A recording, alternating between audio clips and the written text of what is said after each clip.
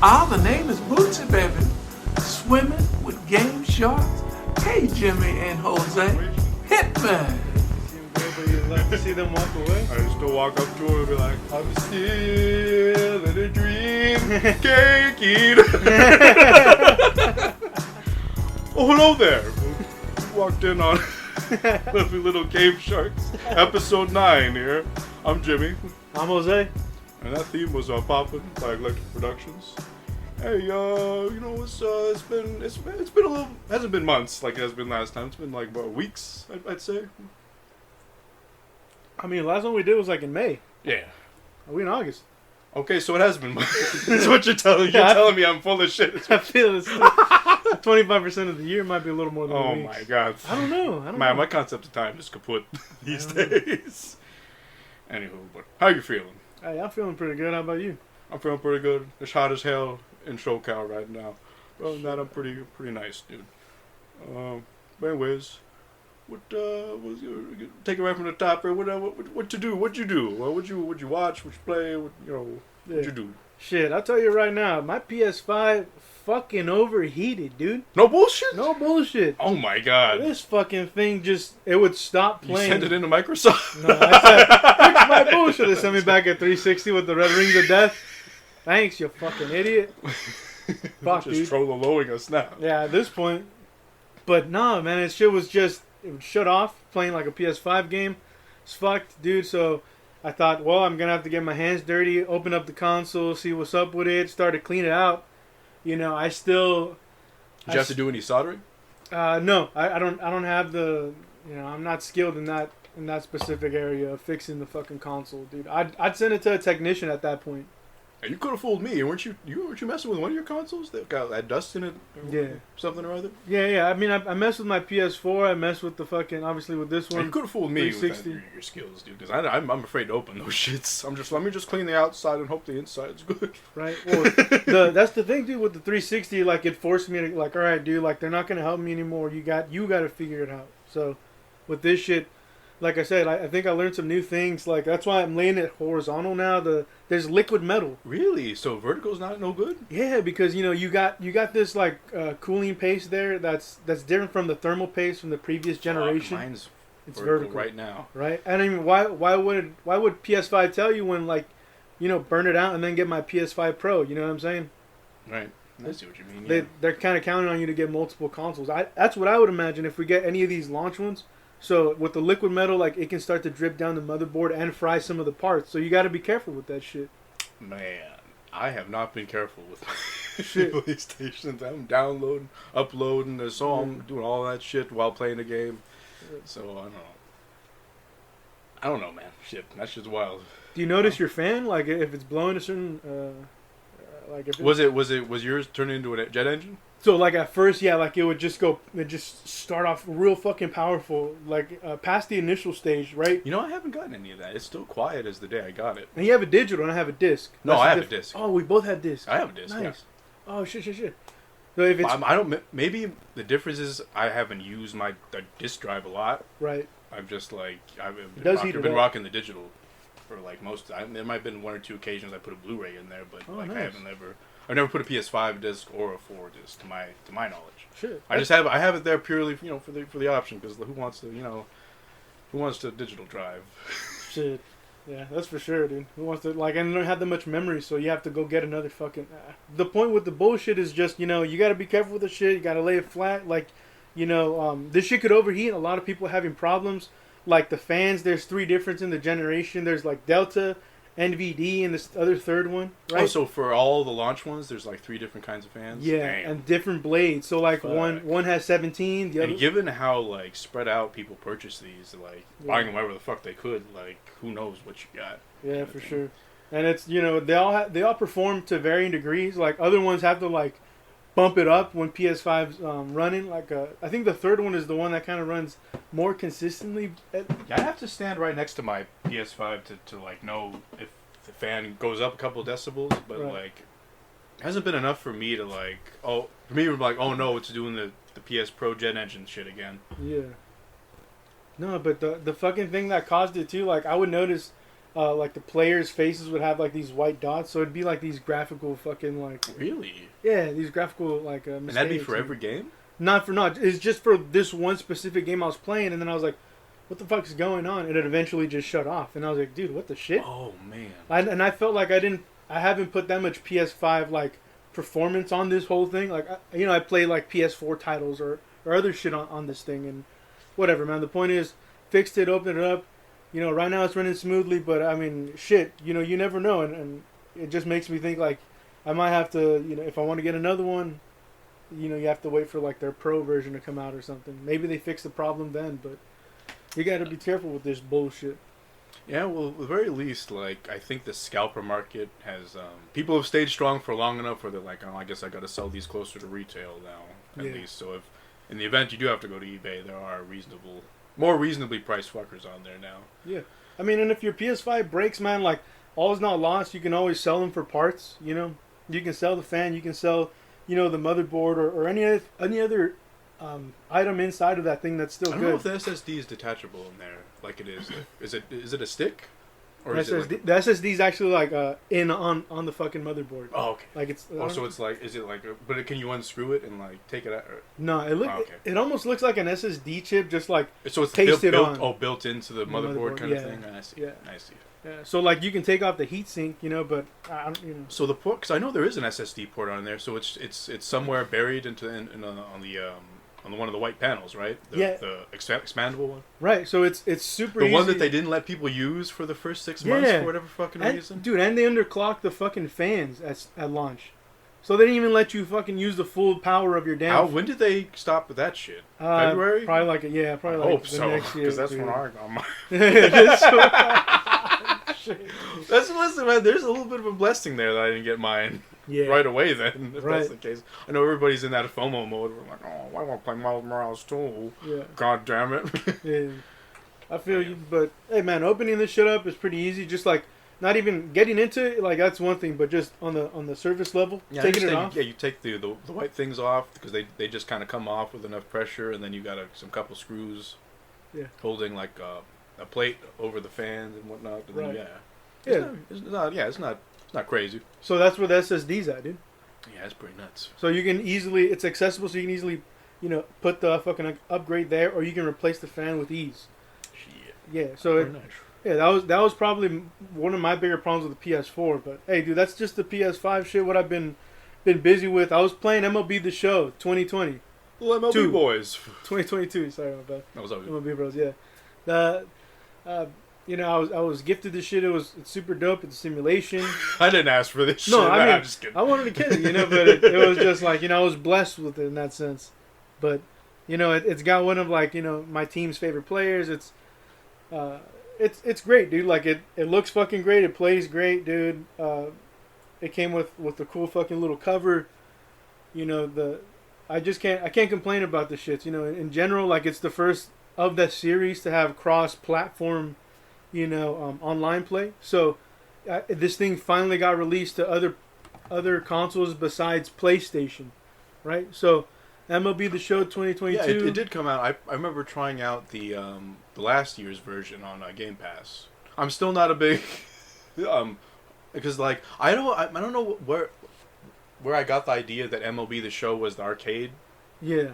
Right? Like the arcade version. I remember them being that's the bigs. That's what it was. Yeah. I confused the bigs with the show, and I'm like, how come it's not arcade? What the fuck is this? That makes sense. Yeah, that makes sense. Shit. But yeah, that was. So I it was a really good game, but it was not like I'm really not into those simulation sports types games. So like I dropped it pretty fast. But yeah, for sure, dude. No, but yeah, like what is when you play those games, like what's the do you get when you're on the plate? Do you feel like kind of like some of the not all of course all the pressure, but some of the pressure of like I gotta knock this bat out of here. I gotta swing bat a swing. Yeah, on this shit. Yeah, I mean it's definitely changed because I've been playing this shit I think since 2015. I played it earlier, like I played it in 06, but I never played it again until like 15, right? 2015. So it's like every year I got very familiar with the dang mechanics of the game. So like when it comes to pitching and batting, it seems like I know the approach that I want to do. Does that make sense? Like yeah. Oh, with pitching, like there's a strike zone, right? Oh, I I want to get a first strike over, and then I want to throw maybe a breaking ball. So it's not like it's not Breaking Bad. a fastball is like more readable. It's maybe like more like an arrow, so you can kind of hit it. So you throw something to kind of mix it up, right? And then with batting too, it's like you don't swing at everything at the plate. You wait for like a fastball down the middle and swing. But if do you get the sense that the batters, if you do, let's say you do the same pitch every time, do the batters get a sense of that immediately? Yeah. And they're like, "Fuck this the guy." The CPU is smart. Yeah, they'll definitely jump on the ball, and they'll sure. they'll do they steal bases too? Yeah, dude. Motherfuckers. Yeah, they'll steal bases. It's dope, dude. I like it. I definitely like it, and it's gonna be simulation, dude. Where I pick a team, I take the season, I can trade, I can sign free agents, but I can also go to this other thing, where like I kind of collect. Oh, is there a straight manager mode? Kind of, but not. You're not a manager. Yeah, kind of. Yeah. I guess so. I guess get off my team, you druggy bastard. Fuck. It's like manager / GM. You know, like general manager. Like, hey, like I'm the guy that puts the team together, and the manager's like, I help call the plays, and it's just dope. The other side is like, like trading cards, like in the sense where, oh, I get this player from my favorite team and this player from this other like from the Yankees, and I can create a team. And just so it's like a draft almost, like almost, except like the only way you acquire those players is if you collect the cards. You can even collect them by. So you can put together a fucking super team. Yeah, Jesus Christ, for sure. And that's what people do. They'll I brought back Barry Bonds for this dude. team. Barry Bonds, I think, is like one of the few guys. I don't know. I've never seen his card like a 99, but they'll have like ridiculous old school cards. It's super fun, dude. If you like baseball, you already know that game and. Like, again, this is the first year it's available for all consoles, so fucking, Wii? It's coming out for the Wii as well? Yeah, it's out for the Switch, it's out for the Xbox. Oh, why did I say Wii? I'm getting fucking, got blasted back to 2007 real quick. I'm back now. It's 2022. Hey, I'm back in black. Yeah, but, I also played Super Mario Bros. Deluxe. I think we talked about it before. So that's the one. Is that the one where there's a fifth person that can fuck over the 4 players? No, that's not it. Oh, that's Super Mario was you, I think. Oh shit, 5 people. Yeah, and there's like somebody who utilizes the touchscreen that was on the Wii that now on the Switch, where you just like you can either put blocks to help people or you can specifically fuck people's jumps. So you're like, you're not gonna make that ledge now, fucker. I put a ledge there now. Damn. It's blocking you. You bumped your head, fucker. Damn, dude. Yeah, it's but that was Super Mario's U. Deluxe? Remind me about Deluxe, because Deluxe is it 3D, 2D? Yeah, it's 3D, 2D. It's kind of like, Super Mario World, but the twist is like you can have 4-player co-op, Not the ones with the Katos. No, that's Super Mario World 3D or something like that. God, there's so many of these Mario games. Yeah. But this plumber's busy. Yeah, that plumber stay working every fucking year. But it's fun, dude. Like, we played... We get all the stars in the map, right? Because you get coins, but like there's these stars that you collect to kind of, overachieve on that map or that level. Once you do that, you hit this like Star Road shit. And Star Road's kind of like the hardest or the weirdest fucking maps that they can throw at you. So, always playing this in the groups of 4 or even groups of 3, like it's hectic, man. Like some of them are time-based, so everybody's got to go. Like everybody's got to be in rhythm, or we're fucked. We're all going to die. Oh man, I know that. Yeah, that's like I think we played a little bit of that one if I'm not mistaken. Yeah, it gets wild, dude. Just because people are like, yeah, dude, they're all just fucking like get to the pipe, you stupid bastard. Get to the fucking pipe. Yeah, but I love that shit. It's one of those games where like Super Mario World is one of the games I grew up on. So seeing the game evolve or even like take a different spin on it. And play it all these years, and even with family and friends is, it's sweet, dude. What's the story this time around? Is Bowser up to some bullshit again? Yeah, always on some bullshit. Or is it Bowser Jr.? Oh, Bowser Jr.'s in the bitch now? Yeah, everybody. Yeah, Bowser Jr. like Bowser some Jr. of those. Like, I'm a little shit too. It's like Scrappy Doo if he was a fucking piece of shit, If Scrappy Doo was an asshole. Fucking hell, dude. But yeah, that was that game, dude. Also played Mario Superstars. That's the Mario Party game. Oh, it's the new one. Yeah, it's the most recent one. Yeah. So like it's one less map than the previous one. The previous Mario Party on the Switch. Did they bring back the paparazzi game? I haven't checked it. I haven't gone that deep into the games. My 2 favorite games from mini games from the previous one before Superstars was the steak game. Yeah. Just make a little cube of expensive ass looking steak. Yeah. And the paparazzi one where you have to basically photobomb the shit out of other people, punch them out of the way, push. Yeah. that shit's so fun, dude.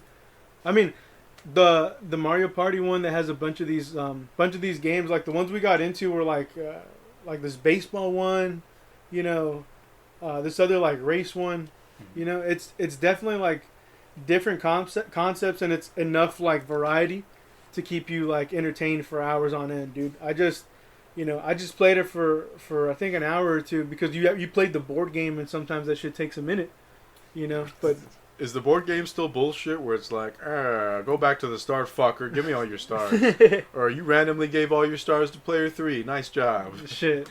I think there's an element with Bowser. He's a bit of a bully in that sense. I think he can definitely fuck your shit and take your chain, you know, your grandmama's chain. Yeah, people were always complaining about how like the board game rules were kind of bullshit. It's just like, it's a fucking toss up. I could be on top 1 minute and then they fucking roll some bad number and I have to give all my fucking monies and stars to somebody else. Just go back to the start. Shit. You know how to pay child support and shit. That's how they get you. Fuck, but hey, man, that's a fun game. It's a fun drinking game too, and that's how I played it. So like, so how often do you take a drink? Loser has to take a drink. Oh man, yeah. Your boy gonna be fucked up. Yeah. And if you get fucked on the board, you take a drink. So if you lose on the board or off, you take a step, you take a drink. Yeah, fucked up. You're playing the game, you take a drink. Fuck, dude. But yeah, I think that's the majority of the games I played. For the movie stuff, I watched Men in Black, the trilogy. Like I watched 1, 2, and 3. So, answer me the eternal question: is Nod Your Head not the best theme song? Nod Your Head? Which one's that? Nod your head, black suits coming. Nod your head, black suits coming. You don't know that? So yeah, I was trying to make a funny with with the second movie's theme song. Ooh. The Here Comes the Men in Black of the second theme song. Oh damn! Or the second movie, and yeah, it's a swing and a miss. It's a swing and a miss. Hey, at least it didn't have Pitbull like the third movie. Hey, that's Mr. International. You better watch Mr. Worldwide. You shut the fuck up. That's right. Mr. Worldwide. Some bullshit. Daddy Yankee Pitbull. Same drum beat. Same drum. Just no, but yeah. Yeah, man. Back to the trilogy. That fucking Men in Black. The first one, obviously Vincent from the fucking Vinny D, who looks fucking unrecognizable after his first scene. Shit, man. Yeah, he plays like a great fucking villain that's just sludging through the skin suit that he's got on, and he's like having a hard time, and he's talking more sugar, you know, like it's he's fucking convulsing every fucking move. Yeah, it's every move you make. Shit, dude, it's a crazy performance because he's throwing everything in it, dude. And I think with Will Smith coming in as like the new kid, like, you know, new kid that's kind of athletic, so that's why this fool, like in the first one, that's why he's like, hey kid, you're built for this shit. And you know, it's a cool dynamic that works throughout the whole fucking movie. A lot of fun scenes, I think, when they talk about aliens, or when you first get introduced to the worms, you know, you're like, what the shit? They visit Tony Shalhoub in the break room. Tony Shalhoub is the dude from Monk, no? Yeah. Yeah, that fucking scene's funny too. No, God, no. Yeah, that's what he gets for selling them weapons, man. But that first one, like Rip Torn, I think Rip Torn, the Zed character, like, yeah. It's fucking, I think it's great, and I think he has I'm not throwing an intergalactic kegger here. There's a cool presence that he has about him as the boss of this Men in Black operation. And you know the scene where this fool's like riding down the shit, and you know he's pulling the table and being loud, being extra, and it's just hilarious, dude. I really think like it's probably one of those classic action comedies. So when you get to the second one, you immediately know you're in for some dog shit, because like the goddamn.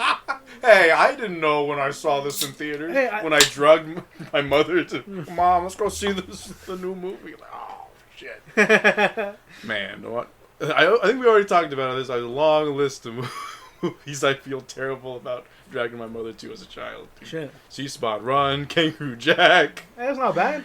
Spider-Man is a little terrible. Most of these movies will not stand up to an adult watch, I'm pretty sure. I'm sure they had a joke for the adults in that shit. But yeah.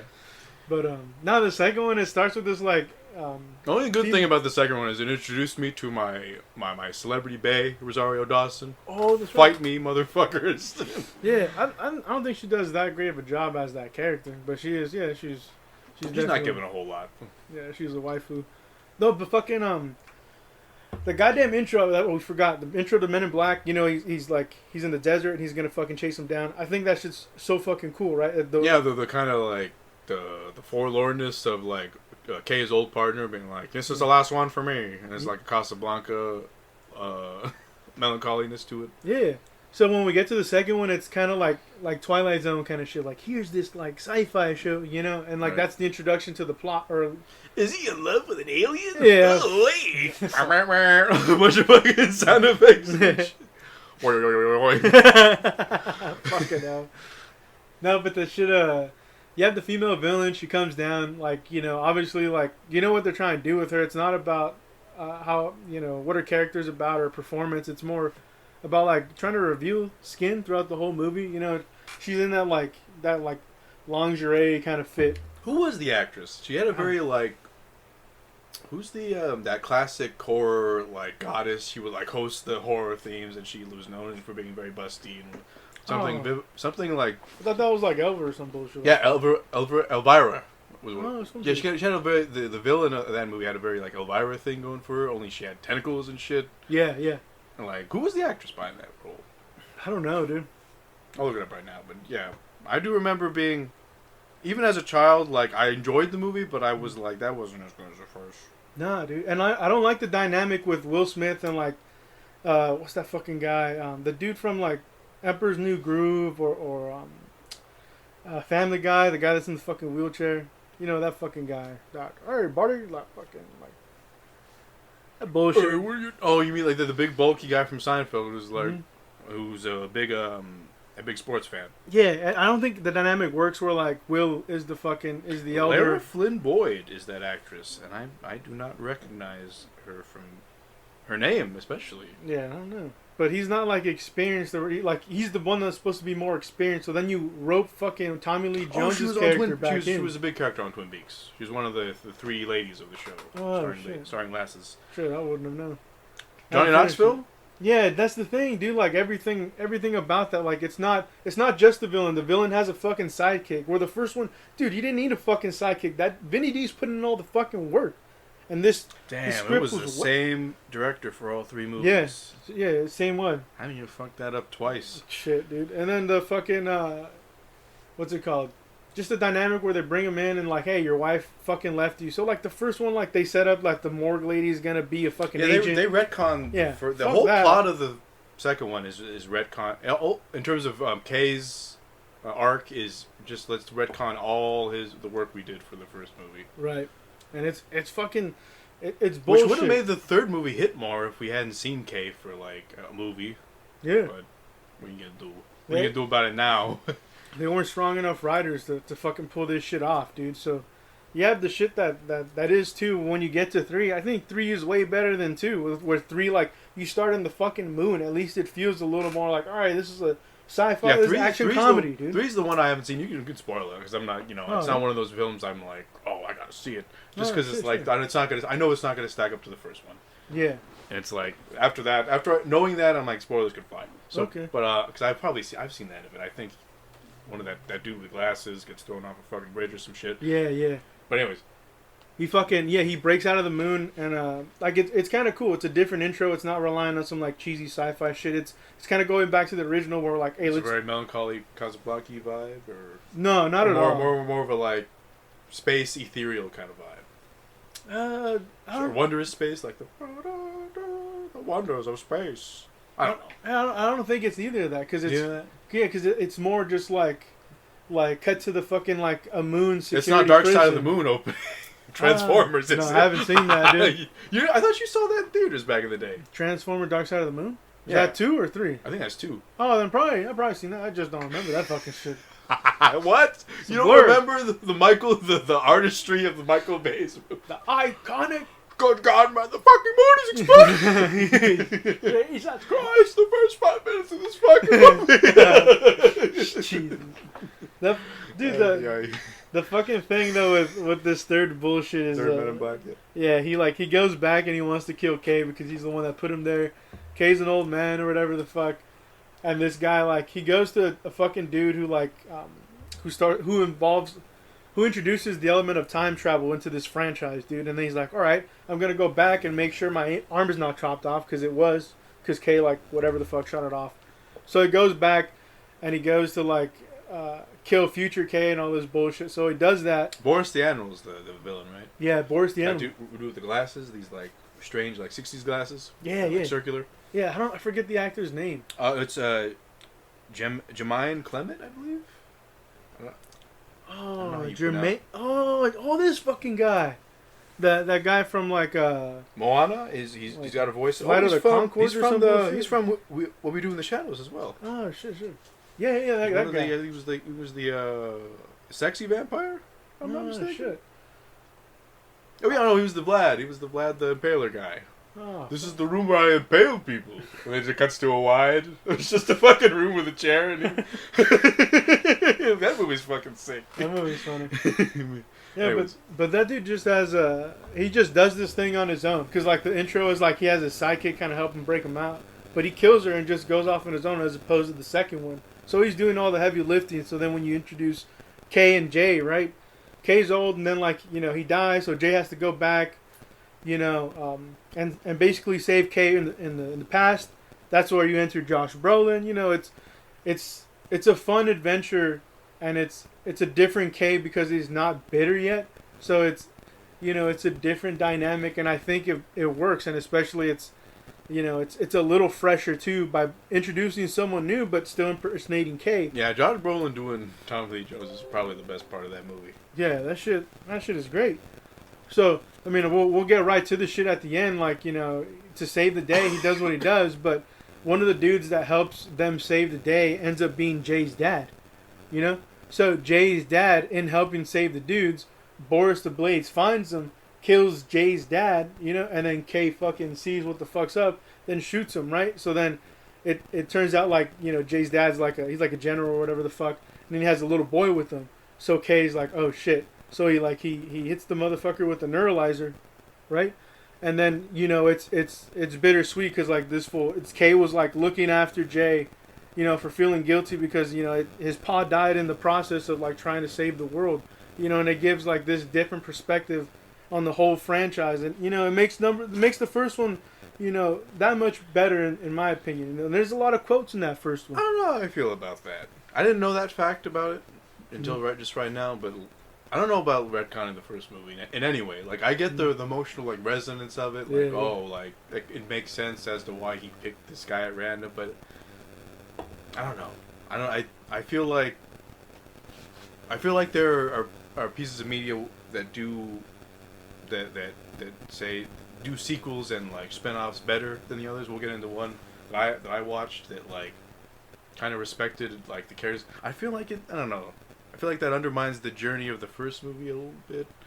But I don't know. Maybe I'm just too much of a purist for that first movie. Yeah. Well, shit, definitely want to hear what you got to say about it. But, I thought it was an interesting way to, come back and even make a sequel, because I'm like, what the fuck is 3 going to be about? And I was like, oh, all right. It's a better sequel than the second one, but, it's still, the first one's still it could have been a standalone. It could have been hey, because you feel like Kay's melancholic in the first movie because he just lost his partner. And he's attached and it fits. And now, this third movie kind of so he's melancholic about his first partner and guilty about Jay. You know what I mean? It puts a lot of weight on the first movie, or some extra weight. Right. That wasn't intended originally. Yeah, Kay. I also saw the first one where Kay's kind of looking at his mortality in a sense too, where he's like, all right, I'm not too far off myself, Right, and yeah. He's dealing with probably a lot with everything he lost as well. Especially in the third one, I guess there was a relationship he had with this girl, used to work there, but he's like, you never do that shit. It's just work, you know what I mean? And it's it still stays true to like the character of Caden. You know, it's not a bad entry. I just wish, you know, they probably took it in a different one in the second one. Fuck it. I watched the Gray Man, dude. That's the Russo bros. Shit. Those little Marvel boys, fool, they're doing it in their off time. Did you ever watch? I think you told me you might have. I think you messed around with Apple TV a little bit. Did you ever watch that with the film they put on there, Cherry, with Spider-Man? Yeah, isn't Cherry the one? No, actually no. Yeah, Cherry's the one with the new. God damn it, I should know his name. I don't know his name. All I can think of was Tobey Maguire, and it's super not Tobey Maguire. Fucking, you know, I don't feel good, Mr. Stark. Spider-Man. Yeah. Fucking Tom Holland. Yeah, Tom Holland. Tom Holland. I don't know. It looked like an interesting movie, that Cherry movie, but like there's, I don't know. One review like kind of spoiled like. Now you didn't spoil it, but they were like, yeah, they try to get crazy with how they do their shots. There's literally a shot that's like it's just a darkness and there's like a little bit of light and like a doctor like kind of puts his eye through there and it's kind of like the camera's in his asshole and that's and I'm like, for real, you just did that. Damn. Kind of thing, and I'm like, they get crazy with those camera angles. Is basically what I learned from that movie. But I don't know. But how was The Gray Man? Yeah, The Gray Man. You had the Russo bros directed, Marcus McFeely and. Was it the Endgame writers? Yeah, they've been together doing projects after. So this is one of their joints. Interesting. So it's one of their original projects. Yeah, from their own production company. So like they're building their own little like. You know, not their own PJ Lang because it's already more advanced, but you know they got a lot of titles under their shit. But you got Billy Bob Thornton in there. You got obviously Ryan Gosling as like the lead. The goose. The goose is loose. Chris Evans. Chris Evans as a villain. Oh man, that's the worst. Hold up. Now, did they do the villain thing where like, what is it with modern villains between this and MI6 putting Henry Cavill in a fucking mustache? I didn't watch MI6. No, I didn't know he was a villain. No, but he's a villain with a mustache. His mustache is the reason why his face looked fucked up in Justice League. Yeah. But anyways, Chris Evans, he does rock a mustache in this, right? Yeah, he rocks a mustache. Man, what the fuck? Yeah, I think it's fucking. Your boy feel evil now. That dude tries to play like kind of like smooth, kind of in control of fucking things. With a bit of like almost like a sadistic fucking sinister. Yeah. Like it's just he really wants to fucking hurt people and like it's just a cringe. I don't like the way he kind of the lines were written for him or how he performs them. They're just kind of interesting. Yeah. They're a little flamboyant at times, and it's not that it's bad because it's flamboyant. Is it's it like just bad like 80s flamboyant or just like a weird modern cringe flamboyant? No, it's definitely more modern, dude. Oh, gotcha. Yeah, gotcha. Doesn't go for that. He's not like a Die Hard 2 situation where he's just staring people in the eye and doing yoga naked or some shit. No, he's not. Yeah, he's not like out there. Not David Lynchy. You know? Gotcha. Yeah. But he fucking this movie kind of takes us all over the place too. It kind of keeps you. I mean, makes your head spin. Is spin. it like globetrotting? Yeah, man. Like it's just like we're here, then we're here, then I we're heard here. the chase like, scene in the middle of the movie is pretty decent. Yeah, dude. Like, and that's what's awesome about the movie is like a lot of it looks like shot on location. You know, practical shit. That's fun. That looks fun, dude. Like actual movies again, right? Like people don't, you know, people can spend like $200 million on like, hey, we're gonna shoot. But the writing and story leaves a little bit to be desired. Yeah, the writing for the story. Yeah, like the characters are kind of like, you know, I don't really like. They have like this little girl that Gosling is protecting, and again, she sounds like she's the MacGuffin. Ahead of the curve. Yeah. She's always like I don't know. She's just like she's a little too smart for her fucking age, you know. Like it's a little annoying when writers have child actors like that. They're just like they're that far advanced, like they can read people and they can already fucking make observations. It's definitely a tough balance. How many kids can do that shit? Like, you need a I'm lot of real life experience to be like, hey, I'm not saying. I'm saying it's tough to write children in any kind of way. It's like how knowledgeable can I? Because how old was she? I think she was like 12 or 13 or. Yeah, I was like, what the fuck, like, dude? That was how pretty sure that's how old Lex was in Jurassic Park, and it's like, where the fuck did you learn to hack, girl? like in the fucking 90s. You know what I mean? Yeah. It's like a Unix system. You know this. That's one of those scenarios in like a better movie where it's kind of accepted, but it's like it's tough. I always thought she was older than that when I watched it. Maybe because I was young. I don't know. Maybe she's. I'm not like. Shit. You know what I mean? But it's just like they're sense. all. I always figured she was a teenager and the kid was more like adolescent, a smart adolescent that's reading fucking science books for fuck's sake. But it's I don't know. I feel I don't know, man. It's rough writing children because you either come off like. How do you feel about the kid in Looper? The kid in Looper, like some of those things were like, what the fuck? Like this fool. Again, sounds a little off. Sounds a little too like a little too smart for his own good. Yeah, but maybe that's the character given. But the powers don't explain the intelligence, dude. Like, you ever seen Heavyweights or Sandlot? It's been a while since I've seen Sandlot. I don't think I've seen Heavyweights. Oh, dude, like it's a classic. Like it's just like fat kid. Only thing I remember about Sandlot is being terrified of that fucking dog. The dog. I might have fell asleep before that got resolved. Yeah. And they I assume found out it was just a normal doggo. Yeah. Had a little bit. Dude, I look at those movies as like prime examples of like how you write kids. Like, it's like it's simple. They gotta be kooky. They gotta be a little weird, but not like David Lynch weird. They gotta be like weird in a kid way. Yeah, like almost like closer to like innocent weird than it is like like kooky weird or like creepy weird like you see in those other kinds of like interpretations of that word. I gotta rewatch Max Keeble's Big Move. Max Keeble. No, I'm just kidding. But fucking real T. Heavyweights has Ben Still in it, so that's all the bullshit. But with this one, we were talking about the fucking Gray Man. Like that's it, dude. Like it's cool to see them like be ambitious, and this is like a start of a franchise. Obviously, like the sequel is gonna come out. Man, but it's like, what good is the sequel if the first movie shit? Maybe not shit, but it's just like, dude. I feel like this movie didn't light the world on fire. Yeah. And it's already greenlit for a sequel? Yeah. Man, I don't know how I feel about that. Yeah. It's like a loss too, huh? Like they put the budget was high, and it's like, how do you make that money back on a Netflix? Like if you're Netflix, how do you make that money back? Like in subscriptions? Why wouldn't you just release it? I don't know about the business of that. I can't speak to it. It's weird, dude. Like if you're Netflix, why wouldn't you like release the movies for a limited time and then maybe bring them to Netflix? Like, let's say. So they're giving Gray Man a sequel, but they won't give Scorsese the money for Flowers of the Killer Moon. They didn't want to give him. Damn. Well, I imagine because maybe it was asked too much. It's possible, but it's like, bro, it's like it's Scorsese. Yeah, why not? Give him his money. What the fuck? What's the last one? What you gotta do? You're gonna give. Listen, I don't know. Maybe it is Irishman. The only thing I can think of is a box office thing where it's like his movies don't do box office money.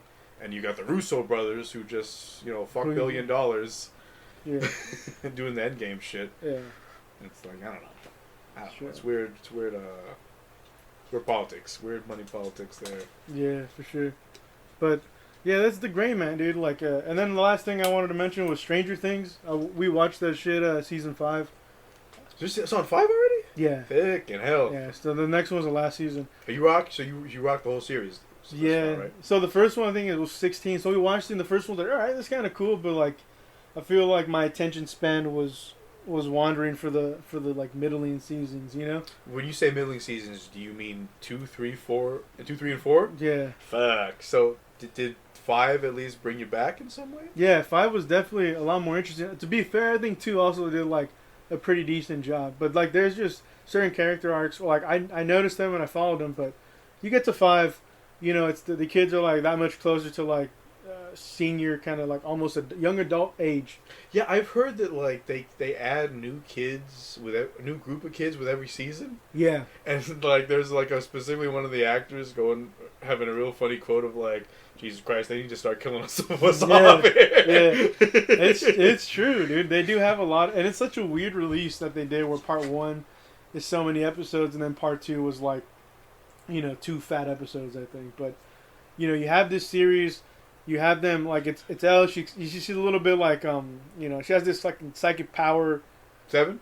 Yeah, 7. Yeah, and you find out that she's, like, 7 of all these numbered projects, and, like, the real one is, like, 1, and 1 is one of the guys who was, like, doing all this shit in the previous fucking series, and you have 1 face off against 7, and it's kind of like a Freddy Krueger. It's 5, right? Yeah. So 1 is this weird, like, weird gore monster I've been seeing plastered all over the advertising for season 5. Right, Vecna.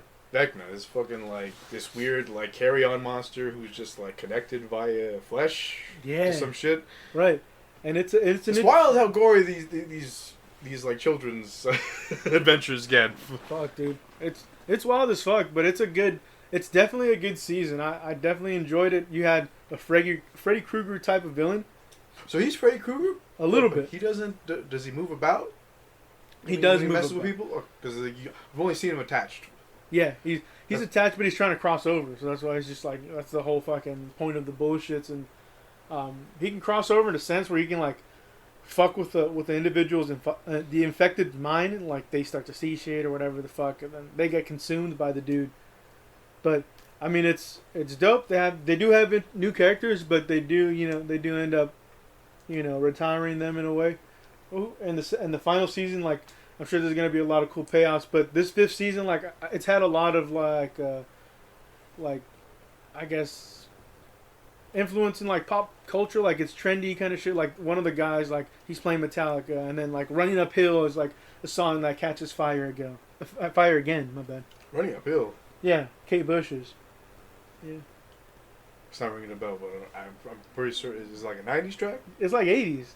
Oh, shit. Yeah, so it's just, like, it's wild, dude, and I think it's... So this movie stays in the 80s despite the 5 seasons. It never crosses over into 90s territory at all? Yeah, it might get close when it's this final one, dude, because, time has to pass for some of these stories that they want to tell, but it's definitely a good season to the whole, like, Stranger Things fucking saga, and who knows what the last series is gonna hold. Like, they keep hinting towards like, hey, it's gonna be sad as fuck, and I don't know, like, it's everybody died. Everybody dies, motherfucker. But it won me back, dude. I was like kind of like iffy about it, but now I'm like, fuck, let's do it. Do you feel those previous 3 seasons are justified now? Yeah, you can definitely watch them and you can have fun with them. That's for sure. I'm just like, Watch the first series. Is what you're telling me. Yeah, I mean, like, hey, man, if you like that shit, watch it. If you don't, like, there's plenty of media that you can fucking get jiggy with. It's up to you. But the Stranger Things, like, Netflix is weird, dude. Yeah. Did you see that? Like, because F is for Family's dope, dude. Have you ever tried to watch something you thought was on HBO Max on Netflix, and the search engine will account for that? It's like, oh, we don't have blank that you want on here, but here's something like it. You know what I mean? I feel like that's the reason why they made that Woodstock series that they just did, because there's a Woodstock documentary on HBO Max that people are probably searching for on Netflix. Like, damn. Fuck, I guess we'll throw some money at some archival footage and put somebody in an editing booth to make some shit. I don't know. I didn't know. Hey, but that's my Witcher. What about you, man? You didn't watch any other movies? I mean, your boy had to watch Nope. Yeah, my little Peel boy. Hey, Lawrence JoJo. Peel. JoJo on the radio, Pew. Nah, man. Nope, fucking, what a movie, dude. Like a movie that has like an alien threat. But should we mention full spoilers for Nope? Shit. Well, you said you watched Get Out and Us, yeah. Us, right? I've only seen Us. Well, full spoilers for Nope is what I said. Yeah, not all 3 Peel movies. You crazy guy. But I wanted to know what the fuck. If you want to talk about, well, I'm gonna choke you live on air. Well, if you don't watch Get Out, boy, the next podcast 10 I'll choke you out on it. Shit. That's some real shit. Hey, it's spooky times. So it's getting to be spooky times. Yeah, I'll probably put that shit on. It's a good movie film. Yeah. And I find it profoundly strange that you started with Us. Yeah, I mean, I just watched it because I knew you was down to watch it. So like, let's go watch it. My boy want to watch this dang movie. For sure. Yeah, I remember you telling me long after the fact. I've never seen Get Out. I'm like, what? It's blasphemy. Hey, you get the gist. A black guy gets taken by a white family. This guy. That's the end of it. Say la vie. I feel like that's the I don't know, man. I feel like that's the it doesn't really have any blaxploitation shit, but it's like one of those. It's one of like you figure like go back to like Jackie Brown. It's like it's a film that like Tarantino had in mind for black audiences, and then like Jordan Peele was like, let me give. He's specifically on record being like, yo, this this is me like. You know, black audiences. This is your horror movie. Oh shit! type shit. And it's like I feel like the same. I believe we were talking about. We had an after. This is a little shameless plug, but we just had an After the Dark episode. Should have dropped already before this one on K-Dot. We talked a little bit about how TPAB still hits even despite the fact that I'm not black. I feel like Get Out. If you've faced any kind of that shit weird, if you any kind of weird racial shit. Does it slap? Get Out. Yeah. Get Out slaps. If you have faced any kind of racial adversity, dude, any white people make you say some weird shit to you. Hashtag slaps. you can sympathize with some shit that goes down. Yeah. You definitely become like you're othered in that fucking you go sense. like white girl come up to you and be like, "Oh, well, you're Mexican. I love tacos," and she talks to you about all this shit like you're some like you're some connoisseur of this shit. She grabs your Vatican a little bit. You know how they be, dude. They're like, yeah, your Vatican's different. You don't snip. You guys don't snip the tip there.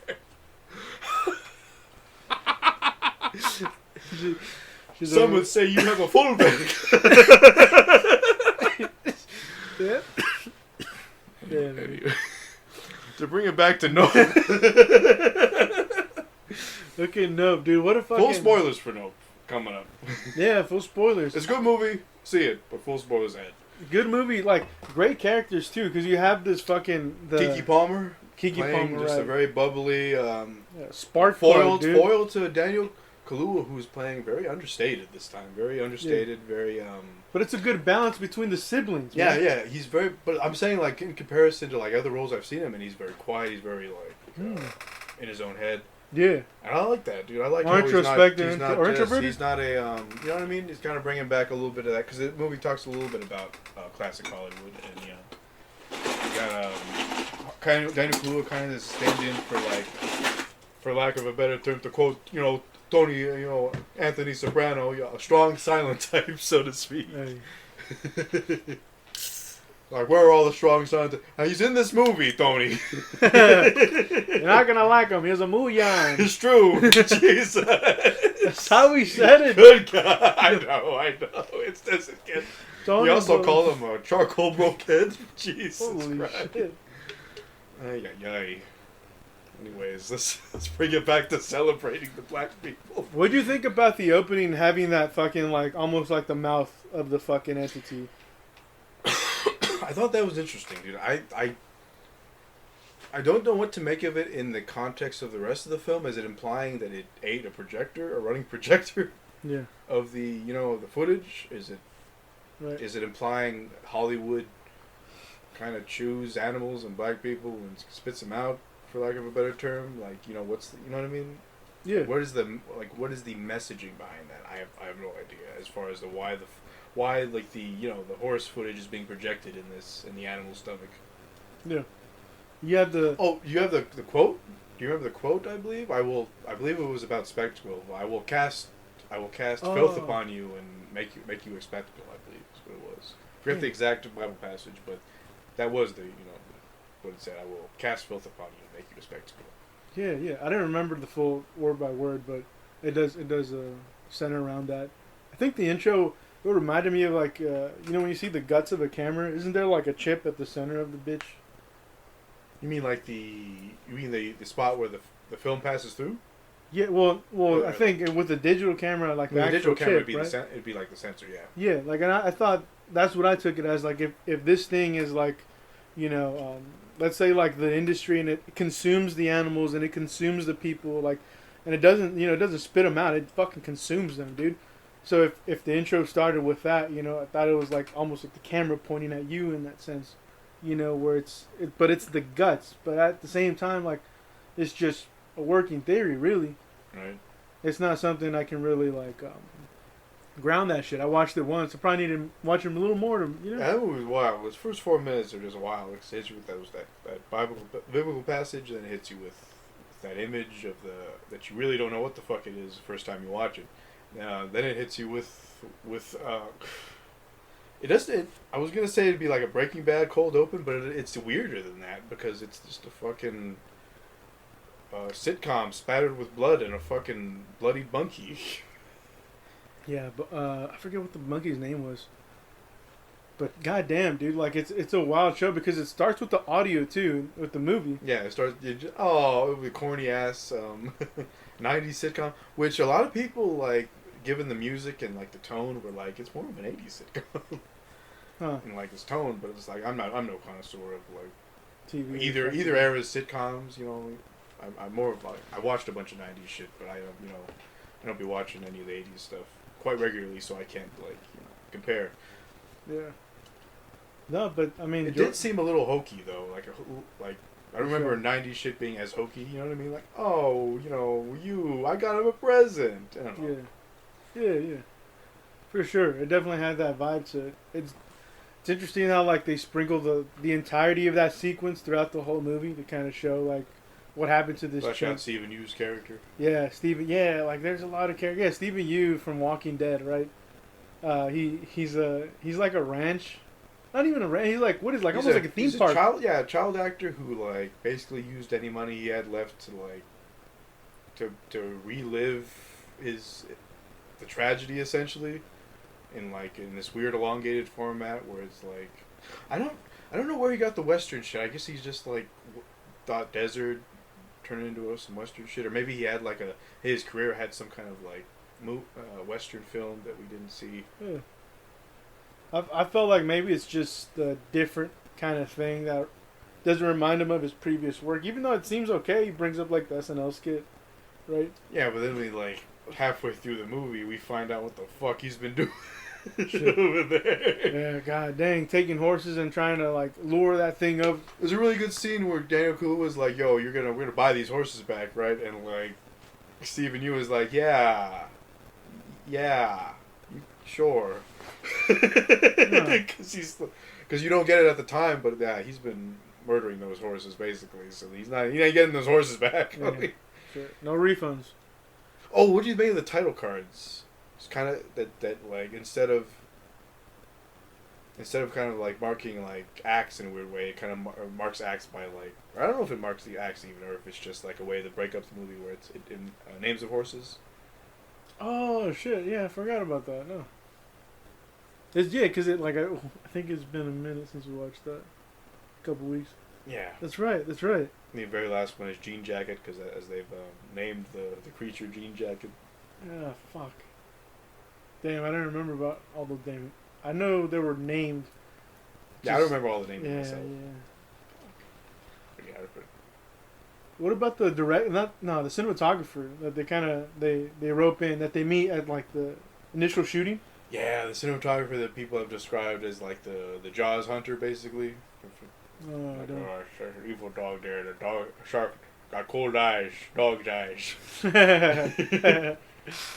Shit, I think he's probably my favorite character in the film. Yeah, definitely fucking weird, dude. He has precisely because there's not enough. Like Stephen Yu is a very close runner up because he kind of has a full like arc there. And like we see like where his tragedy leads to him, but like I don't know, I couldn't get enough of that filmmaker. He's in like 3 scenes, I think. Yeah, he's like reviewing footage and he's like talking to fucking Kiki Palmer, I think. Yeah, footage of like strange animal footage of like animals fighting and killing each other and shit. Yeah. And they talk about the impossible shot. Dude. And then listen, kid, you don't want this chase. Shit, that's what lured him in though. You wanted that impossible shot too, and like, I think it's interesting wrangling like a little crew for the little third act that they had with the showdown essentially. Yeah, we haven't mentioned Fry's Electronics yet. Did you pop when you saw Fry's Electronics? Huh? Because it's no longer in business? No. Pop is just like a wrestling phrase for like in the theater. You go, oh shit, you cheer a little bit. Oh shit. You know what I mean? Yeah. I don't know if I did that. I don't know if I felt that reaction. Did you go opening night or close to opening night with people? Did you watch it with? We watched it with people, but I don't think we watched it the weekend. Nobody was like, "Oh shit, I know Fries," in the crowd. No, dude. I popped a little bit. Hey, Fries is the place to go, man. R.I.P. Fries out here. Yeah, we lost Fries out here. We lost another one. The woods. God damn it. Hey. Motherfuckers aren't buying enough electronics. It's the Amazon taking over. That's the goddamn Amazon changing this community. But yeah, the Pete Davidson looking Fry electronics guy who helps him out. Yeah, this this eager Angel is his name. Right. Eager, very conspiracy involved, and Yeah, he just broke up with his girl. yeah, he was pretty. Where's his what's it called? What's it called? Pretty honest, I guess. But I think it's interesting the way everybody kind of comes together and Searching for the Oprah shot. yeah, plays a role in that fucking thing. Because they go through shit. Because it's Kiki and that Fry's guy that go through the shit inside the house while that dude's riding back on his fucking horse. Shit. Fucking blood raining on the fucking. Why did it do that? Does it spit out the shit it can't consume always? I guess it does because that's how Keith David died. Yeah, right off the bat. Fuck, man. Why do you look up? Man, if you didn't look up, you might have survived. Yeah, it's weird that you're not supposed to look at that creature and the creature's gonna ignore you. No. That's true. But he might have survived had the quarter not went through his eye. Oh, shit. When he was looking up at it. So, Fuck. but that does kind of fit into the theme of don't look at it kind of shit. Yeah. Very God, the shot of the flash of lightning when Daniel Kaluuya was in the car, and they're just and there's so many good shots. The shot of them in the house when all of a sudden the rain stops, and it starts flowing half a football field away because of the things on top of the house. Damn. You think it was shot on location? Every single. It's hard to tell. Maybe. I can't tell if there are any computer generated shit in there. Obviously the saucer itself, but shadows and whatnot. But yeah, I mean, they had to have shot most of it, on that ranch. Yeah, I think so too. It looks pretty sweet, man. Definitely a different. Imagine having to set up all those wacky flailing, inflatable arm flailing tube band. Damn. A lot of PAs pissed. No, that wouldn't be PAs. It might be PA or grip. PA's helping them out. There's too many of them shits. And you imagine having to because they're, I don't know what it is with movies. I guess they did it. But movies will sometimes create shit for symmetry. These wacky flailing inflatable arm and two men are exactly this far apart from each other. Right. That's the part that's got to piss the PAs off. When you got some grip from a helicopter, yeah, move that one over a couple feet. It's a little lopsided there. It's wrecking the feng shui of the scene. Shit, you gotta do what you gotta do. Shit. Gotta shovel through the bullshit. Stay on the grind. Fucking nope. It's so good. The reveal of it being a creature was probably the best. It happens at the end of Stephen Yu's story. Yeah. And there's just that shot of a bunch of people getting pulled up and basically being pressed up against a fucking tube and compressed to death from the looks of it. Yeah. Damn, dude. I don't know if it's don't seek out the spectacle like that. That's why you're not supposed to eye. And the use of the veil lady, dude. I thought the veil lady was tied to some victim. Tied to some that's what happens to you when the aliens come around type shit. But no, they left one of them to remind all of us. No, but that's even back from the trailer where it's just what the fuck's happening in this movie? And you don't know what to make of it. And no, it really just makes sense to me. That's the daughter who survived that incident. Christ, Jesus. I thought we'll do a little fist bump. Well, we still boys, right? Damn. You didn't get to finish the last one though. Didn't get to finish the last one. Hey, R.I.P. Full thought he can control those animals, dude, and he couldn't. Not with the heart of the cards. Not with the heart of the goddamn cards. That's Nope. You got anything else to say about Nope? That's Nope. Nope on a rope. Alright. Yeah, that shit dope. So what I did, I watched a couple shits here. I watched the Better Call Saul Season 6, holy shit. The final season? The final season. You better shut your filthy mouth on what I'm going to spoil everything. I'm going to get my son to smack you in the mouth with his clawless paws. So Saul dies and he Dougies. His ghost Dougies? Get ready, son. You better not tell me he saw Dougies on him. His ghost Dougies on everybody.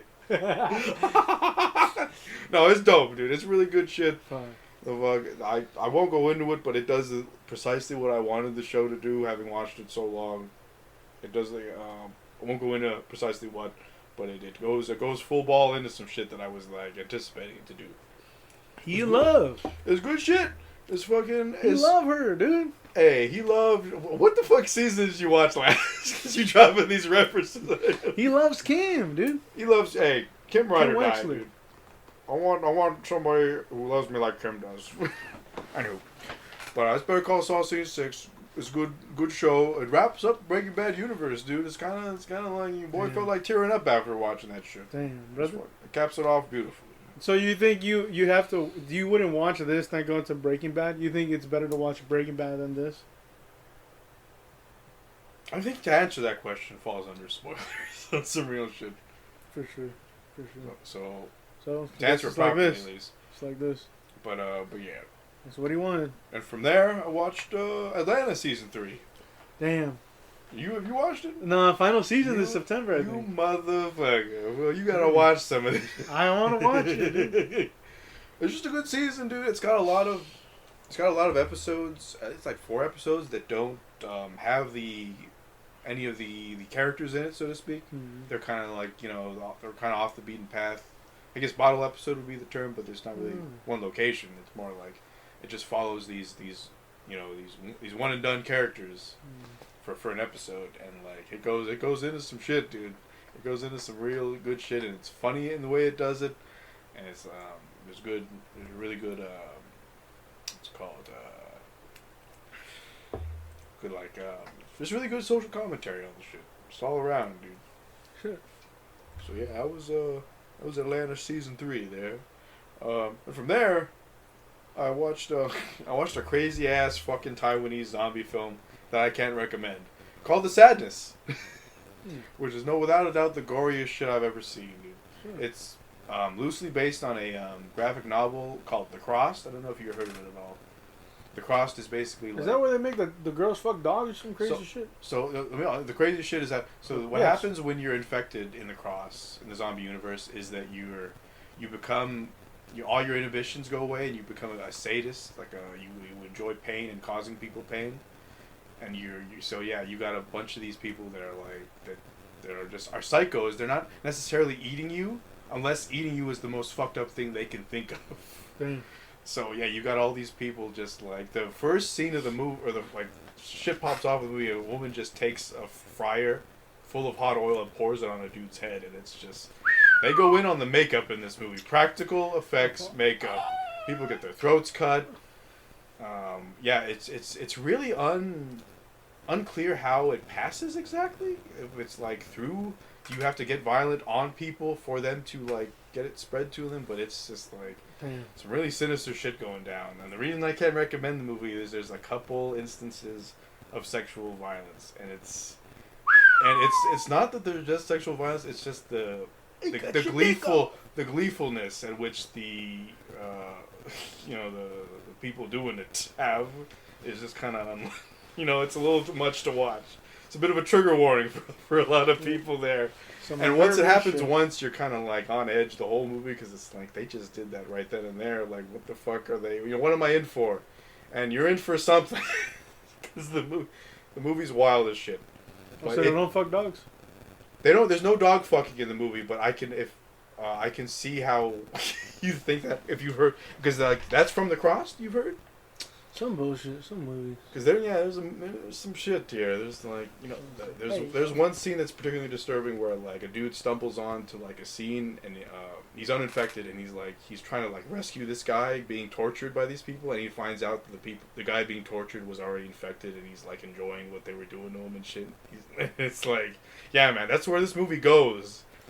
And like it's fucking wild to watch. I will say that for how like crazy and like fucking just in your face the movie is, it does have one of like the more quieter like the final scene of the film is really brilliantly done compared to like it's how quiet it gets. It's not loud, it's not fucking like crazy like in your face like gross out shit going down. It's just a very quiet like conversation almost, and it's like it's a real nice touch. It's a real nice touch. I can't recommend it though. That's the sadness.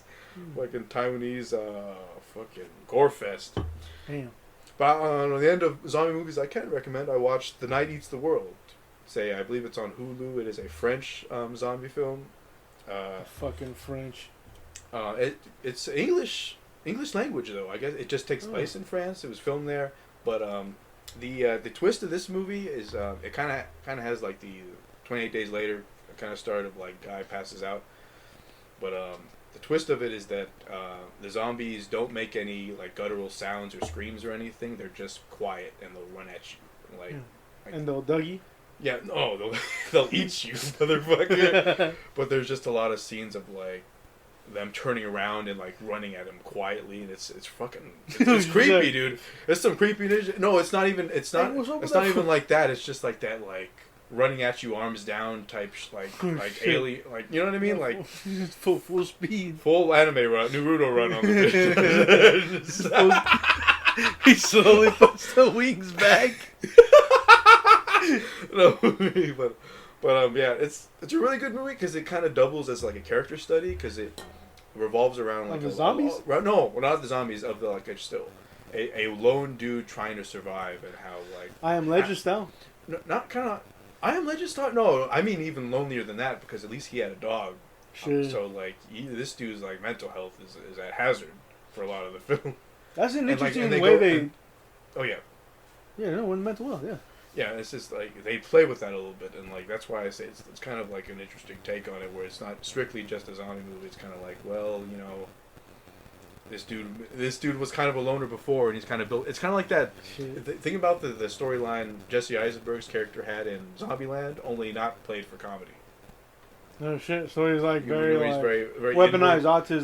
Very inward and very like I was isolated before the apocalypse kind of thing. Oh, okay, in that sense. Yeah, you know what I mean. I thought it like very like meticulous. Like, hey, bro, like not meticulous, but it's because he does get in. There's like a There Will Be Blood section of it where there's kind of like no dialogue and it's just him like, well, I gotta bound down the hatches the best way I can with the situation, and it's like it's cool how like like he kind of mirrors the dead in that way where like they're not making any noise and neither is he as he kind of is alone and doing some crazy shit.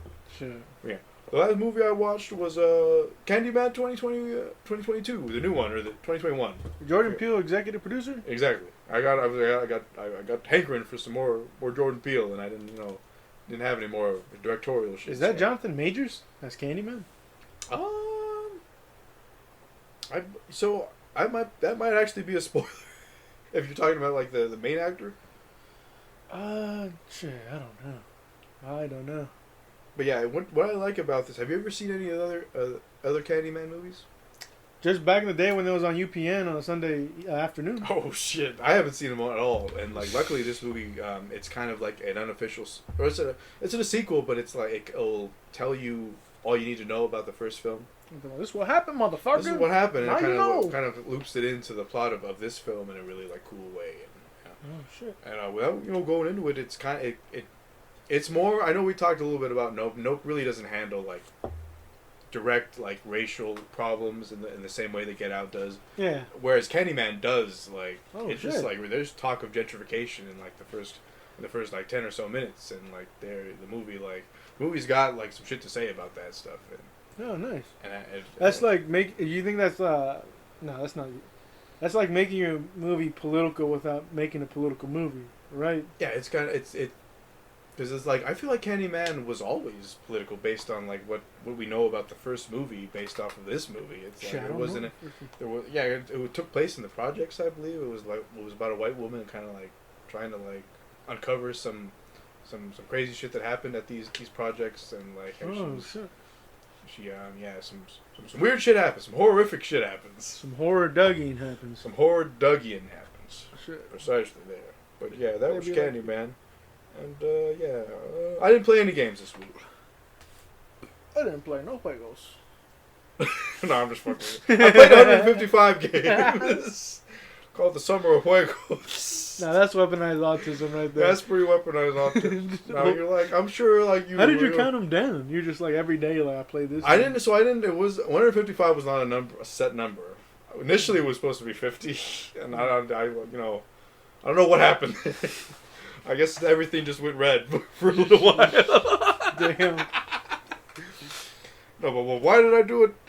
You mentioned Game Pass when I told you about it. No, there weren't a lot of Game Pass games I played. It was more of like I have a huge backlog of games, and I'm like, I gotta crack the seal on some of these shits, and like narrow down what games to play because choice paralysis is a bitch.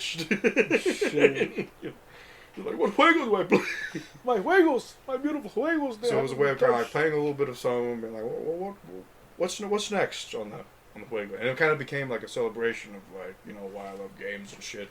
I can play a bunch of classic bangers. Yeah, so I played, like I said, 155, 105 of which I'd never touched before.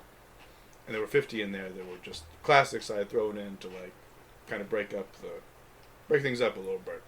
I'm not going to talk about all 155 of them, but I will talk about, you know, a couple, you know, some highlights. First highlight was UltraKill. Have you ever heard of UltraKill? Ah, no. It's like this little New Blood Interactive published game. New Blood is known for like doing a bunch of like classic Doom and Quake games. Like you think about 90s Doom and Quake of like, you know, the very kind of blocky art, but modernized a bit. Yeah, UltraKill is basically a first-person shooter with a fucking style meter in it. So you can get fucking, you know, your S ranks after every interaction you have. The guns, I've only played a little bit of UltraKill, but there's like a gun that can fucking heat seek or lock on to like and shoot through multiple people and shit. It's damn. That's wild shit. That's wild shit in that game. It's good shit. You should play it. PC only though, unfortunately. Damn. My tablet can't run that bullshit. Hey, you don't know. Maybe. My tablet on some bullshit. So I played Rollerdrome. Oh yeah. Rollerdrome's some sick shit, dude. It's just fucking Tony Hawk and fucking like. Oh, Tony Hawk. Well, you can't wipe out. Oh. So you can die because you're getting shot at by missiles. Oh shit. They kind of make up for like the challenge deficit of not being able to wipe out on your shit. Ah, damn. You are rollerblading as well, so like I don't know, animating a rollerblade wipeout sounds like a nightmare. Shit. Know what I mean? Yeah, that's true. But it's just a sick game where you're set in this like Running Man dystopian universe where you're making a bunch of making all these arena runs and killing a bunch of people to kind of distract people from their mundane lives, much like this podcast. I'm just. But yeah, that was Rollerdrome. Next, I got 2 Point Campus. You heard anything about this game? Nah, not at all. 2 Point Campus is, if you ever heard of 2 Point Hospital, a game that's been out for a little while. I think it came out like 07 or not 07, or 17 or 18. But yeah, 2 Point Campus. You basically build a campus and you build a bunch of it's a resource management game where you have to like build the ideal school to draw kids in. You got to make sure they're set with bathrooms and food and all provisions and whatnot. So you're kind of designing this ideal campus to get people educated, make them level up their education, so to speak. And it's a real fun game. It's very cartoony. It takes all the because our previous game, 2 Point Hospital, like that game, managing a hospital can have potential to be fucking dark. Some dark potential there. I gotta turn this gunshot wound away because you didn't have insurance. Luckily, that you don't deal with shit like that in 2 Point Hospital. It's a bunch of like made up illnesses and shit. You know, yeah. It's cartoony, and you're like, oh, I got a clown disease. Can you fix me? And he's just a fucking dude comes in, and he's basically his sickness is that he's a clown, and there's like a de-clowner machine that you gotta have built. You gotta like supply a nurse in there. That's another thing. You can hire people. You can hire staff in both games. Is that like a class clown thing? What? Like the clown? So that was 2 Point Hospital. There might be a clown thing in Campus. I haven't gotten that far. But in Hospital, it was like a disease that you had to treat. And I was talking about staff. You got to hire staff, and like people will like you got to review their interview page, and like they're like 2 stars. But why are they 2 stars? Like a couple of their stats. They don't like being on their feet too much, you know, like they need frequent bathroom breaks and shit, and you can kind of like, you know, like you're a manager, you can fucking hire people based off, hire doctors and whatnot, janitors, cool thing about 2 Point Hospital is that fucking when people die, they might turn into these like Casper ghosts that will haunt people in the hospital, and you gotta hire janitors that are basically Ghostbusters to like to like control them and shit. Damn. But yeah, in 2 Point Campus, you could basically set all these like stupid Hogwarts classes and shit. So, like there's like a virtual, I forget what it's. Virtual field class or some shit. It's not virtual reality. It's virtual something else funny to like virtual experience or some shit. And it's pretty like it's funny seeing like creating this thing and seeing all the AI units kind of react to this space that you make for them, and like like whether or not it functions like a cog in a wheel kind of thing, or if it like stutters in some way. You're like. The fun of the game is like, all right, how do I make this run more efficiently, and like how do I make these ants level up more and like earn more money to buy more stuff to like big the school up and shit. Shit, you better sell those candy bars, you little sons of bitches. It's true. You gotta put up vending machines. You gotta put up the whole 9 yards there. Showers, bathrooms. There's probably sadists out there that are like, you know what? Fuck those kids. I'm not gonna put up any bathrooms. What you gonna do? I don't know. I've never been that crazy in these games, but if you wanted to be a sadist, you can do it. You can do that shit if you wanted to. Fuck, dude. The next highlight I played, Red Dead Revolver. You ever played? You played Red Dead Revolver? The OG shit. That game's a banger, dude. All Red Dead games are bangers now, certified. PS2. PS2. It's linear. It's level by level shit, but it's fun. The shoot bangs are fun. It's got even more of a spaghetti western vibe than Red Dead 1, I'd say, in some respects. But yeah, Red Dead Revolver's pretty sick. Wreckfest is next. Oh, did you want to think about Red Dead, Task? Yeah, I don't know if that's on Game Pass or even on PlayStation if it's like PS Now. I don't know about PlayStation right now. I know I bought a PS2 classic version of Red Dead Revolver on there. I'm pretty, and it is available on Xbox One via backwards compatibility. Original Xbox shit. Damn. So you can play that shit right now if you wanted to. Cop that shit. Next I got Wreckfest, which is like a demolition derby game. Like probably the best demolition derby game out there, because you can just like wreck car. There's literally like a demolition derby mode that's like 24 cars that just ram it into each other, and it's literally the last one standing, and you can you can like be strategic about where you ram people. Like I'm just gonna back into everybody's to kind of preserve the health of my car, and like you can do that if you want to do. There's also straight up some of the kookiest races I've ever seen. There's a lawnmower race, all the King of the Hill. A fucking sofa race, and I shit you not, it's a sofa. It's just a guy sitting in a sofa with like 16 other people on a track. And the funniest part about this is like, after you really finish the race, you have the option to view the race you just did from a cinematic camera. And every time I'm like, what did that sofa race look like from the cinematic camera? It's the funniest shit. Fucking 2 minutes of pure laughter there. So yeah, Wreckfest is fantastic. Next highlight was the Warriors. The Warriors game. Come out and play. PS2 title. PS2 title, man. Also another Rockstar joint there. It was that's one of the best 3D beat 'em ups I've ever played, dude. Even despite some of the visual artifacts from playing it on a PS5, which apparently is a thing. There's a lot of like lights that are very. They look alpha almost, because there's like a light fixture and there'll be like these white lines that are not supposed to be there. They look like developer shit. Like the developer should be seeing it, and they're just there. There's all these like strange visual glitches that like, in a weird way, kind of work for the Warriors, only because it's got a very like 70s film. Like, have you ever seen the Warriors? Yeah. It's the grittiest fucking looking film. Like, it's just like Tarantino ripped shots from the Warriors, right? I believe so. A couple shots there, but yeah. But some of the visual glitches kind of work, because it's like, well, you know, if it's like a dirty, gritty game, it should have a couple visual glitches around. I don't know. It's kind of me reaching, but like, it is a little rough playing it on the PS5.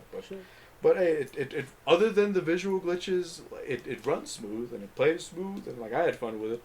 Yeah, dude, fucking the Warriors. Ajax is a little rapey though. I'm not gonna lie to you. The first scene you meet that dude and he's like forcing himself on a woman, and it's ay.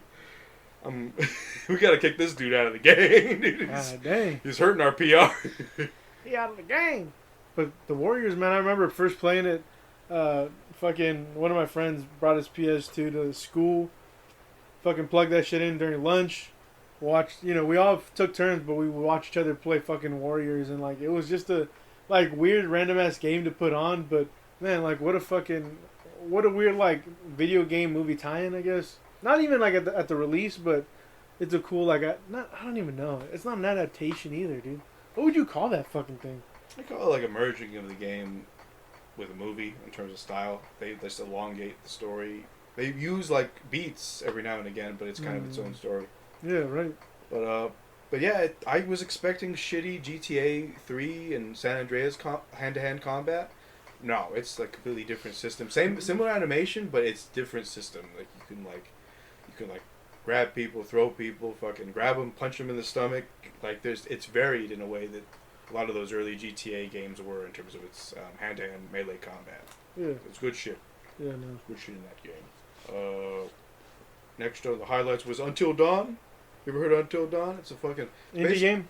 Basically a playable slasher flick where you're like, you can play you can play as like 6 or 8 teams, 6, 7 or 8 of them, and they've all got like different personalities and shit, different like friendships and like micro friendships in the group and shit, and there's allegiances and whatnot. Oh shit. And every one of those teens can die in the game, so it's kind of like you better make the right decisions in this horror story, motherfucker. Damn. So it's a real good spooky time game. But then from there I played. What? Is Until Dawn the one that has like DLC of slashers, or is that a different game? No, that's that's Dead by Daylight. Oh, okay. This game is single player. Oh shit. It's got Prey 2017. Do you recall Prey 2017 at all? It's basically space Bioshock. It's good shit. I never played Prey. That's why I was like, fuck. Nice. It's good shit all around. I really don't have much else to say about it other than it delves into some like cosmic horror shit that Bioshock never did, and like it's good shit. Play that shit, man. And lastly on the highlights was Undertale. Undertale is just written really fun for like a 2D classic RPG, dude. It's really like it's meta, but it's like how it deals with the meta is pretty interesting for a game. Sure. It's worth the hype. All these years. Yeah. Do you have anything on Undertale? No. I think it's a game I always pass on the store. Like I always see it. For sure. Shit. It's a lot of nice games, man. But a couple of lowlights here. A Quiet Man. Have you ever heard of A Quiet Man? Quiet Man is it's a Japanese. It was by Konami, modern Konami, I think. Or either Konami or Square Enix, I forget. One of those Japanese companies that doesn't have a lot of doesn't have a lot of pull in like with Western audience, but it has like this weird. It has this weird use of live action, like really good production value, live action footage. It's like The Quiet Man is about this deaf guy, and the first time you play the game, you don't hear any of the dialogue because you're deaf, which is a real strange decision in this 2-hour live action cutscene beat 'em up, because it cuts from live action to like this. It's a fucking weird game. It's a weird game. It's dumb as hell. I'm responsible for buying it, knowing all this because I heard about it and I'm like, this sounds like a game they're going to discontinue tomorrow. So let me get the Room equivalent to gaming, where I can just kind of laugh at it.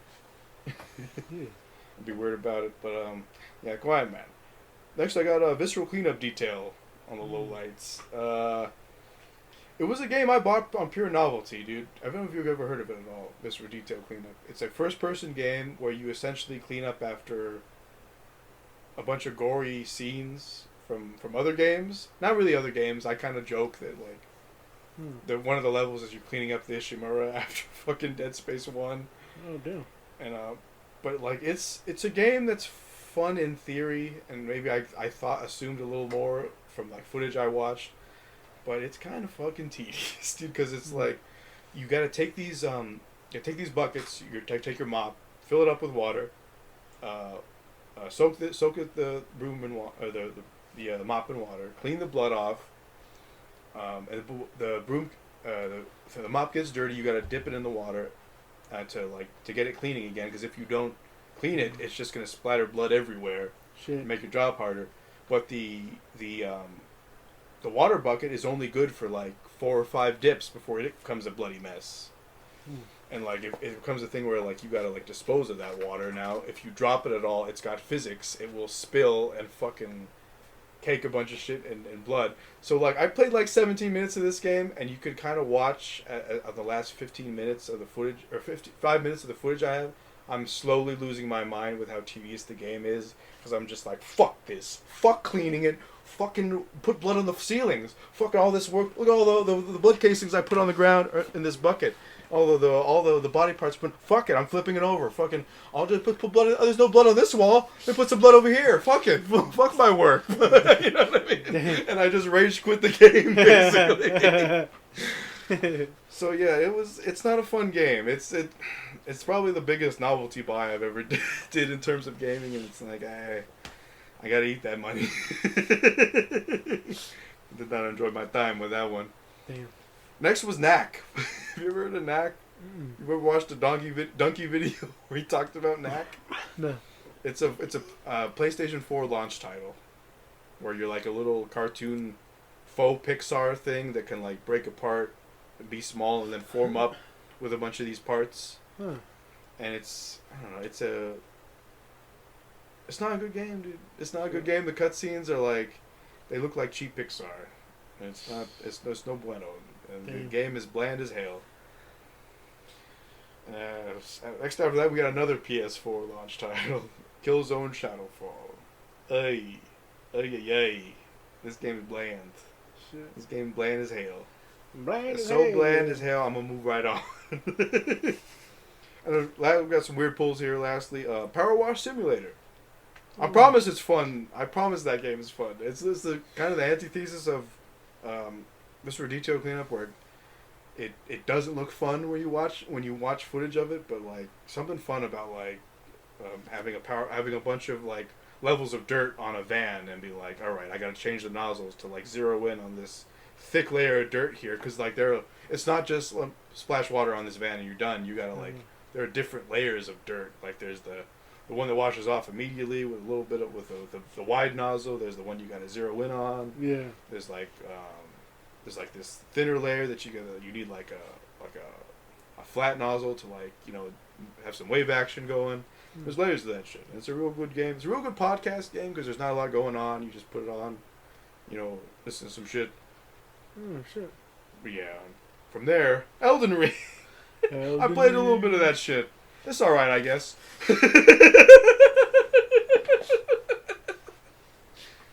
Just kill all my gaming bread right now. It's okay game, you know. But yeah, as someone who hasn't been a big guy on the From Software stuff, I can see the appeal of it.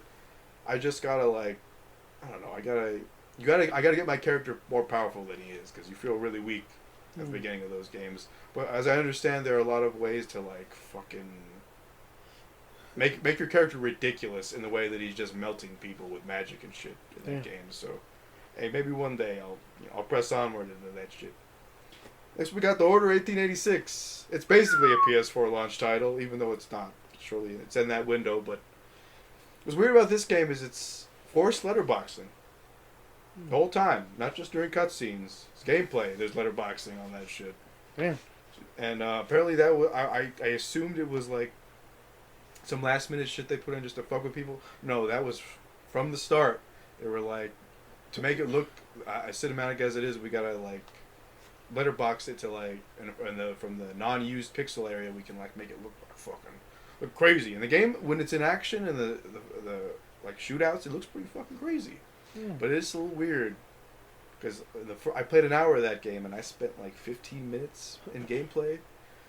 And I'm like, oh this is what they wanted when they wanted to make a cinematic game, isn't it? Oh shit. Yeah, so that game is weird. Also, right next to it, The Evil Within, which was kind of like, they kind of came out side by side. Evil Within launched with the letterboxing shit, but they had a patch shortly thereafter where it's like, you can just take it off. You just take off the letterboxing shit.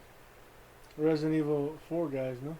Yeah, the director of Resident Evil 4 making that game. The Yeah, sequel too. Yeah, I didn't play a lot of that one, but it did intrigue me with what we had, because it just starts out, throws you in, and it fucking, yeah, here's Mr. X, fucker. First level. Damn. What the fuck you gonna do? The fuck you know about shit. Pick up your panties, you little bitch. Yeah. Next we got Stray, the Cato game. Did you play a little bit of the Cato game at all? Nah. Cato game's alright. You know what I mean? It's a short, sweet game. I played a little bit of it. You can do Cato things, dude. If you wanted to be a cat, you wanted to fuck up people's shit, you can do it. Claw facing.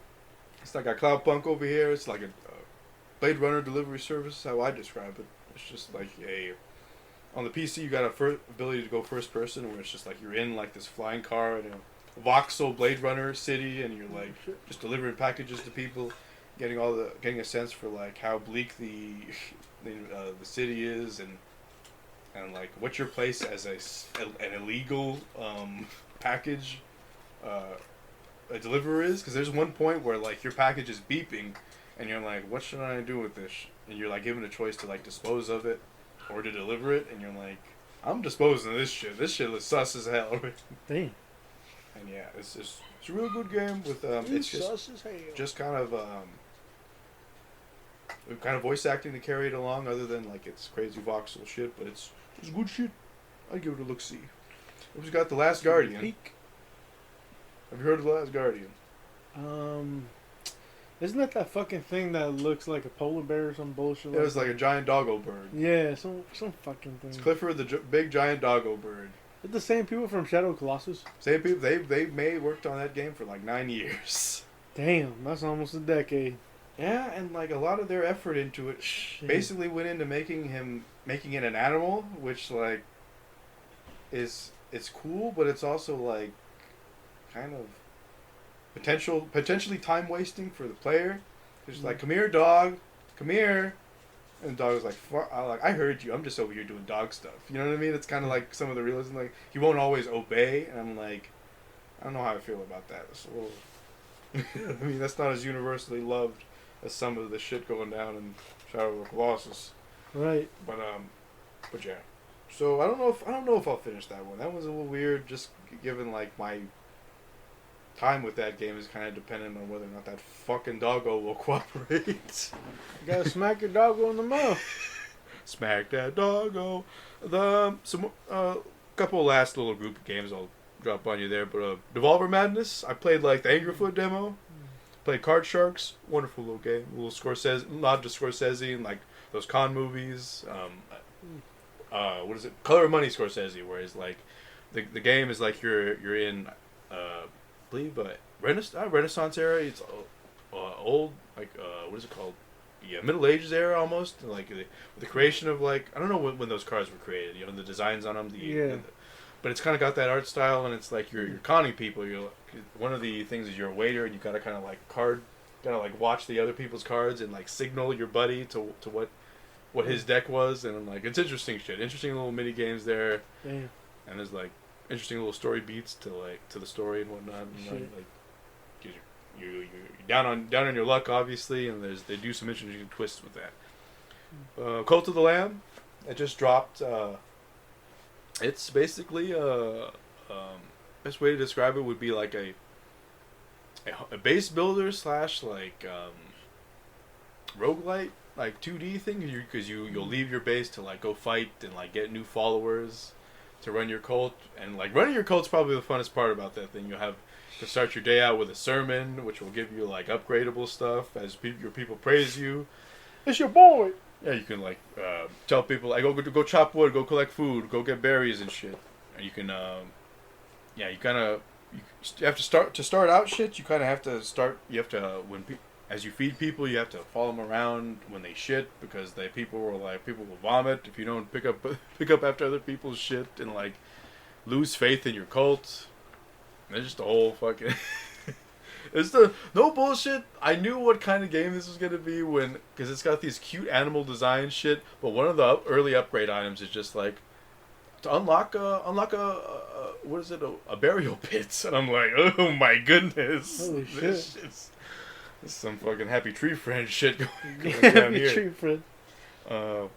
Next, I played Trek to Yomi on the Devolver shit. We're all still on Devolver games here because they're killing it. Trek to Yomi was like the fixed camera angle, 2D, Kurosawa mode basically. You're fighting against a bunch of these swine invading your village. Son of a swine. And then it kind of goes some ethereal Ghost of Tsushima multiplayer places a little bit. Shit. It's back in there. Then we got, lastly, on the Devolver list, we got Inscrpytion, which is basically a card. You're playing cards against Satan. Is how I could sum that game up. It's like you're playing a demonic game. I don't know what you're playing for, but you unlock a card that's like basically talking to you. He's like, "Listen, don't get rid of me. We're in this together and shit." In the middle of the game, and I'm like, "Oh man, it's gonna be one of those games where they're just kind of like fucking with you the whole time." Shit. I'm like, I dig it. I dig that shit. Yeah, but we got That Game Company. I accidentally played all 3 of That Game Company's games. You know, I don't know if you recognize the dev at all. You'll recognize the games for sure. There's Flow, which was an old PSP game. It's kind of like you're playing as an amoeba. And it's like this very blue, like nebulous region.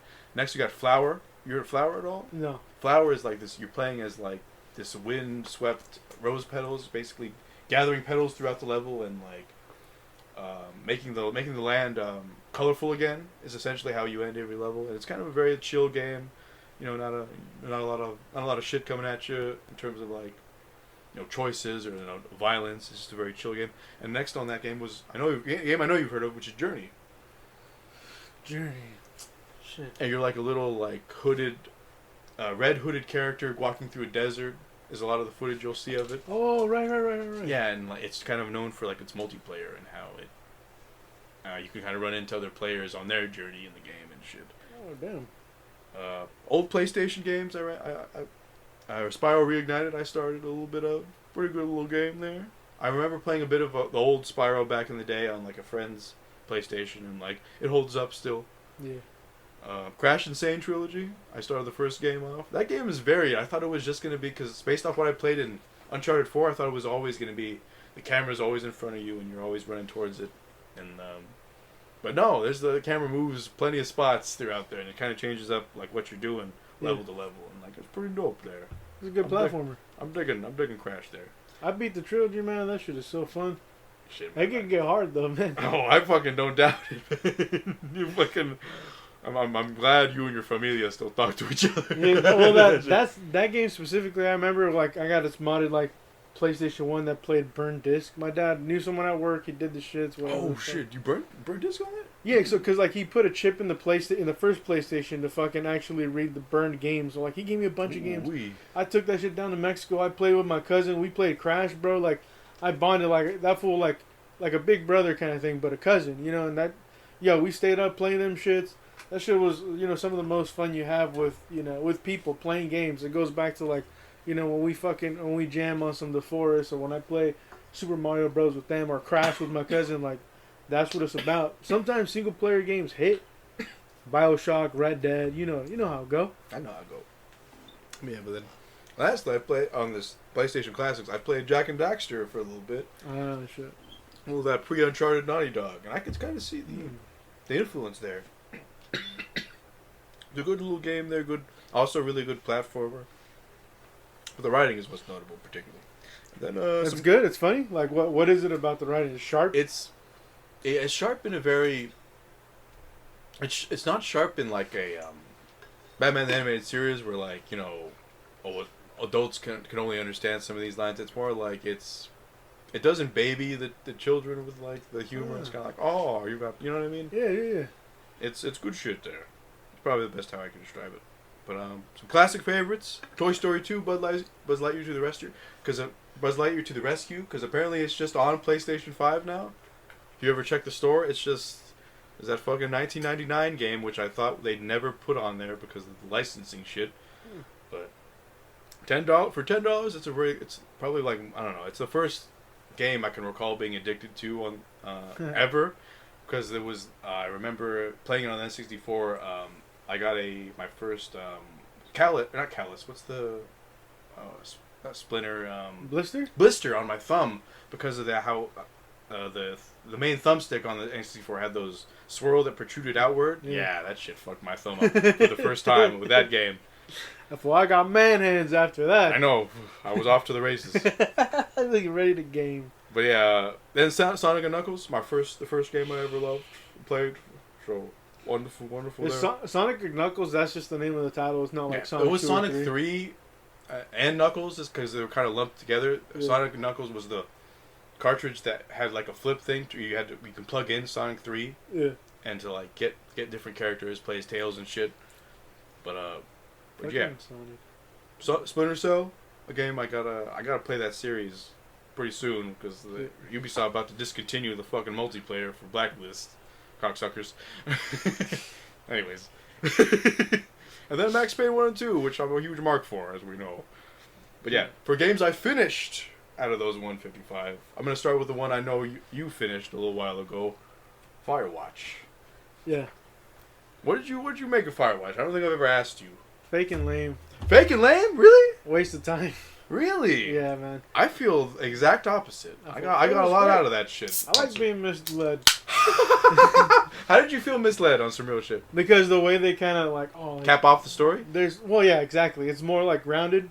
It's not like this like X-Files kind of take on shit, and that's what I wanted. I'm like, bro, like this is the perfect environment for small little tales. This game started off the summer of JUEGOS, dude. It was the inciting incident of me going on this 155 game journey, and it was partly because it's such a good summer game. Like you spend most of it in that idyllic fucking like constant golden lit fucking fucking woodland area for fuck's sake. And it's like I was the small intrigue of being a fire watchman and like messing with these fucking shit teens over here and talking to this woman who I may or may not have a thing for was kind of, I don't know, man. Yeah. It's probably like I wouldn't think of myself as like this big like romantic story fan, but like here I am playing this game, kind of hanging on to every will they won't they moment. It's fun, dude. And like I thought the female character you're talking to from the majority of the game is written particularly well. Like the story of your character is written well, and how it's not how like the relationship blossoms starts from like from very humble beginnings and like kind of like goes places naturally. Yeah. And I don't know. I feel like I like these walking sims because I'm always so intrigued by what they'll do with the format. And like I really liked what this game did with the format. I would kind of went from like the will they won't they shit to kind of this almost murder mystery of like, well, what happened to this kid like that's gone missing? What happened? But who's this guy that's like looking at us and like what's this facility over here? You know what I mean? And like I don't know. I kind of like the ending for how it pulls the rug under you, where it's like she's not here. The princess was never in this you were never gonna see the princess kind of thing. And I'm like, I don't know. I kind of like how it subverts shit like that, and it takes the long road to do so, even if it is only like a 3.5-hour game. Yeah, definitely finish it in one session. But I mean it plays nice, dude. I think I have it on the Switch, so it ran fine. There's a lot to like about it. Like you said, the character interaction between the two, coming across the teenagers and being like, "Hey, bro, chill out with that crazy shit." And then I threw the boombox in the water. Shit, motherfuckers. Yeah, I don't know. Shit, dude. That's why I'm trying to kill him. Okay, it's a big ass leg, motherfucker. Fucking putting the toaster in there. It's destruction of property for sure. It's like, the fuck. I'm picking up after your shit here, and you're just gonna. Yeah. Just gonna blaze your 80s mixtape this loud? Yeah, I was expecting some like Skinwalker, basically an episode of You were expecting X-Files. Jason Mann. Jason who? I'm gonna shoot it on film.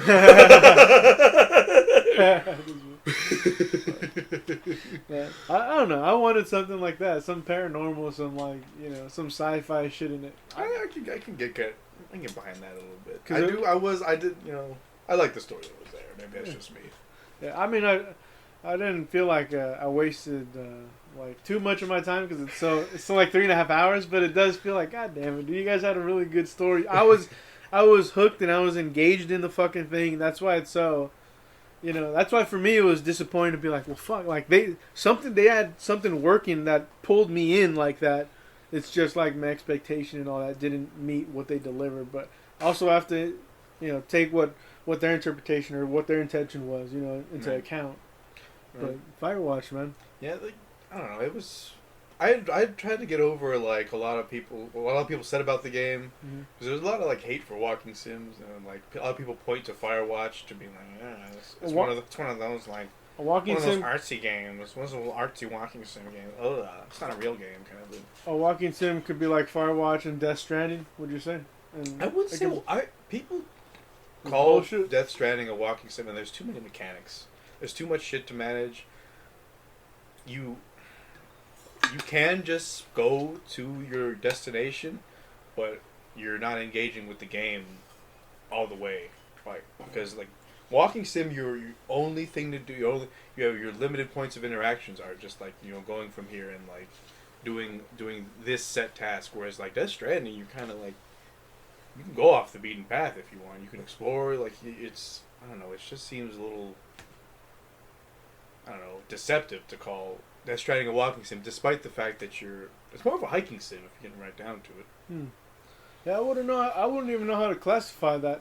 You know, Death Stranding. You know, it's just something I've heard thrown around at it, like as a. I never got as an how they insult did it, almost. because it's like, oh man, I feel like you guys are just mad at the game, and You wanted Metal Gear. You attach the other genre you're mad at to the game you're mad at, unduly, which is like, because the people who played Death Stranding didn't make it to win past the 10-hour mark where the game opened up. They didn't do it. So it's like, your perception of the game is bullshit, for lack of a better term. You know what I mean? It was biased. They cut it off. They thought it was Boo Boo, and then it was T. But yeah. T. Next game I finished was TMNT Shredder's Revenge, dude. 2022. 2022, the new hotness. This game might be my favorite my favorite beat 'em up, dude. On some real shit, dude. Yeah. Like, just right off the bat, 6-player local co-op. You smack him in the mouth? On every platform. You play it on the Switch, you play it on PlayStation, you play it How on do you connect 6 Xbox. people though? That's what's crazy. Like on one console, you couldn't You can do it on the Switch, can't you? I don't know. Because you can play 6 on Smash. Oh shit. We played like 5 people on Smash before on your Switch, motherfucker. It's been a minute, damn. But I'm saying it's doable. Like, that's where I bought the game. I bought it on the Switch. Did you play online too? You let people join and shit like, hey, let's do this. I haven't, I haven't, but there's a you can do that. You can like join up. There's like a pretty easy lobby functionality. It's good shit, man. Like, I'm not too familiar with like the animated series, but there are multiple points where I popped, specifically knowing the 2 live-action movies from back in the day, like the Revenge of the Ooze and the first film. Like, there were times where like, only having knowledge of those 2 films were like, oh man, this is fucking sick. Yeah. So there's a bunch of hype moments to that one, and it kind of harkens back to a lot of like those classic beat 'em ups. Like, I don't know if I had a friend who had a dad who was super into games in like kindergarten, and he had a cabinet of like an old Ninja Turtle game. It was one of those table cabinets that you had to like, the screen was like a table, and you had like 2 people on either side. Shit. And yeah, it reminded me a lot of playing that shit. But yeah, I don't know. That's TMNT. Did you have anything to add about TMNT? Are you interested at all in like those 2D beat 'em ups? Oh, this was published by the same people who did Streets of Rage 4. I don't know what you heard about me. But yeah, TMNT, it looks fun, dude. Like the last one I bought probably was the 360 one, where we all fucking jumped on the arcade, old school TMNT. There was an old school TMNT game? Yeah, like, cause 360 was on that, like, we're uploading retro shit to our marketplace. I don't think I ever fucked with that then. Yeah, I think we all played. I don't remember fucking with. Did we do local co-op at somebody's house? I'm sure we did. I'm sure we did both. You know, it's just one of them games, you know, that we was like, hey, let's all get down with It's one of them games. It's one of them Kung Fu Kitty joints. But, hey, man, TMNT is fucking, it's fun as hell. It's classic as shit. You don't have to watch the animated series to get it. The movies are enough. Yeah, you don't need to, like... well, there's a bunch of villains that are a little weird. There's some villains... It's like 15 levels that you go through and like every one of them has a like a boss battle, and some bosses are like, what the fuck? It's a time traveling Triceratops with a fucking army of like gun toting Triceratops. Damn. What the fuck was going down here? These Tri Boys packing heat. Those little Tri Boys. But yeah, from there, like the other game I finished, I've already talked about a little bit, but was Journey. And Journey was like, Journey reminds me a lot of, I don't know what it reminds me of, honestly, because it's like, it's a very basic game, but it's very artsy, and it has a way of, like sticking with you, and like having these like these moments of like of traversal where it's like you're dealing with all these fabrics, and because you're not really strictly a human, you're like this you're like this hooded creature in like a coat, but you traverse this like desert arena, and like there's all this like, I don't know, hidden lore. It reminds me a little bit of Shadow of the Colossus and those games in terms of like the lore. But I don't know. It's really like there's no, because it's one of those dialogueless games as well. So you're just kind of like asked to take in the art of everything, and yeah, and there's like the multiplayer element to it where like I only ever saw one dude, because it's been like, I don't know, they put this on PlayStation 4 like, I don't know, dude, like better part of 7 years ago probably. So I imagine there's not a lot of people playing the shit as of late. So yeah, but it was cool like finishing the game with like just another buddy who might have been waiting to specifically snap up some trophies, because he's just kind of chilling at like the last run of the game. I didn't know that at the time, but I'm like, what the fuck are you doing? But anyway, that shit was pretty funny. Yeah. But from there, I played a game called Far Lone Sales. You ever heard of it? No. It's a scrappy little indie game that you're basically like a little bit like a Journey character, only it's a different perspective. It's more like a side scroll 3D 2D thing where you're like, you did this really weird land ship is the best way I can describe it. It's got like a mast on it. It's got like a jet engine, and you're asked with like taking it cross country, and kind of you're controlling everything. You're controlling the engine startup, the fuel. You have to specifically pick up fuel along the way. So I don't know. It's got a lot of. It's a scrappy little game, dude. I don't know how better to phrase it. It just kind of I don't know. It kind of enthralls you with like the mechanics, and like if you ever wanted to be like, I'm a one man ship operation, that's the kind of the game for it, dude. Sure. It takes you through like all the very post-apocalyptic environments where like shit is falling apart for a little while, and it has a lot of visual storytelling there. Yeah. And then from there, played a game called Paint the Town Red. Have you ever heard of it? No. Paint the Town Red is this voxel. I would call it Violet Minecraft almost, in terms of like in terms of how it looks, and like and the violence on display, because it's fucking, it's absurd, dude. It's got one of the most like detailed fucking human deformation, because you're like kicking the shit out of people, and like as you kick the shit out of them more, because they refuse to go down, you'll like chip their skin off, and like you'll see their skull underneath, and I'm like, god damn, if this wasn't voxel, there'd be some issues. Shit. But yeah, it's really fucking fun, dude. It's the surprising aspect, because you're like, this is violent as hell. Because the first level, I believe, is a bar.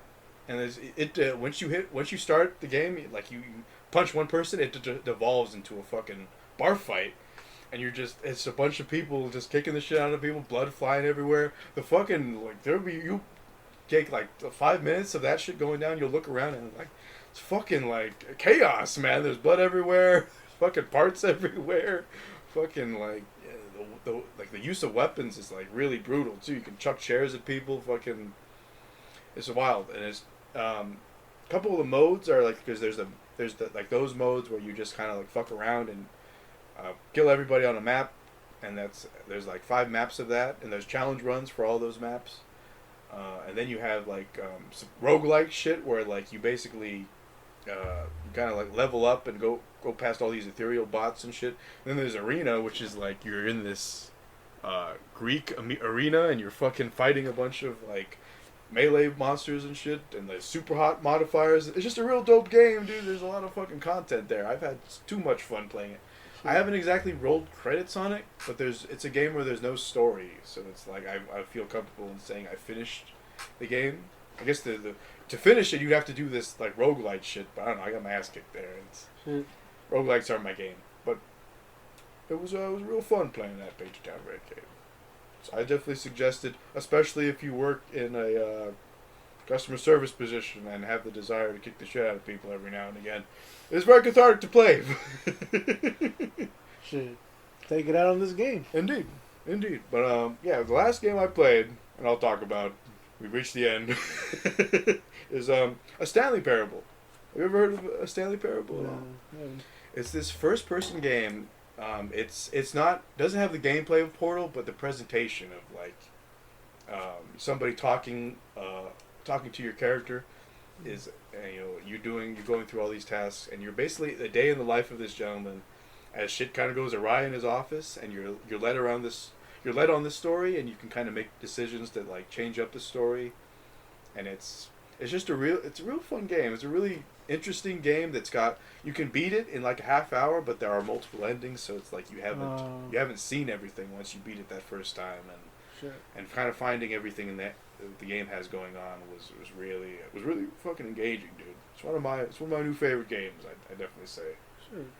So yeah, that was Stanley Parable. And that was my what you do. You ready to take it on into news? I got some news for your ass. News for you. Let's take it on the news. What you got on the news items? Shit, I got a couple of DCEU troubles. You know your boy... The Rock? You know The Rock be rock bottoming people. Oh, man. Just cause. But yeah, Ezra Miller just keeps getting into trouble. Ezra. Jesus. They're going to take away your movie. You don't behave. That guy was like grooming a kid. Are you fucking for real? Yeah, he was like telling that girl like, hey, do this, come over here, and we'll drink and we'll do drugs and all that. Age is irrelevant. Oh, Ezra, what are you doing? I think this dude ran away with her like for a cool minute. Like that guy, holy shit, fucking Ezra. But then Batgirl got canceled, dude. A $90 million movie. Oh, are we talking about the show or the movie? The movie. Okay. Was it based off the show? I'm not sure. Because if it was based off the show, then good riddance. No, because it had like Brendan Fraser, it had Michael Keaton. Okay, never mind. It was that one? Okay, that's actually sad. I thought it was based off of that. Oh, Batwoman. I thought it was based off of. Oh, no. Batgirl. Yeah, I don't know. Fucking the red-headed Batman. Oh, Batwoman. right. What's her face? Ay. Yeah, that was tough. But this Batgirl project, I mean, what do you think of a movie studio canceling an already made movie? They spent $90 million already. Like, obviously they didn't promote it. Yeah, it's already done. Filmed and complete. shot? Yep. I think they're shooting themselves in the foot a little bit.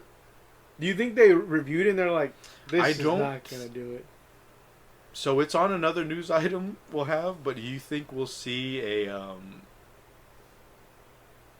renaissance of the Zack Snyder crowd that are like, release the Batman, release the Batgirl, release the Batgirl? Maybe, like, just on the sense that, like, oh, maybe the studio execs don't want to get this movie that's more, but it's like female-centric. You got people hyped about it, and then you just didn't put it out. And what do you think is going to happen? Yeah. They're either going to... I feel like it's coming out, and it's either going to be a matter of, is it because of the studio being forced to by the fans? Yeah. Or them being like, you know what? Let's just recoup some of the value. It could be a couple of years later down the line, like, let's just recoup some of the value. Maybe I would want to knock on some wood because I don't want this to happen. Michael Keaton dies. They're like, oh, shit, let's release it in honor of him and shit. You know what I mean? Right. Yeah, man. I think it's just wild that they greenlit everything, and I don't know if just the end product was just that. I don't know. That's that disturbing for them to even want to fucking promote it and put it out in front of audiences across the nation and even around the world. We are. Audience of the nation. We are. We are. Audience of the nation. Damn. Anyways. That's got to be our next After Dark. That's our. I'm not talking about POD for 5 hours. We're gonna talk about 2 songs for fuck's sake. That should be a banger. I feel so alive. They're not particularly deep songs. They moved. Shut up. They Shut up. moved. Let's move to the next bullshit, bro. Ghost of Tsushima film adaptation by the John Wick director. I'm glad they're gonna do the thing Prey didn't do, which is make him speak the native language for fuck's sake. It's breaking my immersion, bro. It's breaking my goddamn. Did you hear about that? They're planning, at least they're I don't know if they'll do it, but they're planning on making it Japanese, like Japanese language. Yeah, they're trying to shoot it Kurosawa style and have that same kind of tone. I don't know how I feel about that because I played the game. I don't feel like the game. It's Kurosawa. There are aspects to it, like the flowing trees, they're like but it's like I don't think the cutscenes even commit all that much by the end of it, but I don't know. So like I get the Kurosawa influence, but it's just like I don't know how I feel about the game or the movie that really didn't, other than like some art style aspects, really didn't emulate Kurosawa shit. Going to Kurosawa for it, but I don't know. Right. I don't know. It could be good. It could be. They respect the man. I respect. They're gonna need to get some fans to blow those fucking trees that crazy like. Shit. I mean, in the scale of it is Kurosawa when you got like these large scale battles or even armies coming into. I don't think of Kurosawa as for his big battles though. I know there's he's not, but he can handle it. He can handle it for sure, but I just think of it more as like the intimate like sword battles or 2 people talking in like forests or whatnot. That's what I kind of associate with 2 people talking in an area that's like moving crazy, like there's rain going down or the trees are fucking going wild and shit. That's what I think of when I think of the Kurosawa-ish. But I don't know. It could be good. It could be a good movie film. Hopefully, I'd love to see some success on their end, man. The continued success. Shit. The next piece of news, Guillermo del Toro, Cabinet of Curiosities. My little Guillermo. My little Guillermo. Is he coming out with Pinocchio, right? Pretty soon. That's right, huh? I forgot about that. Is it a dark Pinocchio? Is Pinocchio going to be murdering people in the movie and shit? Maybe his creator is dark. Maybe that's the twist. But who knows? The Cabinet of Curiosities released October 25th, 8-episode anthology on Netflix. You know? It said that every director was given like full control of what they wanted to fucking achieve. So it's like an anthology episode, you said? Yeah. Ooh. So I'm definitely hyped. There's a couple of names that were there, like Rupert. What's that for? The dude from Harry Potter, Crispin Glover, Eric Andre. Directing? No, like cast members for like these anthology episodes. The ginger from Harry Potter's directing? I'm just kidding. All right. Harry, I don't think I can direct.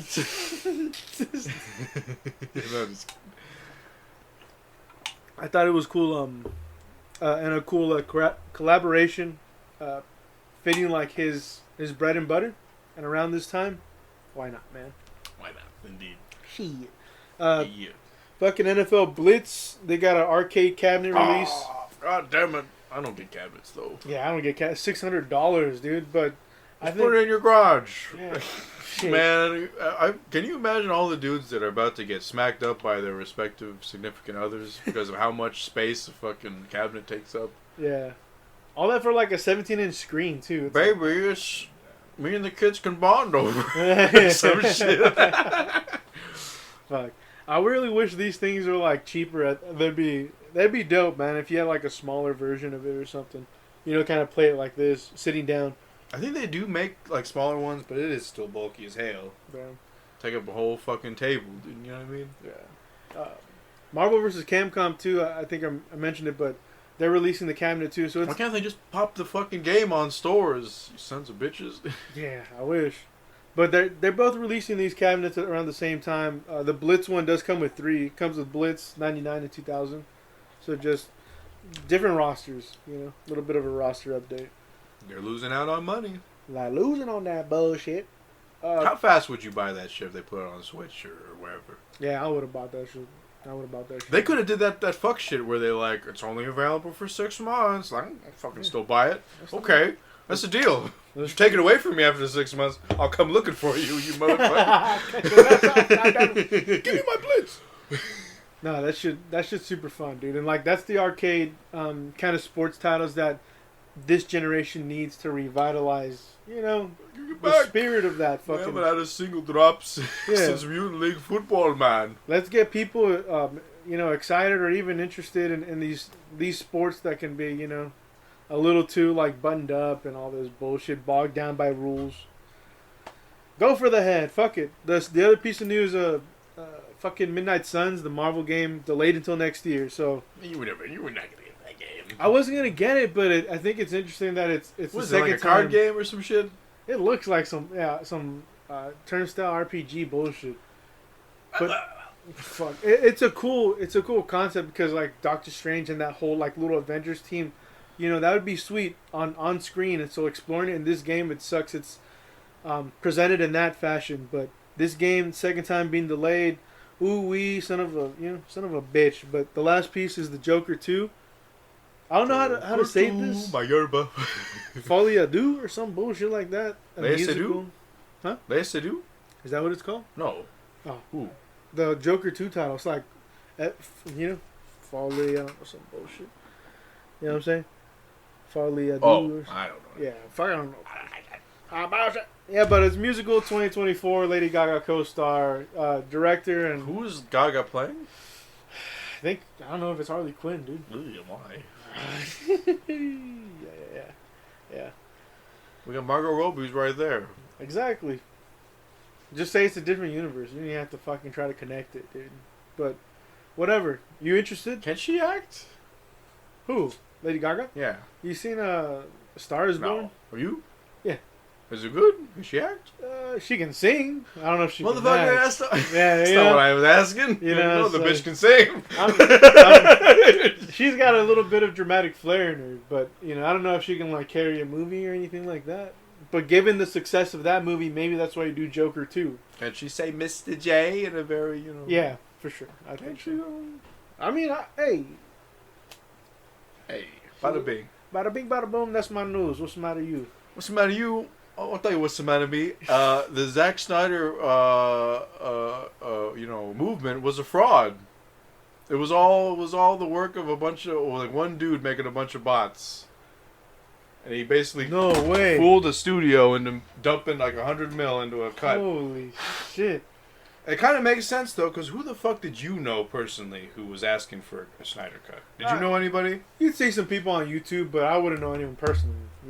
'Cause, I don't even know if those people on YouTube are real. To be honest with you. I'm saying, do you know somebody in the flesh who was like, yo, bro, No. they gotta release it. That's what I mean, dude. It's like, I kind of want everybody, I wish more people listen to this shit so we kind of look around and be like, I want everybody show of hands. Ask the person you're left, the person you're right. Do they know anybody in the flesh who wanted the Snyder cuts? And fuck, man. That's a hustle right there. It's a hell of a hustle. Shit. Got to move a whole And it's a ass level movie. of troll that they could have I don't know. They could have come out with release the Mobo director's cut if they wanted to do it again, Right. just to fuck with it. But they're like, nah, it's too easy. Instead, Sony just released Morbius again in theaters. No, they released it more because they thought the meme power was there, and then they're like, oh, it wasn't there. Dude, fucking Sony, dude. God bless their Sony souls. baloney. Sony baloney. And they're over there looking at the Minions movie like, what the fuck? Everybody's coming in suits? And I'm over here on my knees begging for the fans to come watch the stupid movie. Even Jared Leto himself was like, you guys like memes, right? I got jump on the meme train. I got this fresh meme right here. And then keep it on Sony here. You don't print your memes off the internet? You put them in a folder? So I can know where I'm going with them. So Sony now requires some PlayStation developers to make time-limited game demos for their Big Dick Platinum online service. I need to ask, what tier do you have on this new bullshit? The cheapest one, dude. So I got lumped into the Big Dick guys only because I had a week left on PS Plus when they switched it, and for some reason, like, yeah, give him a year of the of the big dick version. Hook up my mans with the premium, the luxurious package. Fucking Sony at it again, dude. Hey, fuck them, dude. This is the one time that they've given me a deal. Pay my membership. I had like maybe, I think I had a full year of regular PS Plus and like a week left of the PS Now shit. And for some reason they're like, yeah, full year, full year of the premium shit. And the fucked up part is like, I'm like the last person given my backlog to need the game demos. So thanks, Sony, for the thing I don't need. Damn it, dude. Every game I want, I acquire. Full stop. No, but I'm like keeping it to. We talked about it a little. I had a news story on here that was so old. Sony merges PS Plus and PS Now into one 3-tiered service. Damn. I just scrapped the shit I had. I was like, alright. We got dice cuts max player count in half and makes maps smaller, and fruitless character redesigns due to the progressing failure of Battlefield 2042. So I'm like, hey, those those 120 players, hey, cut it down, cut the maps down. Nobody's playing anymore. We only want 32.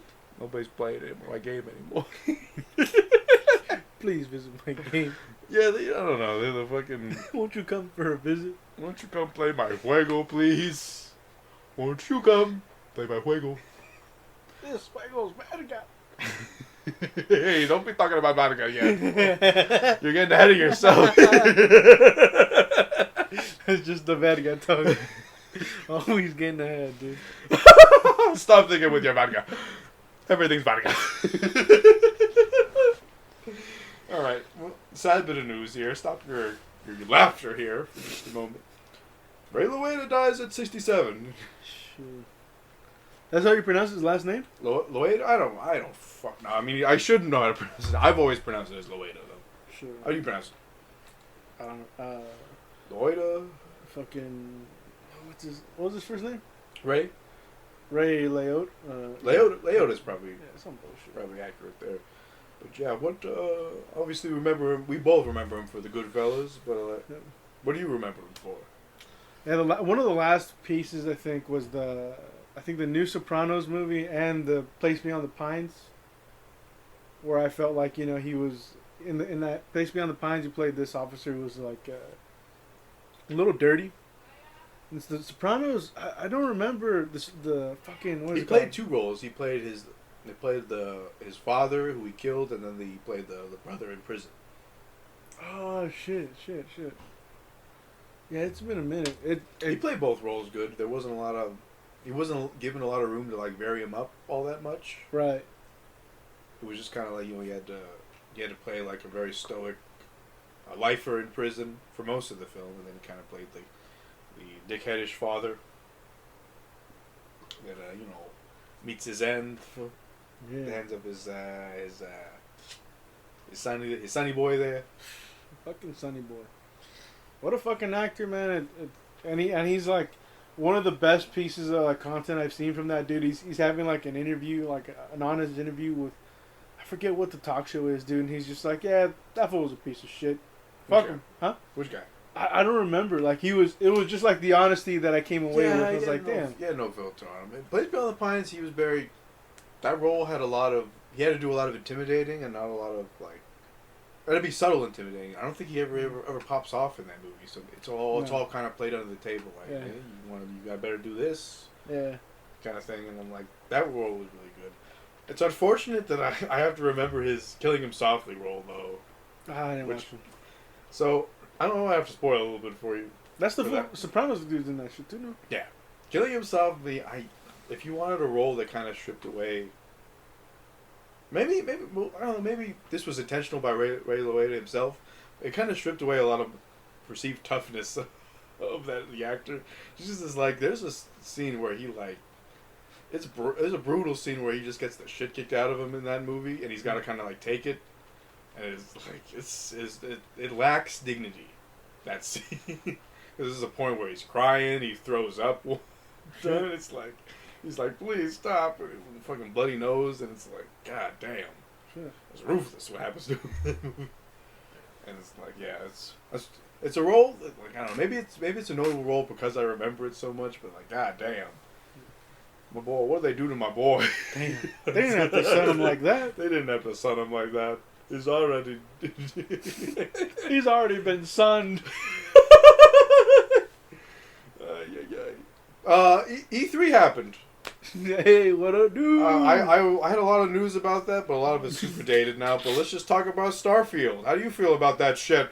Starfield? It's the Bethesda joint. It's God Howard, dude, coming out like, listen, it just works. This game has 1,000 planets that you can travel to. Although you gotta, can we see it? Although it looks like you gotta enter them all through the same cutscene, as opposed to entering the atmosphere, in game and shit. Damn. Like a la No Man's Sky, which is a game that's been out for fucking forever now. Yeah, and updated and worked on. Holy shit. Yeah, Starfield. I don't know how to feel about that. People are hyped for it. I'm glad I don't have to buy it because of Game Pass. I can, hopefully it doesn't kill my Xbone X. Shit. When it comes out. Because that shit's got liquid metal in it too. It's also horizontal. God damn it. It's a fucking rectangular cube, for fuck's sake. I gotta stand it up. Damn. Yeah, the fan is also pointed, like, when you stand it up, pointed right up. Shit. But yeah. Sony had a little state of play, their little pre-thing there where they talked about Callisto Protocol. I have since showed you Callisto Protocol. How do you feel about that game? Are you hyped about it? Yeah, it looks interesting, man.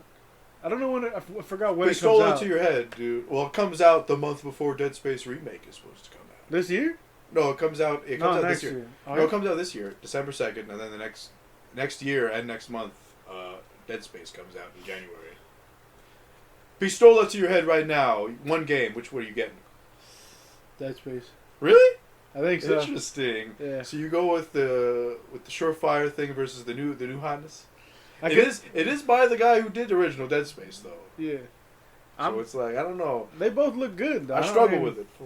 They look good in different ways. Because Dead Space is remake looks very integral to how, because it still looks like Dead Space, but just like, we put a little shine on it. We put a little glimmer there. Yeah. A little, some gameplay shit. Yeah, Whereas, Crystal Protocol, it's ground up new, baby. What's up with it? That new hotness. That new. Yeah, no. Dead Space, yeah, we played it, so I was like, alright, we already, there's already memories to tie to that shit, and the experience playing it twice, and it's a hell of a game, so maybe they do something a little different in the remake. Not completely different. If you played Dead Space remake, would you play the original before again, or are you just gonna dive right into the remake? Yeah, I don't know. Because it's not the same thing as RE4 remake for you, which we can also talk about since it's also part of the E3 shit. Yeah. Dead Space or Resident Evil 4 remake for you is probably the closest comparison for me would be the Max Payne 1 and 2 remakes coming out, in the sense that I played the game shortly after it came out back in the day. I love the shit. Don't fuck it up. kind of speed I'm at. Whereas Dead Space is hasn't been out long enough for me to have that what's it called, that protectiveness of it, I guess. Yeah. You know what I mean? Yeah, for sure. I know you kind of feel the same way, just because it's you only played it last year. You don't have that nostalgia attachment to it. Where I played that shit when it came out. And I think you said you touched the demo back in the day, though, right? I'm not sure. I remember being online and seeing other people jump on that Dead Space shit, and I was like, what the fuck is Dead Space, man? These motherfuckers tripping. I'm playing Halo. What the fuck? Woo! I've got my spooky times right here in the flood levels. No, but that Dead Space shit just make me feel like a damn fool for sleeping on it, What you gonna do? Hey, now we made a fucking whole thing about it, you know how it go. Hey. Are you hyped for Resident Evil 4 remake? Yeah, RE4 looks fun. I played it, I think last year from start to finish, so I'm down to fucking do that shit again. All the Resident Evils have been, the new hotness. I still gotta play the DLC for 7 so I can get it to 8. Get jiggy with it. I never played this DLC for 7. This fool don't love Resident Evil as much as he said he loved Resident Evil. I played the main game. What more do you want from me? Back in my day, Resident Evil didn't have DLC. That's enough. Yeah, I don't know. I don't know if Resident Evil 4 is the first one that had DLC with the Claire's bullshit. No, right? Because the other ones had like side Was that B. DLC? Because the generation didn't have downloadable shit yet. Or did it? You're right. No, it Wasn't there DLC. Halo shit? There was Halo 2 maps you can download, wasn't Yeah. there? Yeah, there Or were. was that like a special case? No, the Halo 2 maps, yeah, you can download. Multiplayer That's maps. fucking weird, man. So They I were here I cheap was back in thinking the there day. was no like download shit on the original Xbox. No, there was some shit. There was some I definite mean, there was shit. internet obviously, but it wasn't like I don't think of, like there wasn't a store obviously. It's not as like, I don't know, realized as it is today. Right. But other than, do you have any E3 shit you want to talk about? Because that's pretty much all I got. No, I'm super psyched for RE4 remake. But it's like, it's kind of like I already played the game, so you're just like, I can't wait to play with the new graphics. When, like, let's say you can play a different game that you haven't experienced yet, and just open this shit up. This fool's still mad about The Last of Us Part 1, aren't you? Huh? Part 1. The Last of Us Part 1. I like that game. Coming September 1st. Oh, the remake the shit of it? PS5. Oh man, my sweet lord. I'm in a Yes, unique Lord. position where I've never paid for Last of Us 1. So Damn. I could Oh, you got buy the it bundle? and I could buy it. It was bundled with the PS4 I Ooh, bought. heck. So I think it was like a free download. So like, I'm like, you know what I mean? I'm at the point where it's like, I could buy. I've never bought the first game before. So, Shit. my chance to support the devs. Yeah. If assuming people don't murder me for saying that on the spot. A lot of people mad about this game. Hit his ass. Which I can get for it. It doesn't, they're keeping the game. It's a little bit like, it's actually worse than Dead Space. Because Dead Space came out like 2008 as opposed to 2013? 13? Last of Us? Yeah. Gotta be 13. Gots to. I don't know, I'd be down to replay the game again. So, with the new graphics. So, hey, what you gonna do? You didn't play the new hotness last year? You know, Or the year before when Last of Us 2 came out, you didn't play Last of Us 1? You're like, I played a little bit. Like I played a little bit of the grounded difficulty, but I didn't like beat the game because I was still very. I don't know. It's a game that people talk about a lot already, so it's like I never feel like I lose what happens in that game. It's like beat for beat. It's like No, yeah, broken for up sure. broken up chapter by chapter. They start out Pittsburgh, and then they move to the dam in spring, and then is it winter chapter? Or then they go to the dam. I'm mistaken. I don't know. Maybe I don't know what happens then. But yeah, I'm down. I'm down to replay the shit again.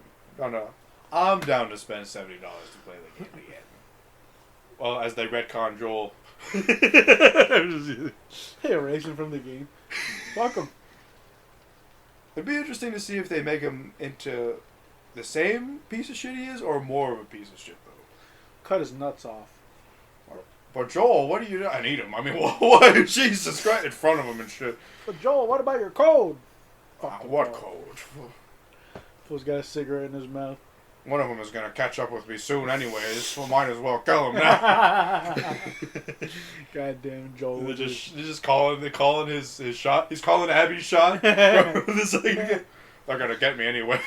How many swings did it take you, bitch? That's right. I was right. I'm the man, baby. I'm the OG. You need multiple swings. You're fucking muscly, Brett. You better grab yourself another burrito and hit the gym again. You hoe ass. Fucking Anyways. shit talking Joel. Anywho, with that, you want to wrap up the news? Anywho, that wraps up the news. The spin zone is done spinning. God damn it. Bring it back to realidad here in a minute. Realidad. Okay, then. Do you want to get right into the next segment, dude? Let's get jiggy. It's the movie pick of the week. A motherfucker. Movie. Cinema movie time. And the movie pick you picked for me was I'm No Longer Here. Ya no Ya estoy no aquí. está aquí. Directed by Fernando Frias. Yeah. I'm pronouncing that right. A 2019 movie. Was it always a Netflix movie, or did it become a Netflix movie after it was made, kind of thing, as like a distribution shit, where it's like, hey, when you gonna show your movie, you broke motherfucker? You need us. You need us in our tiny I don't know, silver, or what is it? What is it? They call TV the silver screen, right? Or Yeah. Yeah. Yeah, no, I don't know. I just know that I encountered it on Netflix first. I don't know if it was promoted as this is a Netflix film, or if they just bought the rights and look what we got on our shit. Right. It's it reminded me a lot in terms of how it was filmed and like the tone to Cary Fukunawa's Sin Nombre. Oh, I don't know if I've seen that. You've seen Sin Nombre? Yeah. I think you. It's about it's kind of similar in the sense that it's about a gangster who he's in this gang, and then one of his boys kills his girl. Shit. And he has to jump on a train and get a family to the border because they're caught up in his. Oh yeah. You're right, dude. Yeah, you have, and that's the True Detective season 1 director right there. Who It's did like that a shit. decade ago, though, man. That's some wild shit. Yeah. Yeah, but the content of the movie reminded me a lot of that one, and it's like how authentic it felt. And I guess that's just on like how authentic Cary Fukunawa and Fernando Frias like wanted to make their movies about like this cross-border turmoil, I guess is how I describe it. But yeah, the cast is largely comprised of non-actors, which I never knew. Is the main actor a country western star, like a Mexican country western star? Or am I just... I don't know. I wouldn't know, dude. I didn't. Because I saw him in like a cowboy hat, and like, is he just like a ranch owner, and that's his everyday wear, or is he like a known, like, you know what I mean? Yeah, I don't know. That'd be crazy if he was something like that. That'd be wild shit. I couldn't find anything on that in my trivia search, but Sure. But yeah, should we just move on into the plot? Do you have anything you want to talk about before? Or? No, yeah, let's go right into it. Actually, I'm going to talk a little bit about my like exposure to cumbia, because I got a buddy in college who was like really down for like cumbia, and like he was a bean straight up, huh? Oh no, they were being straight up, and they were That like, fool was proud of the music and shit. Hey, let's go for it. No, like the dancing was like that's where I recognized the dancing from in this movie. It kind of like brought me back a little bit to like just roll up on my buddy and be like, cumbia. That fool start off fucking dancing. Yeah. What, did you sing the bangers or what's up with it? I'll drop the beats. Damn. I can't dance for shit. Anyways, I guess we'll start with the plot here. There's an opening text that refers to the counterculture movement of Colombia with a K, as it is popularized in northeastern Mexico, particularly the city of Monterrey, as we follow here. And the movement is known for its love of cumbia, particularly slowed down cumbia. Did they ever talk about how slowed down? Was it like half speed or I don't know third if of the speed or? Yeah, I don't know if they gave the exact measurement, but I thought that was cool that they put their own little twist on it. Right. So it's like slowed and chopped. So I wouldn't call it chopped, but it's definitely like slowed down. Chopped would be like cumbia. You know what I mean? They go back to it. Yeah. But yeah, I get the connection though between like scoot and chop shit and like and Colombia as we see it. But they the only the explanation we get for why it's slowed down is from Ulysses himself when he says to make it last longer. I guess to vibe, I guess, for lack of, if I'm using the modern speak, Shit. to vibe longer. To stay vibing all night, brother. All right. And then we were told a second little piece of text which describes a terco as someone who is stubborn or resistant to change, and regarding his or her attitude. Eres terco, cabrón. And then we are introduced to a terco gang member, Ulysses, as he's being let out of a city due to gang violence. This movie jumps around in time in a way that you wouldn't notice except for the change in location. Yeah. It's because they don't do any of the any color grading at all to either timeline. It's just kind of like he's in Queens and he's in Monterrey, and like it's kind of like the journey of that shit. But when we first see him, he's being wished a good trip by Chaparra. His crew. Yeah, and he's, in the beginning, right? Yeah, Oh, sure, he's given an MP3 full of Colombia that we don't know the significance of just yet in this scene, but it's obvious today that I remember me by motherfucker. Here you go. Yeah, it's goodbye. Okay. Then from there we flash forward Ulysses, as he does some under the table work in Queens, New York. Life in America. Yeah, he meets a Chinese dude who he with his crew. He's kind of like telling him about the storage place here. It's like a storage room, right? On top of his roof. Yeah, I don't know if it's a bodega. Is that what they're called? Yeah, bodega. Yeah, those kind of like hole in the wall, like little places. Yeah, that's a bodega. Yeah. But yeah, he tells him like that there's work to do up there, and that I think they refused to do the job, right, initially. Yeah, initially, yeah. Yeah, and he also meets this Chinese girl by the name of Lin, who comes prominent later in the film. Yeah, from there, because they don't wind up doing the job there, but Ulysses calls a Monterey-based radio station to make a shout-out, but is put on hold for a federal PSA about security and manpower. Yeah. And it's like, it's interesting how they utilize that radio station throughout the movie, because you think it's just like, oh, it's just an excuse to play some Columbia every now and again, but no, it actually factors into the story of Monterey and like his environment and whatnot. Yeah, it informs the audience of like how hostile shit can be out here. Yeah, and then Ulysses calls I just talked about that. My bad. On a job, a white dude and his DSLR runs up to him and tries to take several pictures without verbal consent. He's just kind of like, "Can I take a picture of you?" And without an answer, he's just kind of like, "Oh, I'm just gonna fucking." And he is kind of like, I'm seeing, they don't frame it as, they don't show you like the photo he's taking, but they do kind of like, you see where he is and like, wow, that would be, he's kind of lit pretty nicely there.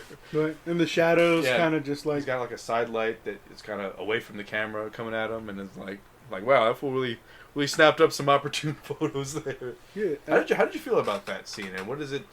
Was it more to establish like, well, this fool's style is weird, and like even his co-workers are like, man, that fool fucking weird. You're weird. Yeah, I think it's just meant to highlight the character Ulysses, who's like so cemented into his like this terco identity. You know, he's a bit of a leader. He's a bit of like devil may care attitude, and I think the scene works well where he stands there. He stands tall. You know, stands almost proud. He kind of moves. He moves to a spot like that spot I'm talking about. And he like poses almost without like saying anything. Yeah, he poses. Yeah, because it's like there's no yeah. So then we have the crew making fun of this fool, like, hey, like he's gonna be on a magazine. What magazine? Fucking Animal Planet. He's got a chicken on his head. And what I like about that is just like it feels so familiar, that sense of like that male camaraderie in like the Mexican community where, you know, they give you shit, but they give you shit not because like they hate you or they think they're better than you. It's like it's coming from like a place of love. In this sense, I think in this scene it can be interpreted like that, but it kind of evolves later in the movie into like, I don't like you because your style stands out more than mine, and I gotta take you down. You think so? I think for real. Like, we'll talk again about it in the scene involved in the apartment building a little bit later, which kind of like is where I'm getting at. Yeah. But like I can see where you're coming from on this first scene, because it's kind of innocent, like, you know, a little. It's like workplace you little shit. You little chicken head motherfucker. You know what I mean? Like, I joke with people like that, but I don't know. In that scene, I'm coming up. It gets a little much with like how they treat the dude for being different and shit. But I don't know, from there, we flash forward a few months earlier, and a very dope long pan down from like a scenic skyline into bird's eye view kind of, huh? Into like the slums, as like they're just like a gathering. Yeah. Definitely bird's. And from fucking city to slums. And given how close they are, it's really remarkable what they do with the sound, which is like you just hear like a silent cityscape for that first part of the shot, and then the sound of the party bleeds in as we see it, which like that takes some work on the back end of the sound there, but that's good shit. But yeah, it's like how the dancing is framed was really dope in this movie, because there's not a lot of there's not a lot of flashy camera work. It's just kind of lock the camera down and like capture the movement, almost in a Mexican Kurosawa way almost. There's a lot of static shots, man. Yeah, definitely. And you have the character, move, so then you have something to kind of, capture your attention. Exactly. I think the form of dance is such an interesting art form that you could record visually, and you can kind of pair these two art forms that kind of help elevate one another and appreciate what's really going down in that moment. I know this terco dance isn't like the peak of dancing, but you know what I mean, dude. Like body Yeah. movements, it's it can be very hypnotic. You know, it can be very entertaining. Fernando Frias for not feeling pressured to accentuate the movement with camera movement, and to just kind of let the movement of the scene, putting the movement of the scene on the dancers as opposed to the camera work. They're doing more of the work. Yeah, exactly. Yeah. More of the heavy lifting. Mm-hmm. Yeah. I love that transition, dude. And you get, I think after that we get cut back to, that was the life before section, right? Because we keep going back and forth, and it's almost as if music's helping him, kind of the next scene is next morning when he's with his mother, and she's asking for Coke, for like some Coca-Cola, I believe. Yeah, some soda. And he's going to the fountain because he's got a bottle with him. I'm like, listen, I've never lived in Monterey, so I don't. Mm. They just you just refill it up with your bottle from last night, so you got like a water jug. Look, in Mexico when we would go, dude, a lot of the glass bottles, like how we have right here, Mm-hmm. you drink that shit, and when you're done, you recycle them, and they come and they pick it up. So maybe instead of okay, so he just exchange it for a fresh bottle or something. Yeah, maybe. Okay. Yeah, so it's just it's an interesting, like I said, like this slice of life kind of shit. It's very grounded. It's a movie that's like again, it deals with reality as opposed to something like more fantastical. Yeah, we get a little title drop here as we kind of get very music video kind of vibes, just because it pans away from Ulysses and kind of focuses on the slums for a little bit. Right. But yeah, then from there, after rescuing a fellow Turco, Ulysses recruits a new member and proceeds to show him what a Turco is all about. Baggy clothes, bright clothing, flashy hairstyles, and Colombia. Oh shit. Cool. Yeah, sweatshirt is I think they name him. Yeah, Earl Sweaty. Earl Sweaty in the bitch.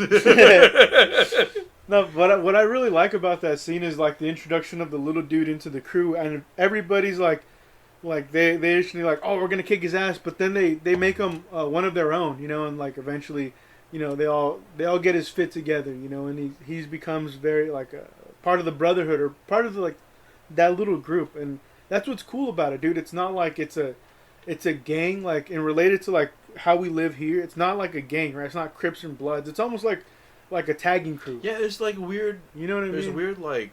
There's of course a rivalry between gangs a little later in the film, but there's multiple gangs now that are kind of like a commune of different gangs. Mm. Are they all represented under Los Pelones, or is Los Pelones separate from all of them? I always took as Los Pelones like the big homies, like the ones from their specific So the block. big homies, they all kind of trickled. They're all Los Pelones, Yeah, but like yeah. Tercos are like their own thing, went on their own, but they're a branch, for lack of a better term, of Los Pelones. That's how Is that why I got it? Okay. Yeah. Except they don't have to have their hair like pelon like that. That's what it means, right? Like to have it, have it short, have it bald. But I think it's interesting the way they kind of connected the gangs, and it's not like, oh, this gang's fighting this gang. Like, no, like it's the star, bro. Like we're all for one another, and when one of us gets caught up, like we all crowd the police. It makes me wonder how they don't go into it all, but how does Los F rise up in that? Do they just like Los F? Yeah, the rival gang, the very militarized. I always took that as the cartel, like the cartel. Cartel moving in, okay. Yeah, like hey, like this isn't about like little gangs anymore, bro. Like the cartels, like they got That serious makes sense, money behind them. Yeah, they're obviously very militarized, fucking ruthless. Fuck yeah. I'm surprised they would pull out an AR. Yeah, I'm surprised they were as merciful as they were. Let me put it that way. Like, right. So yeah, when they roll up on him later in the film, it's like I thought they were all getting gunned down right there. Yeah. But yeah, from there, we're walking around with the gang at night after ducking police. They run into a friendly gang, Los Pelones, the leader of whom checks in with Ulysses and his family, gives him a cigarette, and talks about how young he knew Ulysses, and says, he talks about people who are in prison, and we get a line where like one of them literally says, "We're here," and that kind of ties into like the title of the film, where it's like it's not just talking about like a location; it's kind of talking about identity, I believe. Right. And I thought that was like a little interesting. It's not a title drop like when somebody says it, but it's kind of a reference to what the film's about there in regards to its title. And that scene where you're talking about, where it's like the little homies come across the big homies, right? Yeah. What I like about that scene is just another static where like there's depth to the shot because the street starts to curve in, and the building's not so like straightforward, right? It's not like a flat wall. It also makes me think about like what ratio are they shooting on these wides, man? Because some of these wides are like they're clean, but we'll get to that bullshit, you know. The aspect ratio, you know, because like there's different shit, you know. It's definitely what I like about that how it's shot is that he utilizes. Some people do want a wide aspect ratio like this, and they're just like, oh, just film a bunch of nature, and like it'll work out. But like he kind of frames stuff to match that aspect ratio, and that's kind of like a sign of a good filmmaker there. But after the big homie scene, right? Yeah. The big homie scene there, we go up. Oh, I had a question right here with the brother, dude. Like, what do you Which think's brother? up with the brother? Because he talks to the one in prison. Oh, he's in prison. Which brother? Like, yeah, because I thought he was talking to that fool like, "Hey, we miss your brother." Dude. Yeah, he was. I think he was in. He's prison. just in prison. Oh, okay, that's what I thought. Because he's like, because he kind of talked about like, "Hey, he escaped this somewhere nicer or some shit like that." I'm like, what the fuck? I was like, is this motherfucker dead? He go to the States or some bullshit? I'm not sure. Fucking know. I'm not sure myself. But Dirk goes gear up, supplying sweatshirt with baggy clothes. As the girls paint their nails, the dudes stand shoulder to shoulder, white Converse sneakers, planted on the ground, and they work on their they style sweatshirt's hair basically. And tell them are they referencing when because they're telling them a story right here. Are they referencing the story where they rescued their friend that we saw that day? Because if so, there's a lot of embellishing. And like, we kicked the shit out of them. We called them pussies and all. They just chased them off. It wasn't that serious. That's the spin that Kurosawa was trying to tell us about in Rashomon. No, but I get it. But I just want to know, like, are they referencing that scenario? Because that kind of adds some dimension to it, where it's like, as opposed to like talking about something that we haven't seen that happened like weeks ago. Right. Shit, I don't. That we can't confirm whether or not it's embellishment. Yeah, I just took it as one of those things where you're trying to impress the homies, Oh, definitely. I don't doubt that there's embellishment. I just want to know if he's embellishing the scenario we saw. Right. But from there, that scene, like the scene where like they're making music with the little dude. I think what's cool about that is that they're making music with what they have. Oh, that's the scene I'm about to go into. Oh shit! Ulysses is playing like a makeshift bongo bucket as the crew kind of jams out on some homemade Colombia. A song that they're doing is about being sad away from their homeland, which is kind of a little bit of foreshadowing for Ulysses. Which kind of leads us to back in the States months later. Oh, and you just want to go into it. Yeah, what'd you think real quick about that shot where like the camera drops to everybody's shoes and it shows like the absurd, like I guess the length that they have their shorts to, and it's very short. It's very short and it has like everybody's kind of footwear and it's like, all right, bro, now you fit in. Now you're one of us. Now you fit in. You're a terco now. Now I just think you got it right there. I mean, it's pretty. It's like the scene's all about them gearing up and like becoming terco or turning sweatshirt into a terco. I don't know. I think it's pretty. The shot itself is like I don't know. It's just their footwear, bro. It's just like kind of like they're all like one unit, and they all roll together. Right. Very straightforward. So back in the States, months later, Ulysses parties with his roommate, Gladys. I believe she's a sex worker, is how it's kind of presented. Tries to dance with him. They instead talk, and it's discovered that his love of Colombia is not shared with her with anybody in this part. Yeah, that's sad because like you feel a little more alone, but he doesn't wear that. And in this scene, she's like, "What are you talking about? It's my country." Yeah, that's my country and half of the people in this bar. But she's like, "Well, you got the batteries running." Yeah, she doesn't get the slowed down nature of it. Right, it's a different flavor. But that scene before, where like they bring her over to the table, he's like, "You want to dance?" She's like, "Nah," and then she's like, "What are you, gay or shy?" I've never seen a woman get rejected so much, but still like hang with somebody. It's a little. I guess that kind of ties into her being a sex worker, but it's just a weird. Yeah. Like the dude's like, you have to pull him up out of his chair. I don't know if he's down at that point. Yeah, shit. I don't know. Yeah, I don't know, but. I love the whole interaction that like the work buddies had with this one, the way they kind of like busted his balls, that that whole scene, like I said, she's like, "What are you, gay or shy?" And like one of his coworkers is like, he's both. You know what I mean? That's what I mean. Where some of that like residual toxic machismo coming through the surface a little bit there. It goes past a little bit the just the teasing between guys stuff into like some, you're a little too different for me, and I don't like that, so I'm gonna pick at that a little bit. Right. To like, I don't know, pick you down a little bit. Yeah, I don't want to champion the shit. I just like that the feeling's like very familiar and. No, you down with that shit is what I've heard. You could relate to like a lot of those situations because you're not always gonna be top dog in those situations, dude. Sometimes you're hanging out with your theos and like they're your elders and they want to give you shit. That's like, for sure. The fuck. But I think like the dynamic there, because like he's so. His style is like, he's a terco, for fuck's sake. He's stubborn, he's resistant to change. Yeah. Whereas, like, a lot of his roommates seem very fluid in regards to, like, you know, what they like and what they dislike. Right. So, back in Monterey, the gang pulls down a campaign poster and they run away in the middle of the night. I kind of like shots like that where it's just like, just a campaign poster and you just see some hooks come down. Yeah. And wasn't this scene right after, like, everybody says goodbye at the bar, like, I'm going to carry this full drunk. And then, I don't know why he's thinking about, like, you know, that specific, I guess, day with his friends. Yeah, there's, like, a framing of the shoes as well. Yeah. Kind of like... That shit fun, dude. Like, it make you think about your life and, like, how you explored, you know, the world with your friends and how you were, you know, what level of troublemakers were you. Obviously, this is different than anything that we ever did do, but you know, I don't know a street that's ever been that deserted. You don't know? Well, when it gets late at night, you know. Okay. I mean, but still, though, it's like, I don't know. I wouldn't trust a deserted street like that. No. There's too many policia around. But then, they take the banner back to their crib and make their own banner, their own Darkos banner after it. Mm-hmm. Shit. Was it a president, or is it just like a political, some kind of political figure? Yeah, I thought it was just the political, but maybe the president makes more sense because like it was the. Because they do reference him by name a couple times. Yeah. Yeah, it's a. Man, what a fucking collection of characters that are pretty funny too. Because like the Issa guy is like this sparky, fiery guy who just, you know, he wants to be a larger than life character, but he's like one of the shorter dudes, you know. And Jeremy.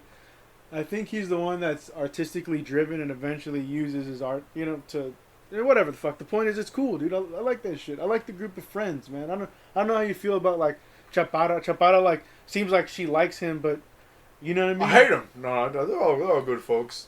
They do switch up pretty fast after Ulysses leaves, though.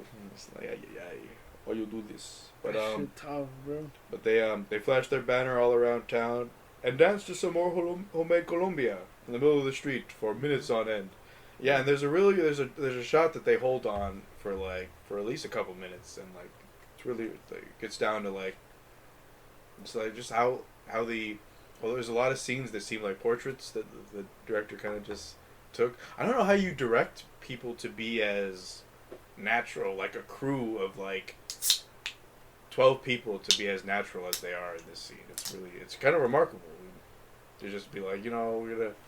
Because I don't imagine there was like structure in terms of like, you're gonna dance, he's gonna dance, then you're gonna step out. I imagine they're just like, yo, just vibe. Yeah, exactly, right. That's exactly what I was gonna say. But how do you know, there's a lot of like preparation before, like off screen that's gotta happen in terms of like getting these dudes all to become, be friends as they are. Right. To develop that camaraderie. That's what I don't know how that as a director you just lock them in a room for a couple weeks and like be friends, motherfuckers. Yeah. What I love about this whole movie is the way like a group of people connect through music, and you know, over here you have a group of punks, you have a group, you know what I mean? You get it, dude. And you know, you connect with the music that you do, and it just reminds me of that. Even though I'm not a terco, even though I don't like cumbia. You're not a terco? You know, I'm not. I need to re-examine our friendship. We're not boys. We're not terco boys anymore. No more drinking driving for us. You're out of the terco crew.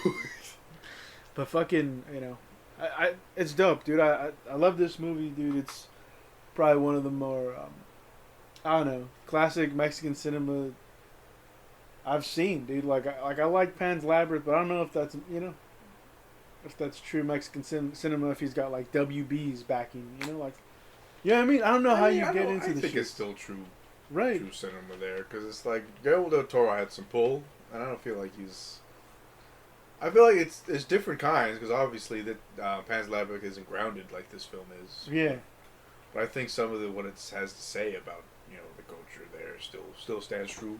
Right. Fuck. Yeah, man. It's a lot of shots where these characters, they're doing a lot of the work, the heavy lifting. It's shit, man, and it's not a bad cast to fucking rely on either. You know, a lot of them have their own energy about them. I always get a kick because the folks off or slightly off screen who aren't dancing, and always make me laugh a little bit. It's like, I mean, if you don't love Colombia, what are you doing in this crew right now? Yeah. Yeah. For sure, like I forget what the girl is with the blonde streak, in her hair with the pink shorts. I forget what her name, but you never see her kind of get down. She doesn't look hyped to be in the gang. No. But it's definitely hey, I love hanging out with my friends, so fuck it kind of shit. I gotcha. But then at a local swap meet, we meet Ulysses, and he discovers that I loaded up MP3 player with a bunch of international Colombia, and he basically can't afford it in this scene because he's asking for about $1,500 for it. Oh shit. Yeah. And he kind of gives him a deal, which kind of I don't think he knew, and to be fair, Ulysses didn't know either, but he gave him a deal, particularly on the grounds that it would stay in Monterrey. Shit. And that fool fucking takes that bitch on down to Queens. Yeah. Well, that girl, Chaparra gives it to him in the beginning. So I think they're just fuck. He's the leader. I'm just saying, he never knew where it would end up. Is all Oh, yeah, for sure. No, yeah, for sure. That's true. And, he owes him $500 at least. Taking that shit out of the city. Fuck, dude. Then,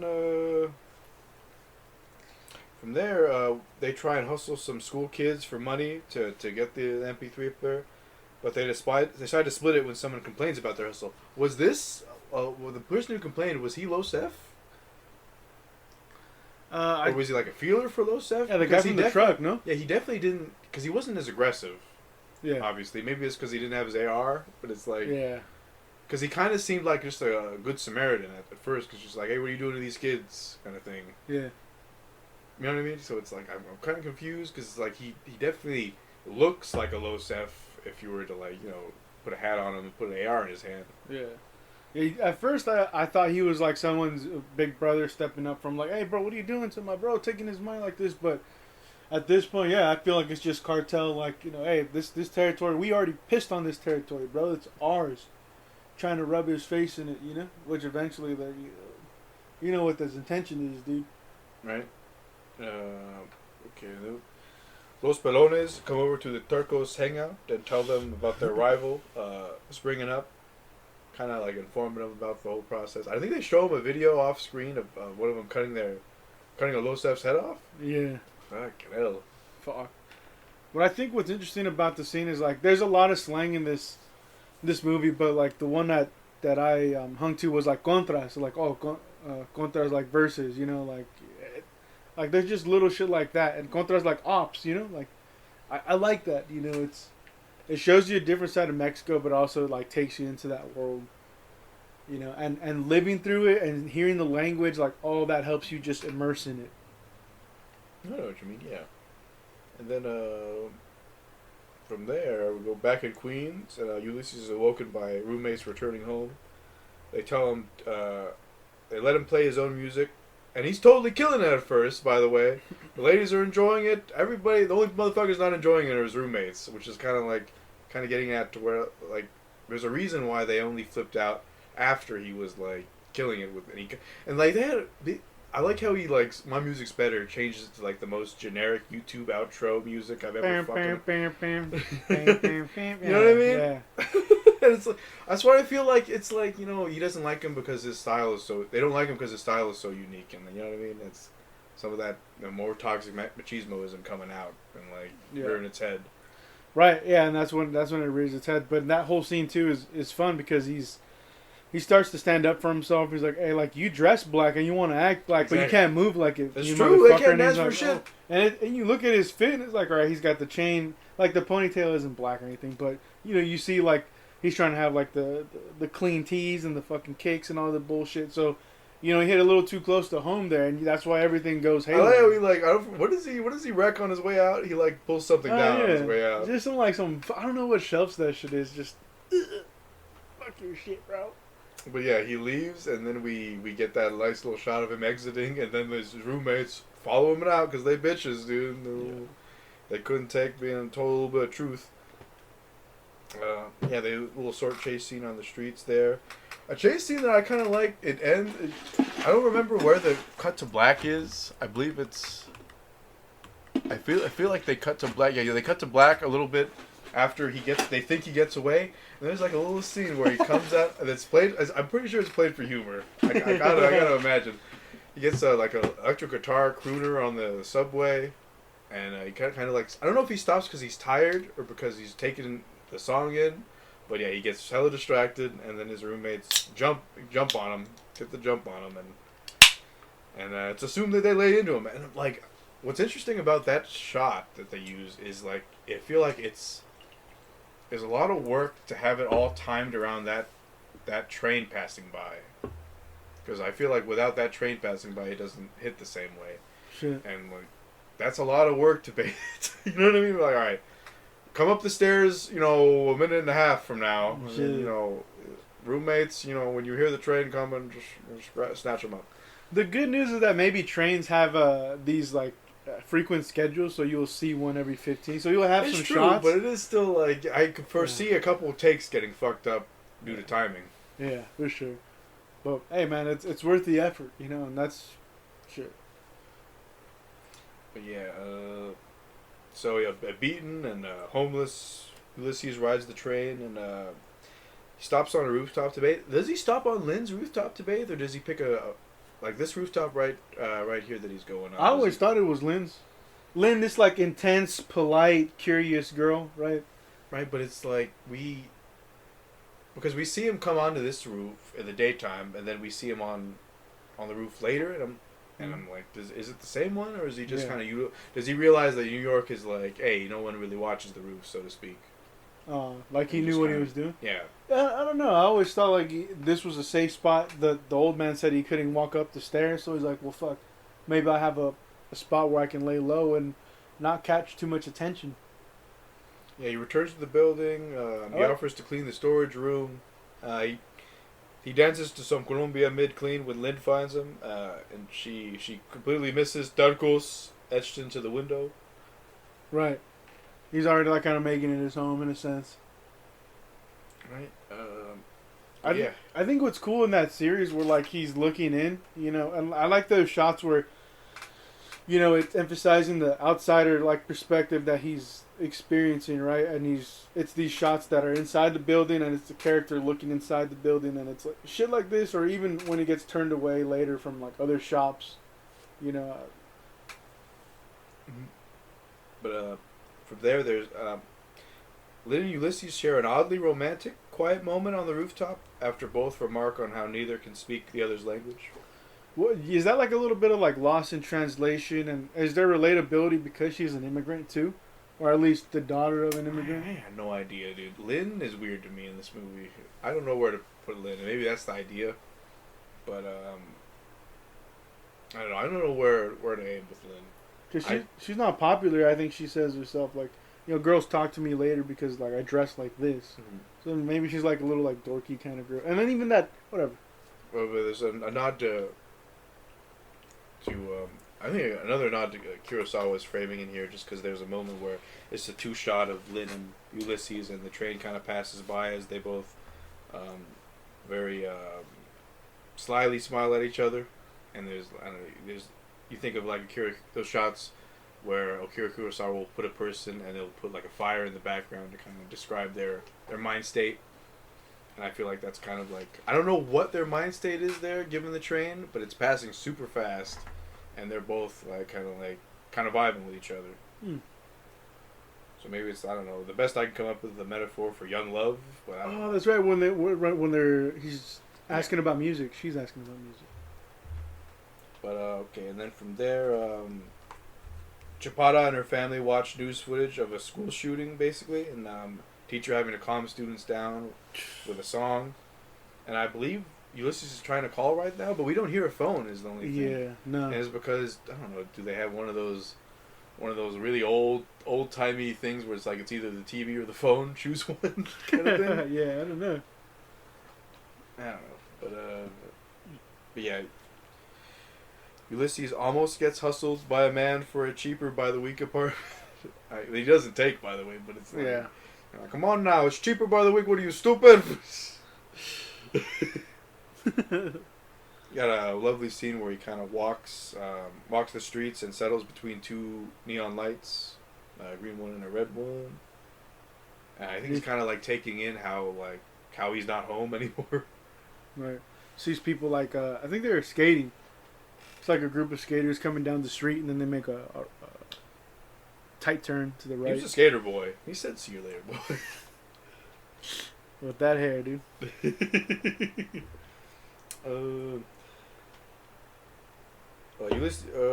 Lynn gets spooked by Ulysses coming up the fire escape and almost calls the cops, but instead goes up to the roof and finds Ulysses sleeping. What was she gonna... Let's say it wasn't Ulysses. What the fuck was she gonna do? Fucking crackhead come up there and like... Lynn's not taking down anybody. Let's be real. Yeah, you thought she was calling 911 on the phone, but she was really just calling that friend to be like, hey, I need you to come over tomorrow and maybe ask this guy questions. Was she though? Because we get a shot of her picking up the phone and putting it down. Oh, did she put it down? Yeah. Oh, shit, I always interpret that shit as like... Because this is before she knew it was Ulysses. Oh, shit. So I feel like she's like, there's an intruder on my house. She had I gotta some go up. props. Well, why the fuck did you go up there alone, Yeah. girl? You ain't taking this person down. Yeah. Anyways, She's a sucker for love, dude. back in Montgomery, or Monterey. I don't know what the fuck I got Montgomery there. I got Mr. Burns on the mind.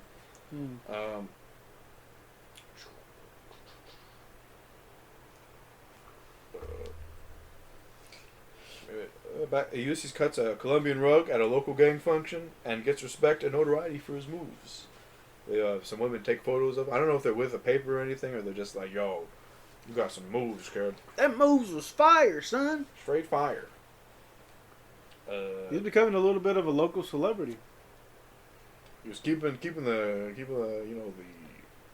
everything on an even keel.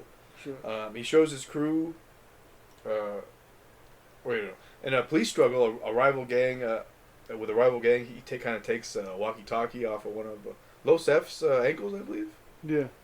And then he shows his crew, and they joke about calling a shout out to the radio, to the pussy that lost his radio. That'd go say, fuck you, motherfucker. On a walk with his crew later that night, they get abducted and threatened by Los F that if they can't get recruited, they'll be shot next time they're seen. Damn, dude. That's a threat right there, too. And all that sparked from that shakedown, but it feels like that was coming either way, you know? Yeah, that was coming either way for sure. But yeah, it's a pretty scene that... It was Jeremy, right? Who they take in? Jeremy and... Yeah, I think so. I think that... Yeah, Jeremy and Ulysses. Ulysses, the next day, he's just chilling at home. I think he's trying to stay indoors. And then his mother's like, yo, get the fuck out when his radio wakes up his baby brother. Dude, and I love that shot because the mom, like, she's yelling back at the room, but there's this wall, right? And I took it as there's this division between the mom and her kids. The way she kind of treated the kid, you imagine, like, she's more acting on her own self-interest, like, you know, but at the same time, like, I have to take care of these kids, but, like, I'm me first. And you see the way she kind of, like, you know, talks and treats to her kids, and you can't I don't know, you can't help but think is she gonna treat like her other kids like that? Because I don't know, man, it's a harsher mother, but at the same time, again, just something that feels very familiar. Not that it was my mother, but No, you said it was your mom. that's my mom right there. No, but you get it. Ulysses tries to get a hold of Jeremy at his place, but he can't get a hold of him. And we see in Jeremy's place that, like, what is another Turco he's with? Like, his girlfriend? She's kind of like telling him no, not to not go. Yeah, I assume it's that he told her what happened, and she's like, don't fucking go out, stupid. Yeah, I don't know, dude. I don't know. I don't know who that she might have been one of the fucking girls that was dancing out there. Ulysses gets the radio from a pile of rubble. And on his way to the Los Palos, the entire gang is gunned down in front of Ulysses. A wounded survivor assumes because of the radio and his timing that Ulysses is involved in the shooting and swears revenge on his family. And goddamn, dude, I thought they'd let us rest a little bit before they cut to that wide and bring in the motorcycles, but they really don't. They're like, here it is, motherfucker. They're already on the way. And yeah, that's another hard scene to block because it's like, those 4 gang dudes didn't die, obviously, but you gotta, like, stage it to, like, they've all gotta get clipped at the same time because there's 2 volleys of machine gun fire in that thing from both motorcycles, and it's like, fuck, I don't know how you'd be like, alright, you get clipped by 3 bullets from this one, and you very shortly thereafter get clipped by the other one, and I'm like, yeah, I don't know how you fucking, that's a lot of work to stage that shit. Even if the blood is CGI, that's a lot of fucking work. Shit. That shot, too, like, cause the scene happens and then you start to pull into Ulysses, like, just kind of cowering behind the wall there. Yeah, but like what's centered up in that frame is like the wall, and like it's deteriorating, the paint's chipping off, there's blood splattered, and like, you know, I don't know what the fuck, you know, is it about talking about this foundation that the city was built where it's crumbling right before our eyes, and ain't shit that anyone can do about it at this point. We're too far deep. Definitely. And with that, like, Ulysses and his family make a hasty escape out of the city.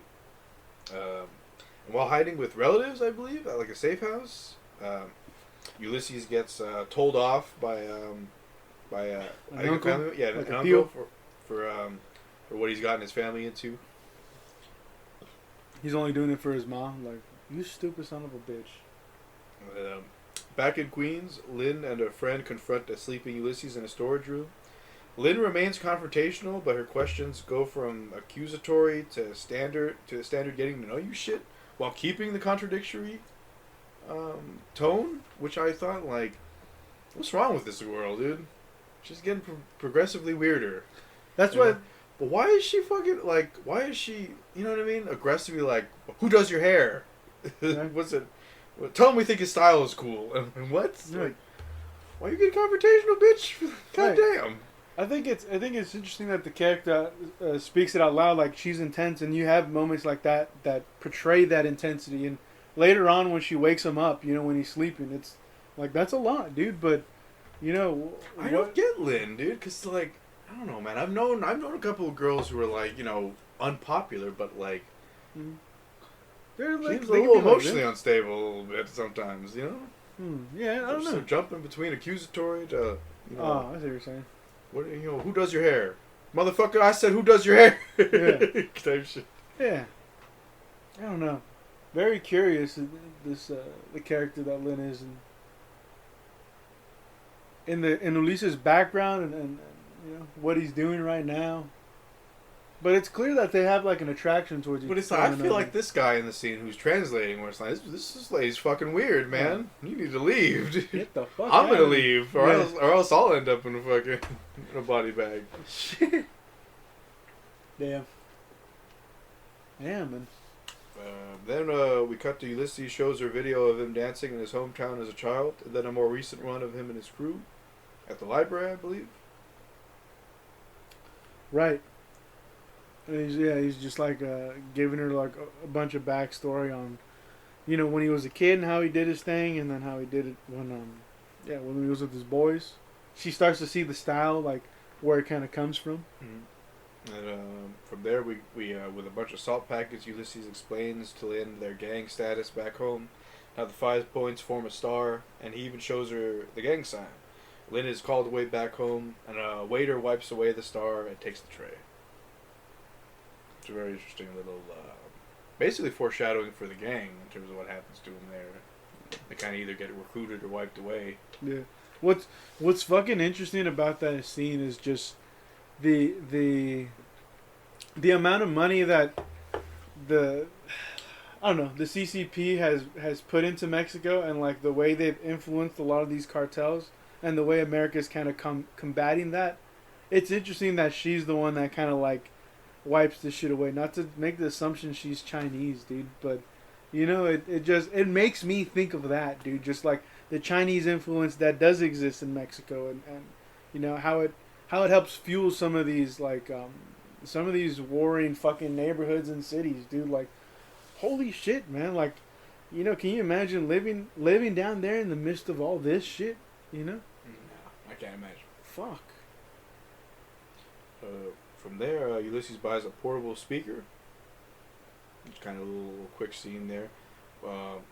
Ulysses finds some toothpaste and mouthwash and a toothbrush waiting for him in the storage room when he gets back. So Lynn, kind of like, you know, being cool with him being there.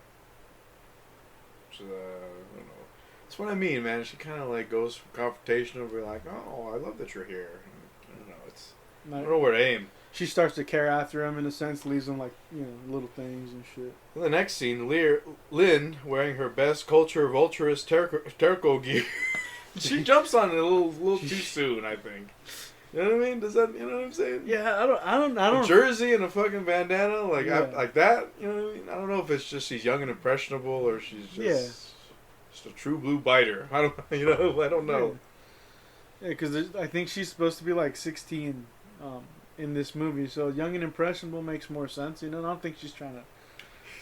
Yeah. It's just a little too soon, though. Yeah. And we got another scene where Varga. This color is so Varga. She reminds me of the Gwen Stefani girls in the music video when she went solo. Like, it's a vibe that like Japan, you know. I know she's not Japanese, but you know. Yeah, but he basically tells her about his idea to make money in the subway station, dancing cumbia. Right. Then we cut to them in the market, and this is the scene where she overuses Varga and damn near embarrasses Ulysses in the store. That color was Verga though. Was it though? Fucking yellow. What makes a color Verga? Ulysses and Lynn cuddle together as they listen to Colombia, and Ulysses imagines himself dancing in front of all of his friends back home in a very dreamlike sequence. Yeah, they're all That's just like probably the looking most forward. romantic this relationship ever gets. Because I'm like, but it's still like, I don't know, man. It's weird to me. I feel like it's reverse of what his roommates did, where they're like, she likes him, but she only likes him for his style, so to speak. You know what I mean? If I don't know if he didn't have all that shit, you know what I mean? I don't know. Kind of like you know, Right. That makes sense. Yeah, it's weird when speculating on relationships. That's why I bring up like, hey, does the immigration like have this point of reference for both characters where they're fresh off True, a different but it's land. different sides of the immigration. Yeah. Where it's like I feel like I don't get the sense that Lynn is first generation. I feel like she knows the language, but Yeah. wait, do you get the sense that she's first generation? I mean, that's what I imagine, that she's like the American born, but like her roots are still like, you know, fresh in that sense. They just transplanted over from, you know, whatever country Whereas that like they had. it's two different struggles. Where he's like he was kind of forced out of his country, you know, as he is now. Where she got a chance to grow up in America. Yeah. You get accustomed to the entire the whole 4th of Julys and, you know, Happy Thanksgivings and shit. But yeah, I don't know. It's pretty weird. What do you make of the? Is he just missing home when it crossfades to him dancing in front of his friends? I can just kind of take it that he's not. I don't know. He's not not there? interested in her because like he's escaping because he keeps using this music to escape, and when he's with her, he's not trying to learn English. He's not trying to do too much. He's just kind of going with the flow, and it's more like Lynn that has this like this. It starts to develop this obsession or infatuation or whatever the fuck. But I think it's an interesting, I guess, dynamic where, you know, it's not, he doesn't get the girl, he doesn't kiss her, he doesn't sleep with her, he doesn't do any of that shit. He just like, you know, he's just kind of staying true to what the fuck he's really about. And, you know, she can dress up like that, but it's not, you know, she's not chaparra, she's not negra or any other of the tercos out there. Mm-hmm. You know, it's tough, dude. And he's just I don't know, he's just going his own fucking shit, and that's what's, you can go your own way. Weird. Yeah. Fucking what's it called? Fleetwood Mac. Shit.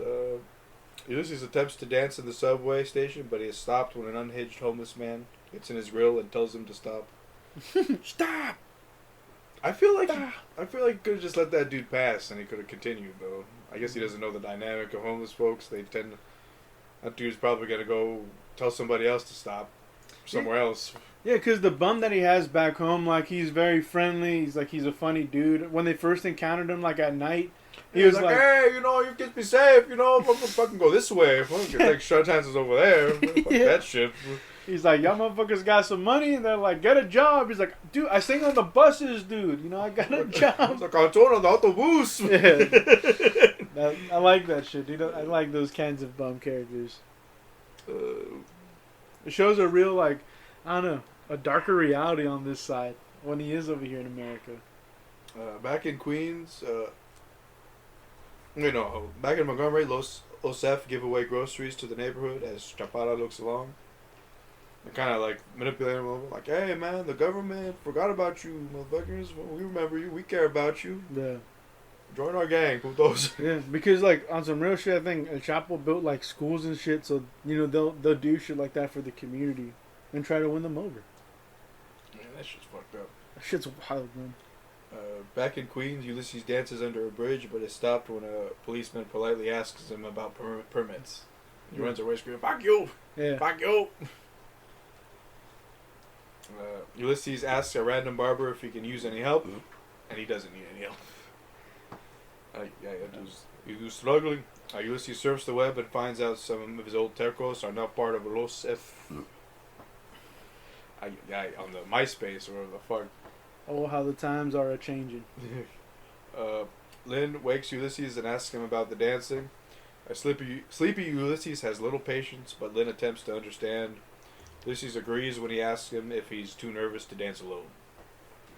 Was he just like, fuck it, I'm too nervous to dance alone. Let me sleep, bitch. Yeah, exactly. That's how I take it. Like, he's not interested in that shit. You know, like, it's weird because he looks at her initially the way he, like, he's intrigued by her, but that intrigue, like, I don't know, dissipates over time.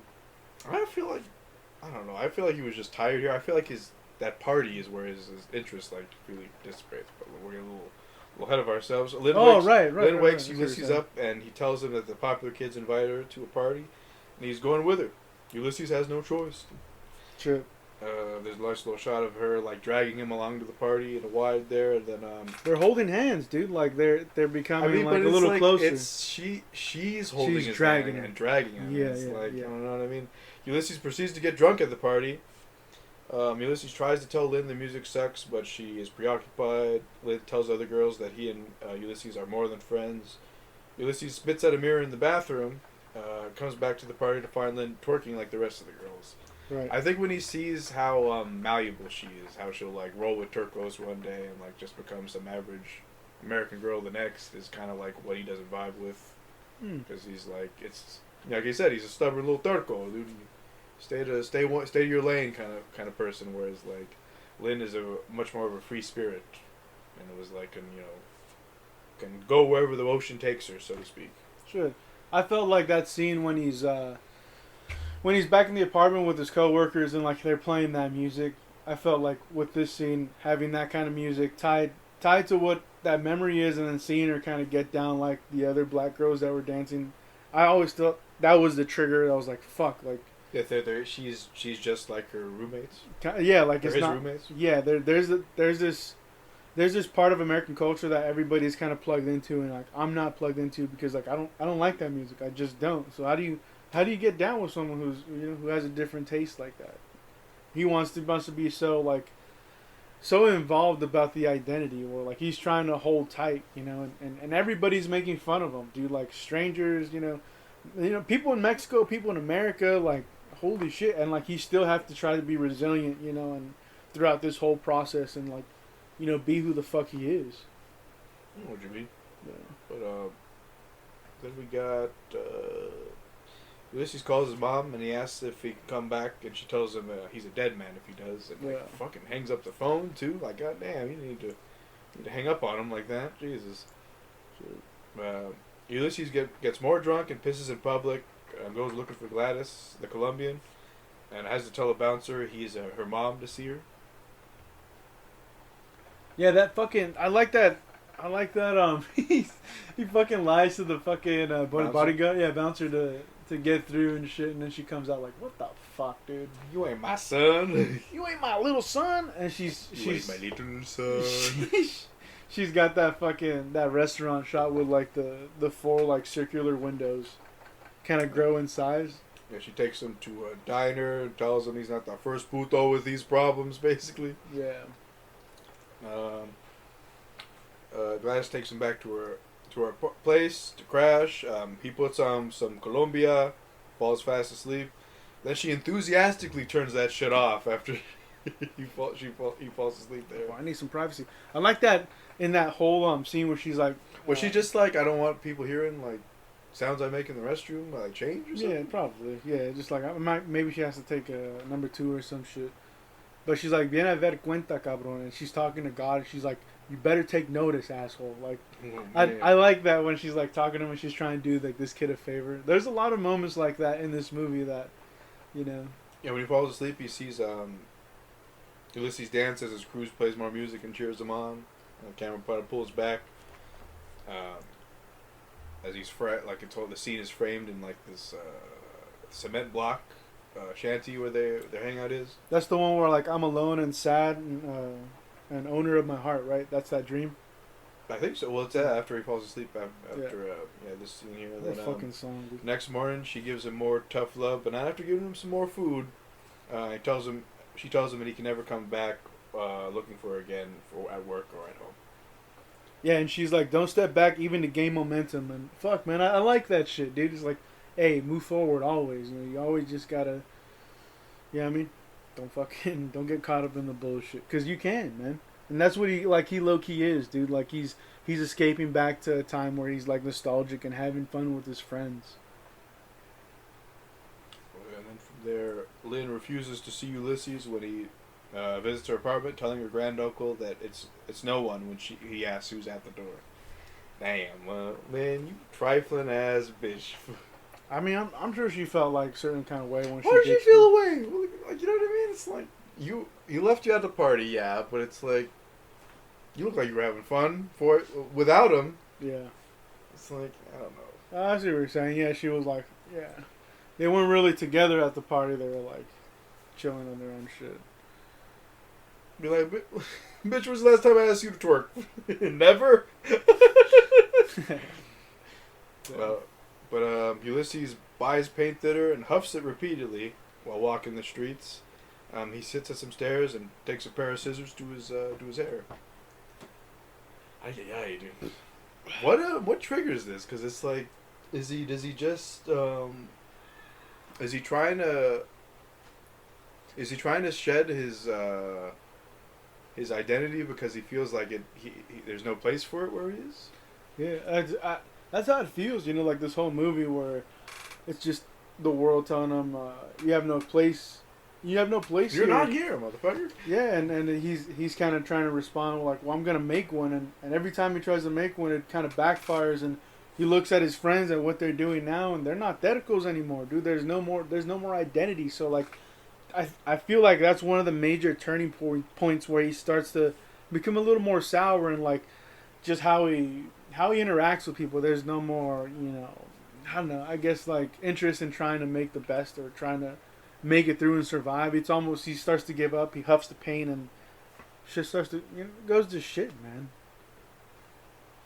Then we come back to the radio host again in Monterey. Then to a shopping tour van carrying Mexican citizens to the U.S. The driver turns on Montgomery radio station as the Tercos wish Ulysses well on his journey. Then from there, we cut to the auto body shop where they take the same shopping tour van, and mechanic unscrews a hatch and they let out a freshly smuggled Ulysses. And we'd see him take his first steps in the U.S. before we abruptly cut to police waking a drunk and high present-day Ulysses and taking him away. Essentially, his last steps in the country framed with his first steps. Yeah, it's weird how it's interesting that they put those two scenes so close to one another, and you have the intro that kind of pulls you back and forth, and it makes you think, well, maybe this was the purpose, you know. it's tough, dude. It's tough to see those scenes where it's like his friends are wishing him well, and it's, you know, he's returning back home, and he's not returning back home to like how things were. You know, fuck it. You know, they got to be in high school, I think, huh? Everybody is just like so. High school age. Was it a immigrant social worker who's talking to him in the next scene? Yeah, I don't know what role she's got. She tells Ulysses about the legal ramifications of him returning to the States after his deportation. Ulysses says he isn't coming back. And then we cut to him being in like a government building. Ulysses' name is called among others, and he hardly stands out from the crowd now. They kind of frame him in like a wide, and like they call his name, and I think we see somebody who looks like Ulysses stand up, and it's like, you know, I don't recognize him as easily anymore. A woman on the radio station looks for shout-outs or signs in the crowd and sees no people at all, and the government PSAs drone on the radio.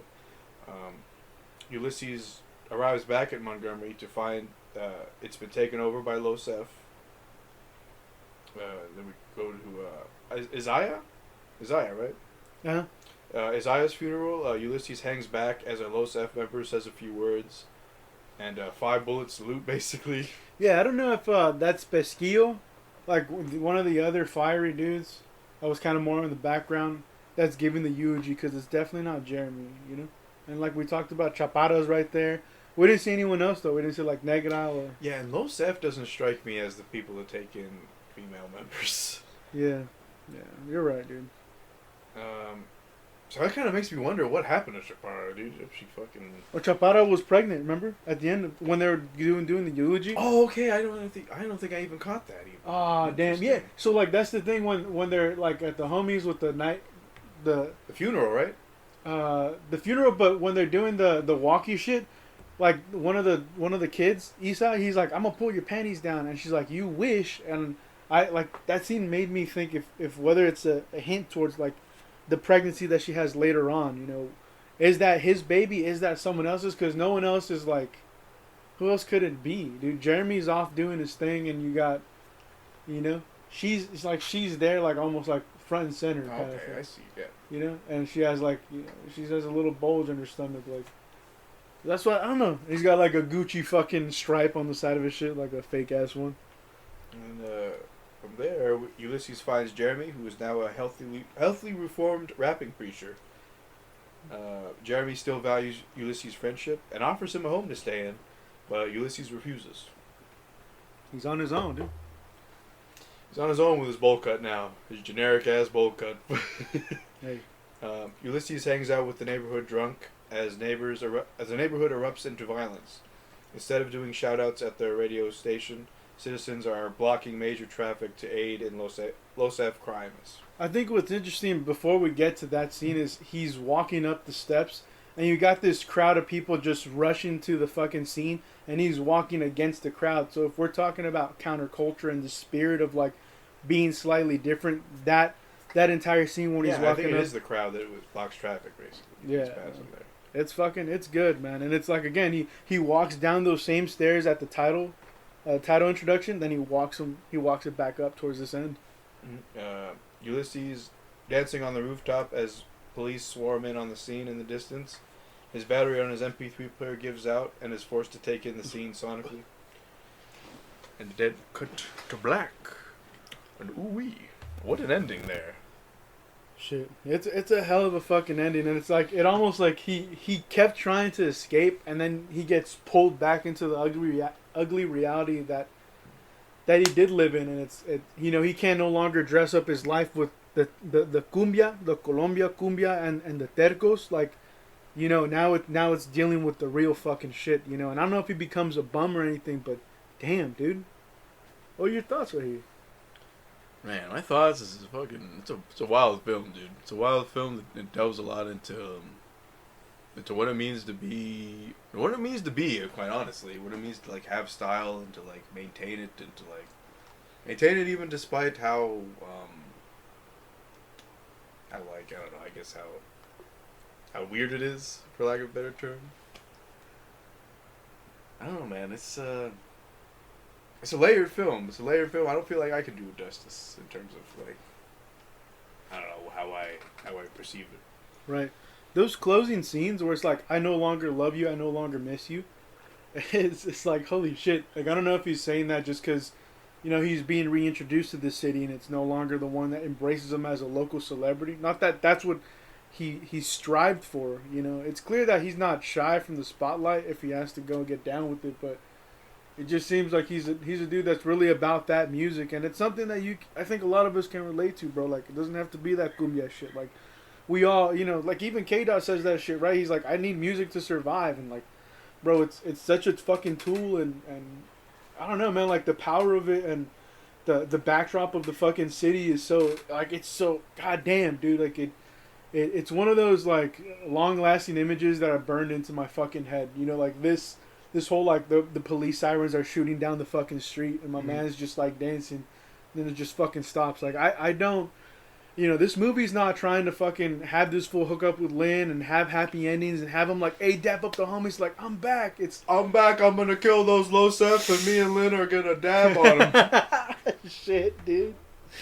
It's a crazy movie. It reminds me a little of like Lahane and Lost in Translation, Stranger Than Paradise, SLC Punk, like some of these movies that obviously are mashed up together for me, but it's, you know, SLC Punk talks about identity and like he wants to be punk and he hits reality and has to change up and become a fucking lawyer. And obviously with Stranger Than Paradise, a foreign or an individual who's not from this country steps in American soil and like everything becomes so bizarre and unique to them, you know. And it's fucking like Lahane, a little bit of like the political shit that's in the background of the fucking movie, right? And Lost in Translation, the relationship between the two, where it's, you know, maybe they did have interest, but at the same time, like, there's so much going on with probably both characters that love isn't really lining up for them right now. It's not gonna play out like that kind of coming of age teenage story.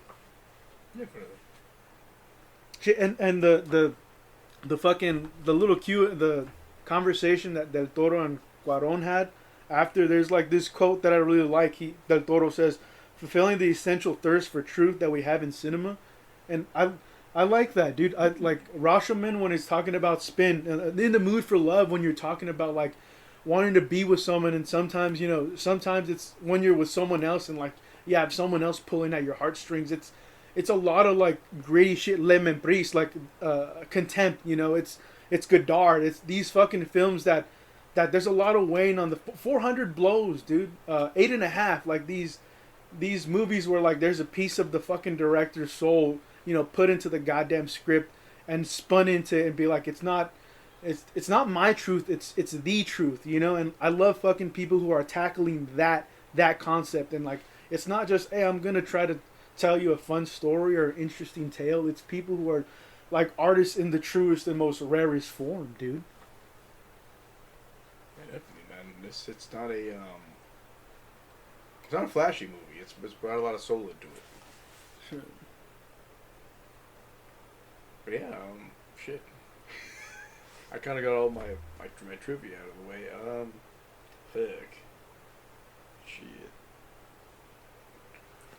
Any closing thoughts? Man, I just love this movie, dude. I watched it like the year it came out. I can't you know, celebrate it enough, dude. It's one of the most beloved classics I feel that I've come across on my own. Where like sometimes you guys put me on game, bro, and it's like, shit, I was fucking up. You know what I'm saying, dude? Like the last one that we did. Go watch Get Out, you motherfucker. Yeah, I know, dude. But there's certain ones I come across and I go like, shit, maybe my boys will like this shit. You know what I mean? But fuck, this movie, like, to me, it's as good as Children of Men. To me, for like. I know what you mean. Yeah, it just I connect with this shit. It resonates, man. It fucking resonates. No, it's a masterpiece for sure. Shit. Definitely. So with that, unless you got anything else to say, Shit. conclude our discussion of our movie pick. Ya no está aquí. And we get to the game pick of the week. Ooh. The game pick of the episode, man. We got Inside. Ooh. 2016. 2016. Published, yeah, and developed. By Did you ever play Limbo? No. I never. played Limbo for the express purpose of this episode. It was pretty decent. It's one of those early early Xbox Xbox Live games, Xbox Live Arcade. But yeah, there's a lot of. Well, that game is just as dark as this one. Let me tell you. Shit. I hear about the deaths in that one. They're just as bad. Yeah, that game's T for teen. I don't know how the fuck they swung that rating. Damn, son. Where'd you find this? Shit. I would play that. I mean, this Inside game is like, what an interesting fucking title, and a short game that's mixed in with puzzle and platforming. A very grim atmosphere, dense with fucking fog. You know, the characters are very minimalistic, meaning like there's no real facial features. More color than Limbo, but barely. Yeah, there's like, you know, there's a couple shades of color that light the way sometimes. Not that tells you where to go. It's just sometimes it's just a little different on the palette while you're experiencing the whole image. I think it's probably one of my favorite games you've recommended. Straight up, like a 2 hour. Better than Alan Wake. Maybe, dude, I don't know, because this game's so straightforward. You know what I mean? We're just going back and forth, and you're picking up shit, dude. There's no inventory. You know, there's no other like I guess like additional aid, or there's no fucking.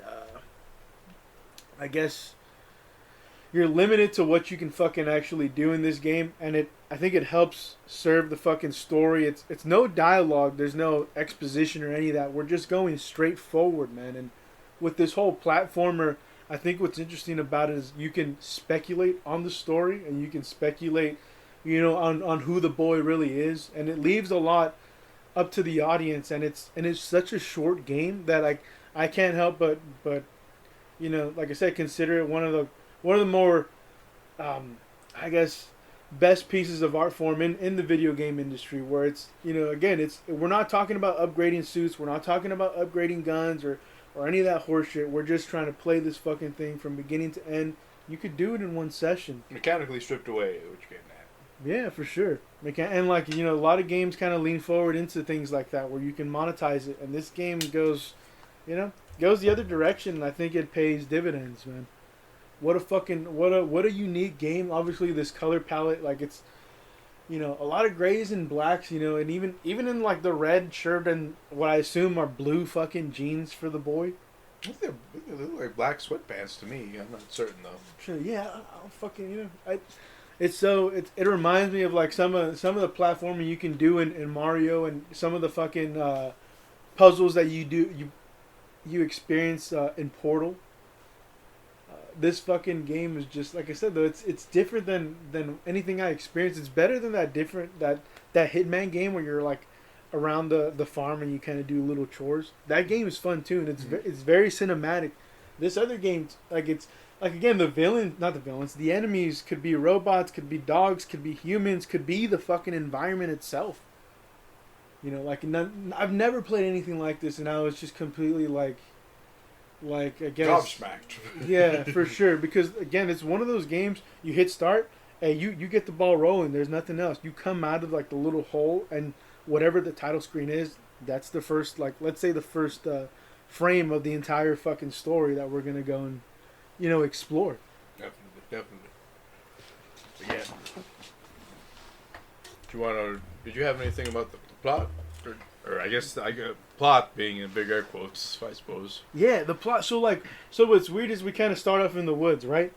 So when we're in the woods, you slide down a mossy little ravine, I think. Yeah, we slide down. We come across these pods, and they're lit up, and we're like, "What the fuck is this?" You make no mental note of it at that point, but as you come across like some of like the mid levels of the game, you see like the drones kind of falling out those pods, and you go, "Well, what the fuck are those? Like, are they there to help contain the humans like outside of the factory and then bring them in later? Is there some kind of like grown seed and sprout and harvest kind of situation going on there?" Mm-hmm. And you follow this down to like the farm, right? Right. And you have like the parasite on the pig. There's a little buttworm in there. A little buttworm is causing the pig to go like crazy. He's trying to charge you, and you see like these parasites put in people later on. So it starts to generate a lot of this speculation, like why are they using these parasites that help control these beasts? And then you come across the mind control helmet, right? And you put it on, and you start maneuvering with the drones left and right, and you carry this forward to like these bigger experiments that eventually take you down to like an underground lab, and there's this lady in the straight up water. fucking I don't know what it's called. Fucking anti-material pulse. Anti-material. Oh, the sound wave shit. Yeah, that's sound wave. I don't know what the fuck that is. That is some fucking. I thought it was there's a shot in the air where there's a bunch of these little pylons that are supposed to like measure the pressure of it. And like, yeah, dude. Those pole shits, yeah. Those how they waver when it goes off is pretty wild. Yeah, that shit is fucking insane. It's the whole obstacles that kind of thrown at you, along with with some of those plot, I guess, like hints in the background. Because you eventually come across the farm too, and you see like there's a picture of a blob in like the photo room or whatever the fuck. Oh, that's right. I always forget about it. So that photo room is on the farm? Yeah. Oh man. I guess you pull a hatchet down, and you go down, and you fucking explore the shits. And I came pretty late into the game with the whole like that Wait a minute, the cornfield? Huh? Yeah, the cornfield. So you went into the cornfield patch. Did you find that out the first time or no? No, hell no. Okay, I was just Hell asking. no. I don't know. Maybe you pressed the grab button at the right time and you got lucky. Shit. That's such a well-placed fucking room, but the point is just like you get a lot of these hints, and then eventually you come into the facilities like where the scientists are at, and that's where it starts to get a little. Yeah, it's like a facility within a facility that you get you get a view from an office building first, to kind of like a couple people going into it. Yeah. So you have this fucking. Did we talk about the mermaid lady yet? Oh yeah, that girl that pulls you. Yeah, the long hair. Let's talk about her. She fucking okay. So what was her deal? Because she catches you eventually, and she's like, let me bestow upon you this power. Well, yeah. Was she trying to help you this whole time then? I don't know if she was trying to help you this whole time. I don't know. But like, she gets a hold of you, and she's like, you have fish powers now, motherfucker. You are a fish. You are a fish, you son of a bitch. You swim with fish now, literally. Hey, it's yeah. What a weird fucking. And everything still fits the palette too. Even when you go underwater, it still fits like the whole, like dystopia kind of feel. Like like I know it's been commercialized that ad where it's like everything's gray and like they're in the goddamn theater. It's like on some obey shit. And you see this fucking. This underground lady, you take her, and at first I'm like, is this my mom or some bullshit? Underground lady? You mean the waterland, the mermaid? Oh, mermaid. Yeah, we're tripping out here. Yeah, I mean, fucking. Where do the chicks factor in? The chicks factor in. They're a cute little addition that kind of help you.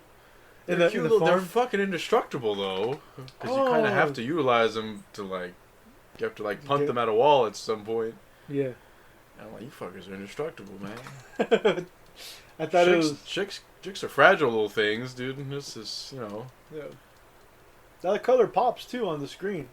Everything else, it didn't take me too long. The puzzles aren't too fucking hard. I think it's a great game for casual and hardcore gamers alike. Which one are you, dude? Probably, you a hardcore boy? Probably, I don't know. I'd probably say casual, just because hardcore might take on we can't be friends no more. Hardcore. I feel like you might fit hardcore a little more, just because the amount of games that I you only played. played 135. No, You know what I'm saying? I'm fucking weird, dude. I feel like I might be even. I don't know if hardcore is can describe it. Yeah. There's a definite appreciation though. But I always see that from you. Like even if it's not a game, even like I said, the way you did the GTA shit and just like played with the game. GTA. There's just the appreciation for games that I feel like you always had, and it shows in different ways. But we're talking about the mermaid lady. What about we got to talk about that scene, and that scene. It's the most iconic scene of the juego. The march. Oh, when you're in the assembly line at the city? Right, and that's what's so wild. They throw you in with the fucking drones and hey, walk when you're supposed to walk and jump when you're supposed to. Then turn around real quick. And these fucking humans showing their kids all this shit. The whole game. True. Look at this. You're going to take over these little bitches now. Damn, dude. Take over these little flesh automatons over here. Yeah. Make sure you know how to cage them up right. They get wily now. That's true. They do have. They bring the forklift sequence where you're just like, yeah, kid, look at this, look at this baller shit we got here. Well, we've enslaved these little bitches here. Fuck. No, the game, dude. Like, what a fucking. If we stick to the mermaid underwater level, I think what's cool is that you're on the run. You're not even on the run. Did she ever get you when you were in the sub? In the sub? Yeah. I'm sure like once or twice. I think I fucked up something because you're supposed to shine the light at it. Yeah. Yeah. So I probably fucked up a couple times. But that's what's cool. She don't like that, dude. She don't like it. You know, she wants a hug, dude, and she'll kill you to get it. She'll kill you, you son of a bitch. The fucking sub was a cool introduction to. I mean, cool addition to the fucking game. I thought we were gonna fight Cthulhu when you bust through that thing and the camera wides up, dude. Shit. Oh, that's right. There's a lot of fucking dynamic camera moves. Fuck. A lot of fucking dope shit. I love the way that each room kind of plays into one another. It's got to be so well thought out because you're getting, from point A to point B. It's not open world. You're just like, all right, dude. Like every fucking section, it has that I don't know, that high level of intention and detailed onto it. Because this goddamn game's so fucking quiet. Like, because no one's talking to, and like there's this like great sound design that's coming across when you hear the dogs bark, when you break glass, when you break wood. It highlights everything, and it helps, make each of those moments a little bit bigger than what they usually would be. And fuck, man, like again, like there's nothing like I've never played a game like this, dude. Like I couldn't beat Mario, speedrun it like a fucking nerd, like playing this short game that has such a fucking impactful story and such a detailed fucking world soaked in this atmosphere too. It's like holy fucking shit. And you get to the facility. We can talk about the facility within the facility. Yeah, the facility. We can talk about all these fucking levels, dude. If we have to, like, let's talk about all them shits. Yeah, because your boy Nixon with this game. Would you say goddamn crook? we've done what we can with the forest and the farm and the city? Because I think so. We get introduced to robots in the city, right? As enemies. The robos, they'll fucking tase your shit, fool. They'll pop you. Did you ever get popped by one? You forgot to open the elevator? You fucked up. You fucked up, motherfucker. It's what a fucking, I guess, what a way to create momentum in a game where you're introducing a lot of different elements and obstacles, as well as telling this like tight little fucking story with, again, like no words. You have to pick up on them clues, and even then nothing's logged down. It's just a fun fucking, a fun story that you could leave open ended in that sort of way. You still finished it. But with the city, is there anything else that we can take note?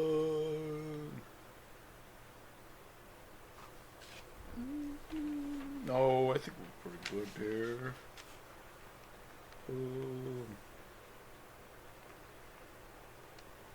Yeah, it's just you had to fight those 3 doggos, dude, and you had to like fake them out on the fence. Yeah, motherfuckers. Dumb motherfucking doggos. No, that shit, that little like back and forth, like you can't achieve your goal in one go. You kind of have to like chip away at it. There's like a little bit of patience that you're taught. And the multi-tiered automaton puzzle before the sound wave pulse. Multi-automaton. Shoot. But you remember when you had to go in that big sand facility before you went to the pulse. The big sand. There's like a big sand facility there. I'm sure. Oh, the mines. Yeah. The mines, right? Right. That's probably a better way to describe it. Right. No, that place is fucking awesome. You collect a whole group of fucking homies, dude.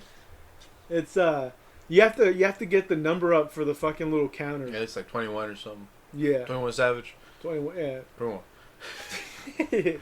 3 fucking levels to it. I love the way you're supposed to tackle the problem solving. How about how you hear the pulse the whole time as you get close to it? Sure. You hear it like behind the door.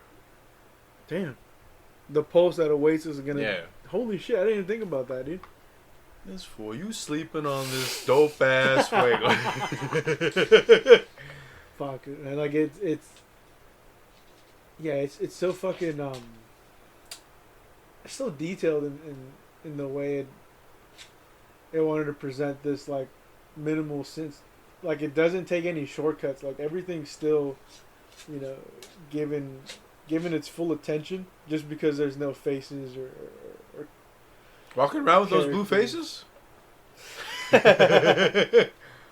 You're breaking me down, honey. But fuck, dude, like well, what this sound level, like this was the one that probably gave me the most trouble just because you have to pass through with the door. You gotta like time a thing that spins, and like you don't realize, you probably don't realize when you first time through you gotta stop it. Yeah. You can't be spinning. Can't be spinning, homie, they spinning. Like Chris Rock. They spinning, homie, they spinning. It's like it's. I don't know where the fuck they found that flimsy ass metal that stands up against this shit though. Shit. It's constantly throwing different things at you in this short game. Different mechanical concepts. You got the yellow hydraulic crates. Yeah. And it's a lot of physics-based puzzles too, and which is like it's interesting. You're giving, you know, genuine fun puzzles to the gamer to fucking solve, and you know, fuck, you can't help but have a blast doing it. You know, they're not elementary. They're not too fucking, you know, they're not too easy in that fucking sense. But we had the fucking, what's this whole level. Like it's so weird too because if everything else made sense, and then you get to this like Pulse? bigger industrial sized level, where Well, they had an artificial forest in one of them before that. That was already a little weird. You remember that one? the beginning. Closer to where we first meet the mermaid. Oh shit! There's like a synthetic forest in one of the facilities you go in. Oh, And it's just damn. like, Jesus Christ, the fuck are these redwoods doing in this building? Just don't make no sense. Damn, dude. Yeah, that must have slipped by. That's a quick, because you like step out. It's right before you go. You do those barrels. Do the little barrel rock. You're right. And you use the fucking thing to jump up to like the little platform. Yeah, you're right, dude. They did fucking create that artificial environment. Fucking. I don't know what the fuck is going on. I don't know why they get the money for all this bullshit. Yeah, I don't fucking know either. If we went from the factory, we talked about the subway a little bit. Eat fresh? Hey, you know how it go. You don't talk about that, Fogel. the fucking the depths where you start to maneuver the little tank or the little sub. You know, do little fucking jumps, charge it up, destroy fucking environments. All this kind of charge. We didn't touch on the inverted water yet. Oh, that's right.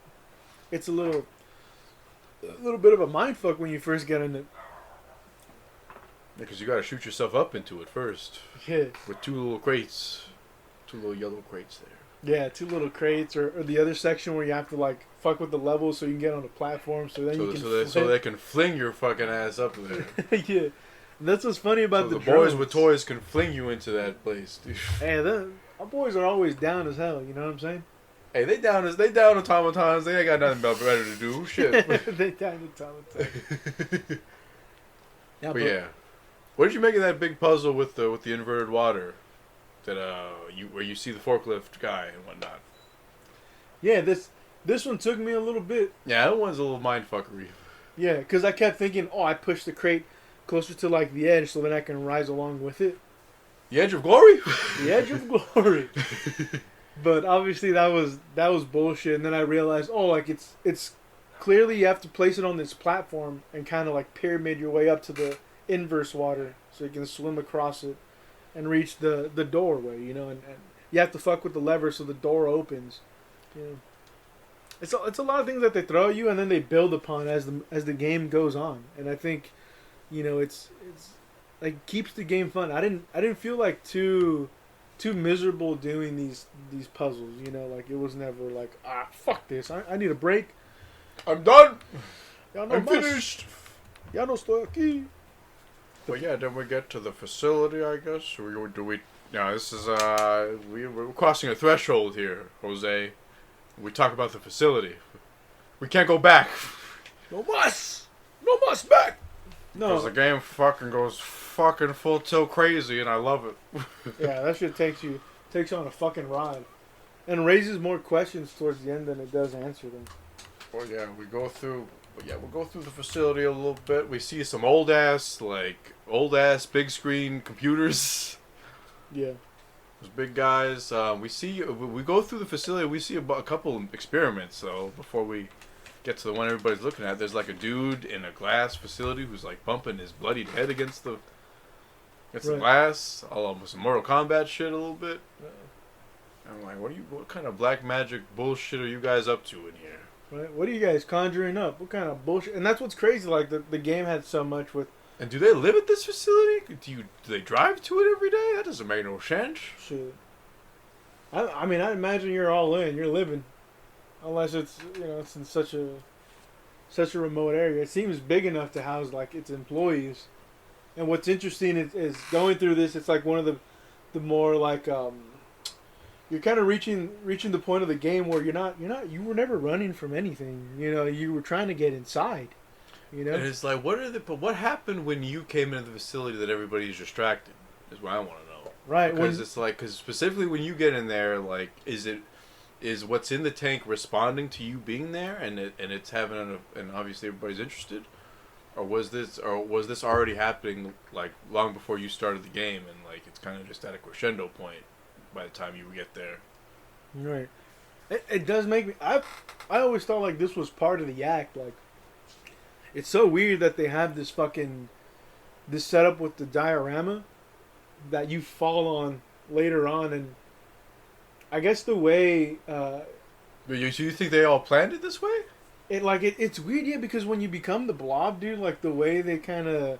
Hey, what are you talking about? We haven't gotten there yet. No, I know we haven't gotten there, but it's like, you know what I'm saying? It's like, again, like it takes you on this speculation craze, man. Because it's. I don't know. Too many people get clipped for it to be planned, I think. Too many people to get clipped. Yeah. I don't. Yeah. Everybody's too frightened and scared, Bro. as organized as they are. Right.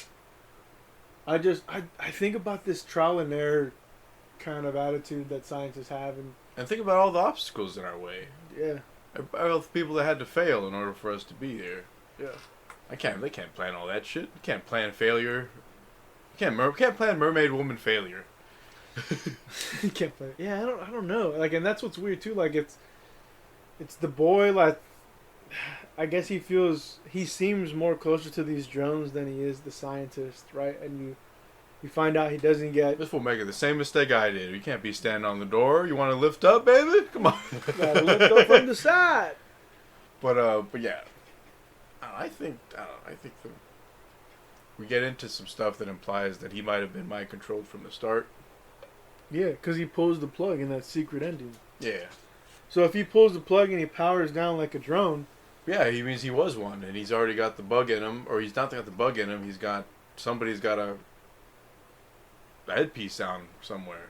Right, and so like that's the big question. Like, who's controlling the drone? Is it someone who used to work for the company? Is it the blob himself? Like, there are maybe no somebody straight wanted answers. who wanted to WikiLeaks the shit. WikiLeaks expose it. Expose that shit. Shit. Maybe, but that's what's weird about the diorama, where it has this like little like landscape of a mountain almost, or that kind of fucking that kind of natural occurring event, and you have like this spotlight that's just a few feet away from this body of water. Moonlight? Spotlight? Moonlight, spotlight, and this guy like he lands on that specific spot. So like it's also like a bigger question of when they built that diorama, like why does it look alike from that final scene? Like is this final scene still part of the lab, and its grand fucking scale? Did they house this thing and like simulate what this sentient being would do if it tried to escape? Like it's so weird. There's we have to talk about it when it escapes, but I don't think it was ever had any malice plan. Right, like, yeah, it wasn't trying to kill like in Carry On. which it kind of reminds me a little bit when you become the blob. You know, in like the way you like squish. Are we going into blob territory here? Are we crossing in? Hey, we could just with the facility and you know what else would you think? Let's talk about Sammy for a bit before we talk. No, I'm just kidding. But yeah, you get in. Yeah, I think he's obviously always trying to get to the blob for either. I don't know, but it's I don't know the whole plot of like him getting. Because he stopped along every which way by people with tranquilizer darts, by every like conceivable thing tries to stop him, which is like I really don't have a hard time believing it was preordained by the bunch of these fuckers in suits. Right.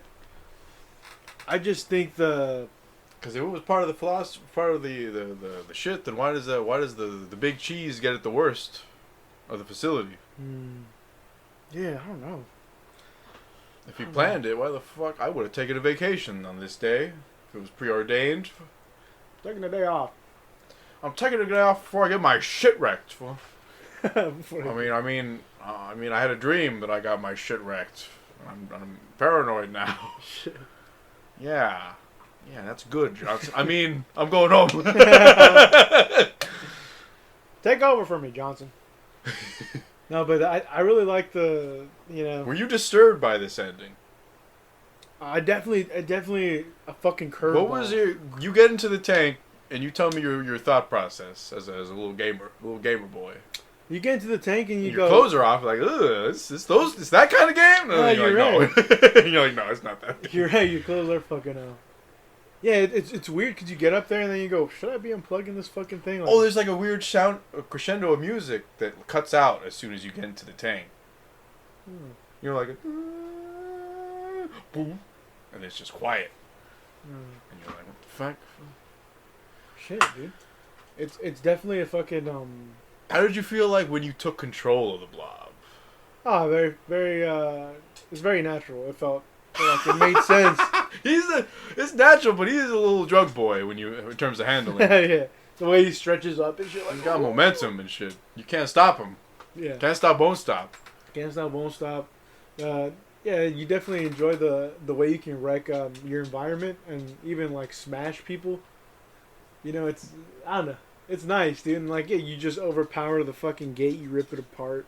It's weird though. Like when you're unplugging the shit, like I said, like, should I really be fucking doing this? So the minute you get sucked up, it's like, well, what the fuck happened? Am I gonna like just use this guy to escape and then that's it? And like none of that happens either. You know, you just become consumed and like, you know, you begin the journey of escaping the fucking facility. And your boys even help you with your little blob.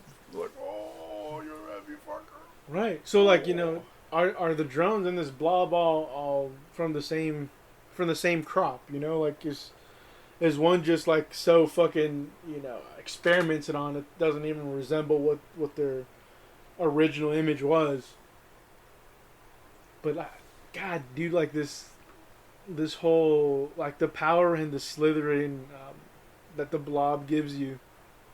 And it's so fucking weird because you hit this moment where you're above like a little hole and someone's got like that bait of that little gravity box that you pull the string on.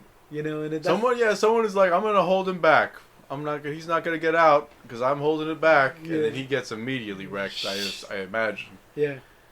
There's this other dude who's scared, and you have to put yourself up against the wall so we can open the door and you can. It's like, I'll open it so you can fuck off. Yeah. Can you fuck off a little bit? Yeah. I see what you mean about the diorama now, but see how like the light falls on like that one specific spot, and like yeah, that's where I you feel go like down. It could be a you know those government facilities where they're like, here's how we look to the environment around here. You know, this is, you know what I mean? Yeah. It could easily have been that you just dropped on a new hire session where they're like, all right, here's where we are, right. The facility, and whatnot. I don't know. It's a mind fuck a little bit, dude. And yeah, I didn't even notice that. That's so wild. It's you know, like again, this game's so fun and like what it was able to do and the story it was able to tell. Because you know, I'm over here, you know, still enjoying it, and the other ones, you know, other games could be a little more forgettable. Like let's say Prototype. You know, like I played it and it was fun, dude, but You know, Didn't stick with you? they didn't stick with me like this. I know, like, you turn into like little fucking weapons for hands. Yeah, it's like, why would this dude coming up stick around if he knew it was gonna happen? Right, get the fuck out of Dodge. Yeah, this guy right here. This guy with the suit and tie is just fucking. Yeah, and he gets it the worst, dude. Oh, Yeah. wow, it's quick, but goddamn. Yeah. He's squished as hell. And then you gotta wear his blood for the rest of the motherfucker. You gotta wear his blood like trousers, dude. Wear his blood.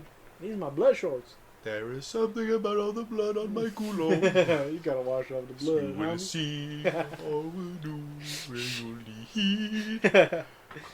But yeah, I love that shit, man. I love the way it lets you not so much let your imagination fill in the blanks, but Hey, when you opened the big vent in the basement, did you think the game was asking you to off yourself? the vent in the big base. The big furnace, I should say. That you used to light the box. Oh no, not at all, not at all. Because there's some, I watched a couple Let's Players and they're like, oh man, this game's getting dark, because that's what they're asking for. Oh, shit. And they tried to climb in, but like the game doesn't let you though, thankfully. Yeah. No, at that point I was a little puzzle boy. I knew they wanted me to throw something in there. I just didn't know. Puzzle boy. My And you little- gotta heap ho while your hands burn and shit. Ow, ow, That's right. You gotta pop the little firebox. ow. They feel all the people mishmashed in there Yeah. are like screaming and shit. That shit ain't fun. Those doggos are pretty brave when they're barking at that blob. They get smashed to hell. But yeah, I think it's probably, man, I keep saying this, but every time you recommend something, it it does, blow my hair back in the sense it's like, oh, this game exists, and You never knew it, man. Yeah, you didn't know all this shit, and I've been playing games since I was a kid too, dude. But like I said, just the way you approach games and the way you admire them, like I would imagine there's like a level of depth of shit. Like, and I know some of my shit too, dude. But it's just shit like this. Like again, I couldn't help but walk away just completely impressed and blown away by by the presentation, by the gameplay. What's your familia thing? Really, like, man, what's this weirdo game you play? Yeah, I mean, I played it here in my room, so none of my family really You didn't experienced play it. you with the whole fam. Yo, let's check out this sick ending of this game right here. Yeah, sometimes I like to play in the living room just because it's more room. But no, I showed Justine, my girlfriend, and she's just, she's very intrigued and pulled by it too. It's like I said, it's just a completely different game, man. And I wouldn't have expected all this off a game called Inside. Holy shit! And like that's just me being an idiot sleeping on the fucking developer and publisher, You should know. You've heard of Limbo, you little bastard. Yeah, for sure. You I've had a little Xbox when that came out. Yeah, for sure. And it's like I said, it's probably like it raised a lot of questions and shit, dude. Like from the boy to like the whole lab and like. Well, what do you think was the Blob's goal? The Blob's goal. Was it just to get to the shoreline there? To get out? I always assumed it was just to break free, but that's what's so weird because when what is it doing when it breaks free? Is it dying? Is it charging up? Is it taking a little nap? right? I don't know. It's kind of breathing a little bit at the end there still. Yeah, it's like it achieved its goal and it's like bathing in the fucking sunlight. It's Or it never was supposed to last sunlight, and its suicide was the sun. Well, why not just throw yourself in the furnace? right. Why not just off it? Yeah, I fucking. What a weird way to end that shit too, because you roll down that fucking hill, and once you hit that spotlight. Yeah, the camera kind of cranes back for a long time, and then the credits roll. Yeah, dude. And it cranes back in a very subtle way, where you're like, "Am I done yet? I don't even know if the camera's moving right now." No, it's moving. Yeah. I'm watching the edges of the screen. Damn it. I can see the damn bullshit. But dude, what a fucking way to end it too, because it's, it's such an exclamation point on this whole fucking title, and when you hit that point, like again, it just gives you this feeling like, well, did you really make it, or is this, this just another part of the fucking? Is we really world? people down here? What if God was one of us? Just a blob like one of us. Trying to make his blob home. Trying to make his blob home. Yeah, dude. Probably one of my favorite games that he recommended. Yeah. You didn't tell me if it was better than Alan Wake yet, though. Yeah. Oh! I'll say yes. Damn! I'll say yeah. Because this game... I'm offended. Damn good game. Yeah. I like this, dude. It's. I think it's ambitious even though it's a shorter title. And, like, I don't give a fuck. I know you gifted this to me. You know what I mean? Did But I? I'm pretty sure you gifted me Limbo and Inside. He's like, I didn't buy this shit. No. I'm pretty sure. Unless, yeah, I don't know. I'm pretty sure, like I said. So I just think that it's, like, again, it's one of the more rarer feats in video games where you can do something like this that, you know, isn't trying to sell you on, like, the protagonist. Like, he's the face of this game. He's the face of this franchise. And Little Beast Boy is the face of this game. yeah, little beast. Little Beast. He a beast. He beast mode. But man, dude, like I said, just what a hell of a fucking entry for anyone to fucking create and then put out here, and for, you know, 6 years later to still play it and still feel that way. It's like there's modern games being put out now. So I can only imagine the creative and innovative shit that they're doing. But man, dude, this fucking game, man. Yeah, it's definitely one of my game of the year 2016. I don't know about you. I know you probably have to look at what you played that year. Right. Yeah, I'd have to look, but I mean, I wouldn't be mad with that at all, dude, because it's a hell of a game. But yeah, just a little bit of trivia on inside. Wall clocks inside the game reflect the real time, the time of your system clock, which is kind of like a lot of effort for something that I didn't fucking notice. Uh-huh. And what about the part where they try and trick you into the tank? When they try to trick you into the tank? Yeah, they put a little thing on a string and they trick you into a tank. Oh, and then you have to pull the panels on the side and then break free. Yeah, they right? do like you like those yellow crates, huh? We'll step on this. Yeah, that's what I'm saying. Like, they baited and lured you. That's why I think it's like can't be preordained, because they clearly wanted to get your happy ass back when you escaped. Mm-hmm. But where the fuck did they all come from too? Because they kind of appear at the top of the tank there. I'm like, where were you all hiding? Yeah. But yeah, last bit of trivia is we have 3 games to look forward to from both Play Dead devs and former Play Dead devs. Former designer Hepe Carlson has formed his own studio to make a Cocoon, a game coming to Game Pass. Cocoon's probably my least favorite one, because it looks like a very strange game, but it doesn't. Looks kind of mechanically basic compared to something like Inside, but I don't know. Former co-founder Dino left amicably to form Jump Ship, which will release Somerville. I don't know if you've heard of Somerville. No. That's probably like the most intriguing game I've seen. Well, it's probably the only game we've seen that come from a little while ago. But and then of course we have the mysterious Untitled game from Playdead, which we only have like a screenshot of. A single screenshot to go off of here. I'm showing you right now. That's all we got from it. Okay, I can get the kind of. Yeah, that's all we got from there. But yeah, 3 games on the horizon coming from people who touch this game here, so should be good. Art Jensen, the director, killing it on both this and Limbo. And I believe their 3rd game too. So. Yeah, good shit. Good shit. Fucking Inside, dude. Like, what a hell of a game where your character, you get thrown into life with no instruction, no aid. It's a game about life. no inventory. Well, like, the way you're thrown into life, dude, like, you're not coming in with a whole bunch of shit, dude. You have to come into life and you have to figure it out on your own. I mean, just like that generic thing where, like, it's a thing of fiction. Oh, it's about life. That's what it's about. Goodfellas is about life. It's just like the lazy explanation. God damn it.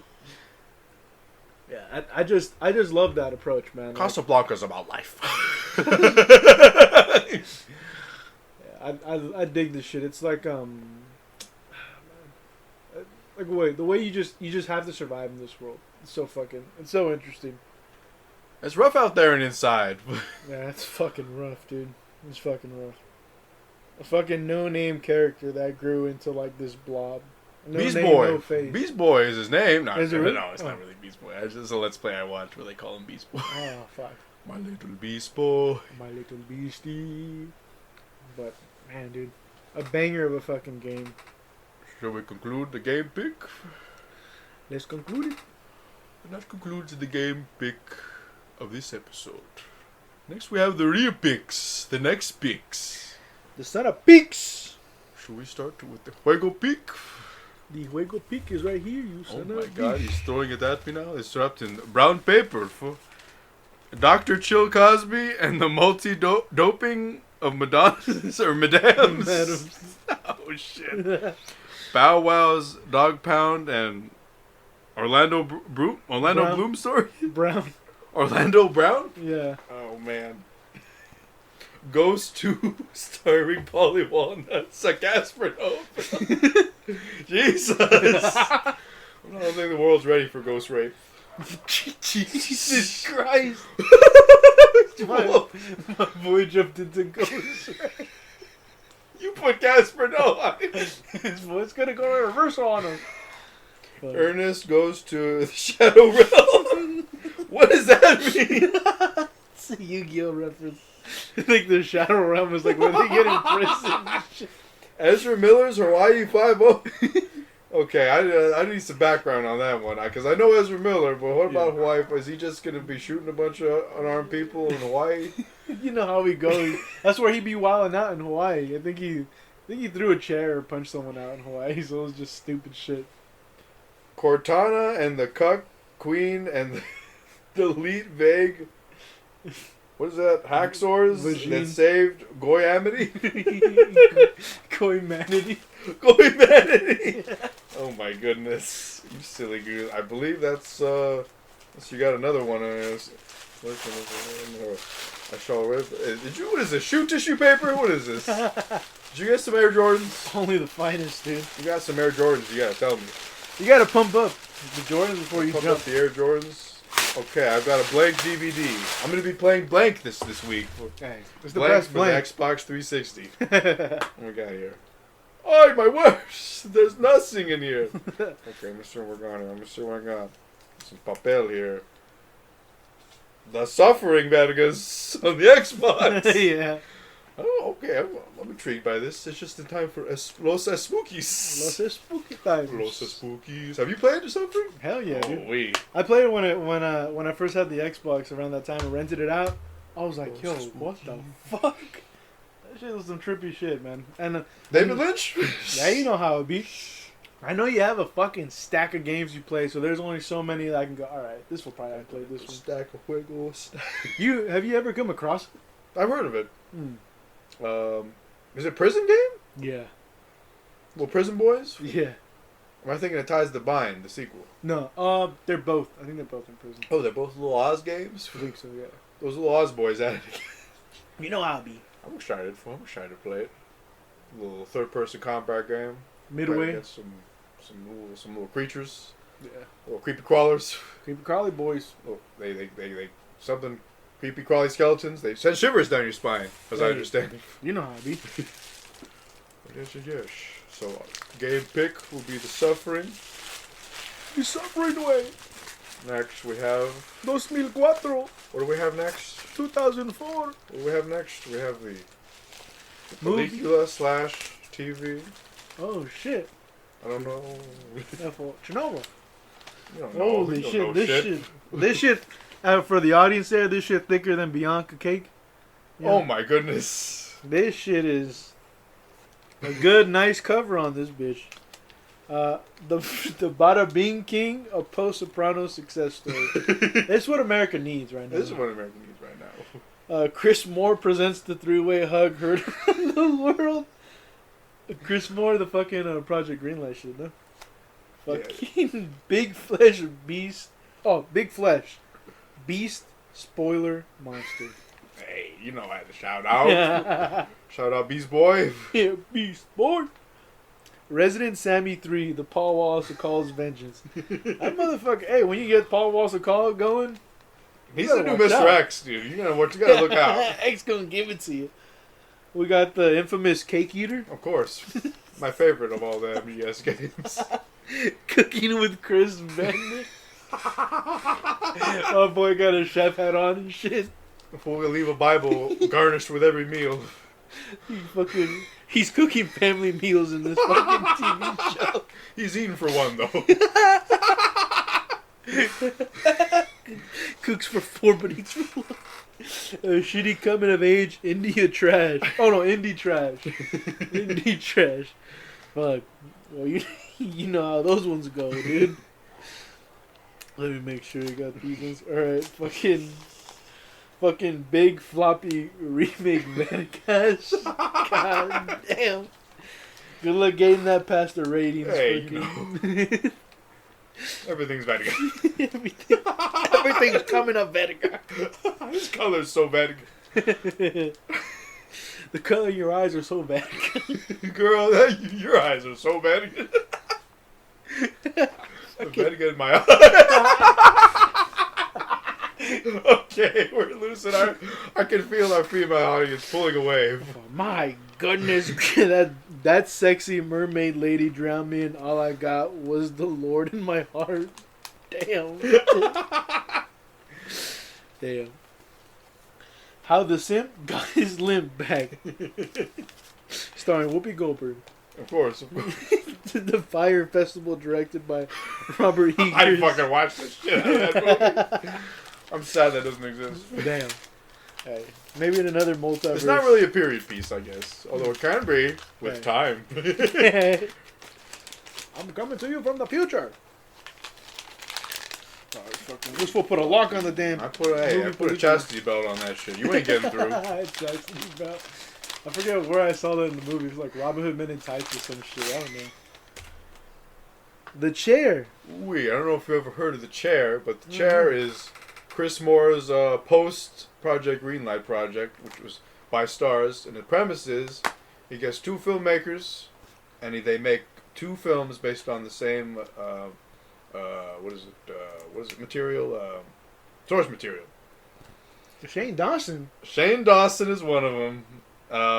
This was before he got canceled, so I guess we're in a little bit of controversy there. And then a filmmaker you've never heard of, Megan Hollidaysburg. Oh, Hollidaysburg. But yeah, it's a 10-episode 1-hour reality show. Kind of covers the making of these 2 movies. Yeah, that's the pick this week. The 2 films are optional. I'm sure you'll probably want to watch. So I don't suggest the Shane Dawson one. Oh shit! So the pick is the series, not so much the movies. Yeah, the pick is the series. The movies are optional. Oh shit! Yes, that is the share way. How come you went from Stars to? I mean, how come you went from HBO to Stars? Is that a Chris Moore? I guess he couldn't get this show at HBO. Project Greenlight was canceled like 3 times, bro. Yeah, that's true. It's coming back with Issa Rae, I think. Issa Rae. So The Chair. The complete first season. Mm-hmm. Every director. Yeah. Oh shit! They didn't make season 2. Every director has their own take. A Starz original filmmaking experiment. So it's kind of like Project Greenlight. Yeah, 1-hour show. They curse. They do all types of shit on there. It's nice. I recommend. My sweet little Verga. I am excited about this thing. So we got The Suffering on the Xbox and Chris Moore's The Chair. Those are picks. The Chair. The fucking, like, it's almost like an unofficial Project Greenlight. That's why, yeah. That's just nice. nice. The long lost episode series. We've been hankering for it until the new shit come out. But hey, man, that's nice. I'm excited to see this shit. I like the behind the scenes, man. Like, cause I don't know. Usually you hear people say like, I want to make a movie, and you see like the real work and just pre-production. You're like, oh shit, dude. Like, you need the right people. You need a crew. You'll find out it's not Betty Varga when we make a film. Not Verga at all. Is it Varga or Verga? For fuck's sake. Verga. So wait, you telling me that the Verga is slang for dick and it's cool? Slang for cool? Yeah. That's confusing. Multi-use. Multi-use Verga. Multi-purpose Verga. Detachable Verga. That's like the sadness, dude. Oh man. There's no Verga mutilation in that movie. I know of. Thank Christ, it's not Antichrist. I just got a Vietnam flashback. And with that, we're gonna end this. episode of Swimming with Game Sharks. I've been Jimmy over here, Well, I've been Jose. and we've been Verga. We've been dead going.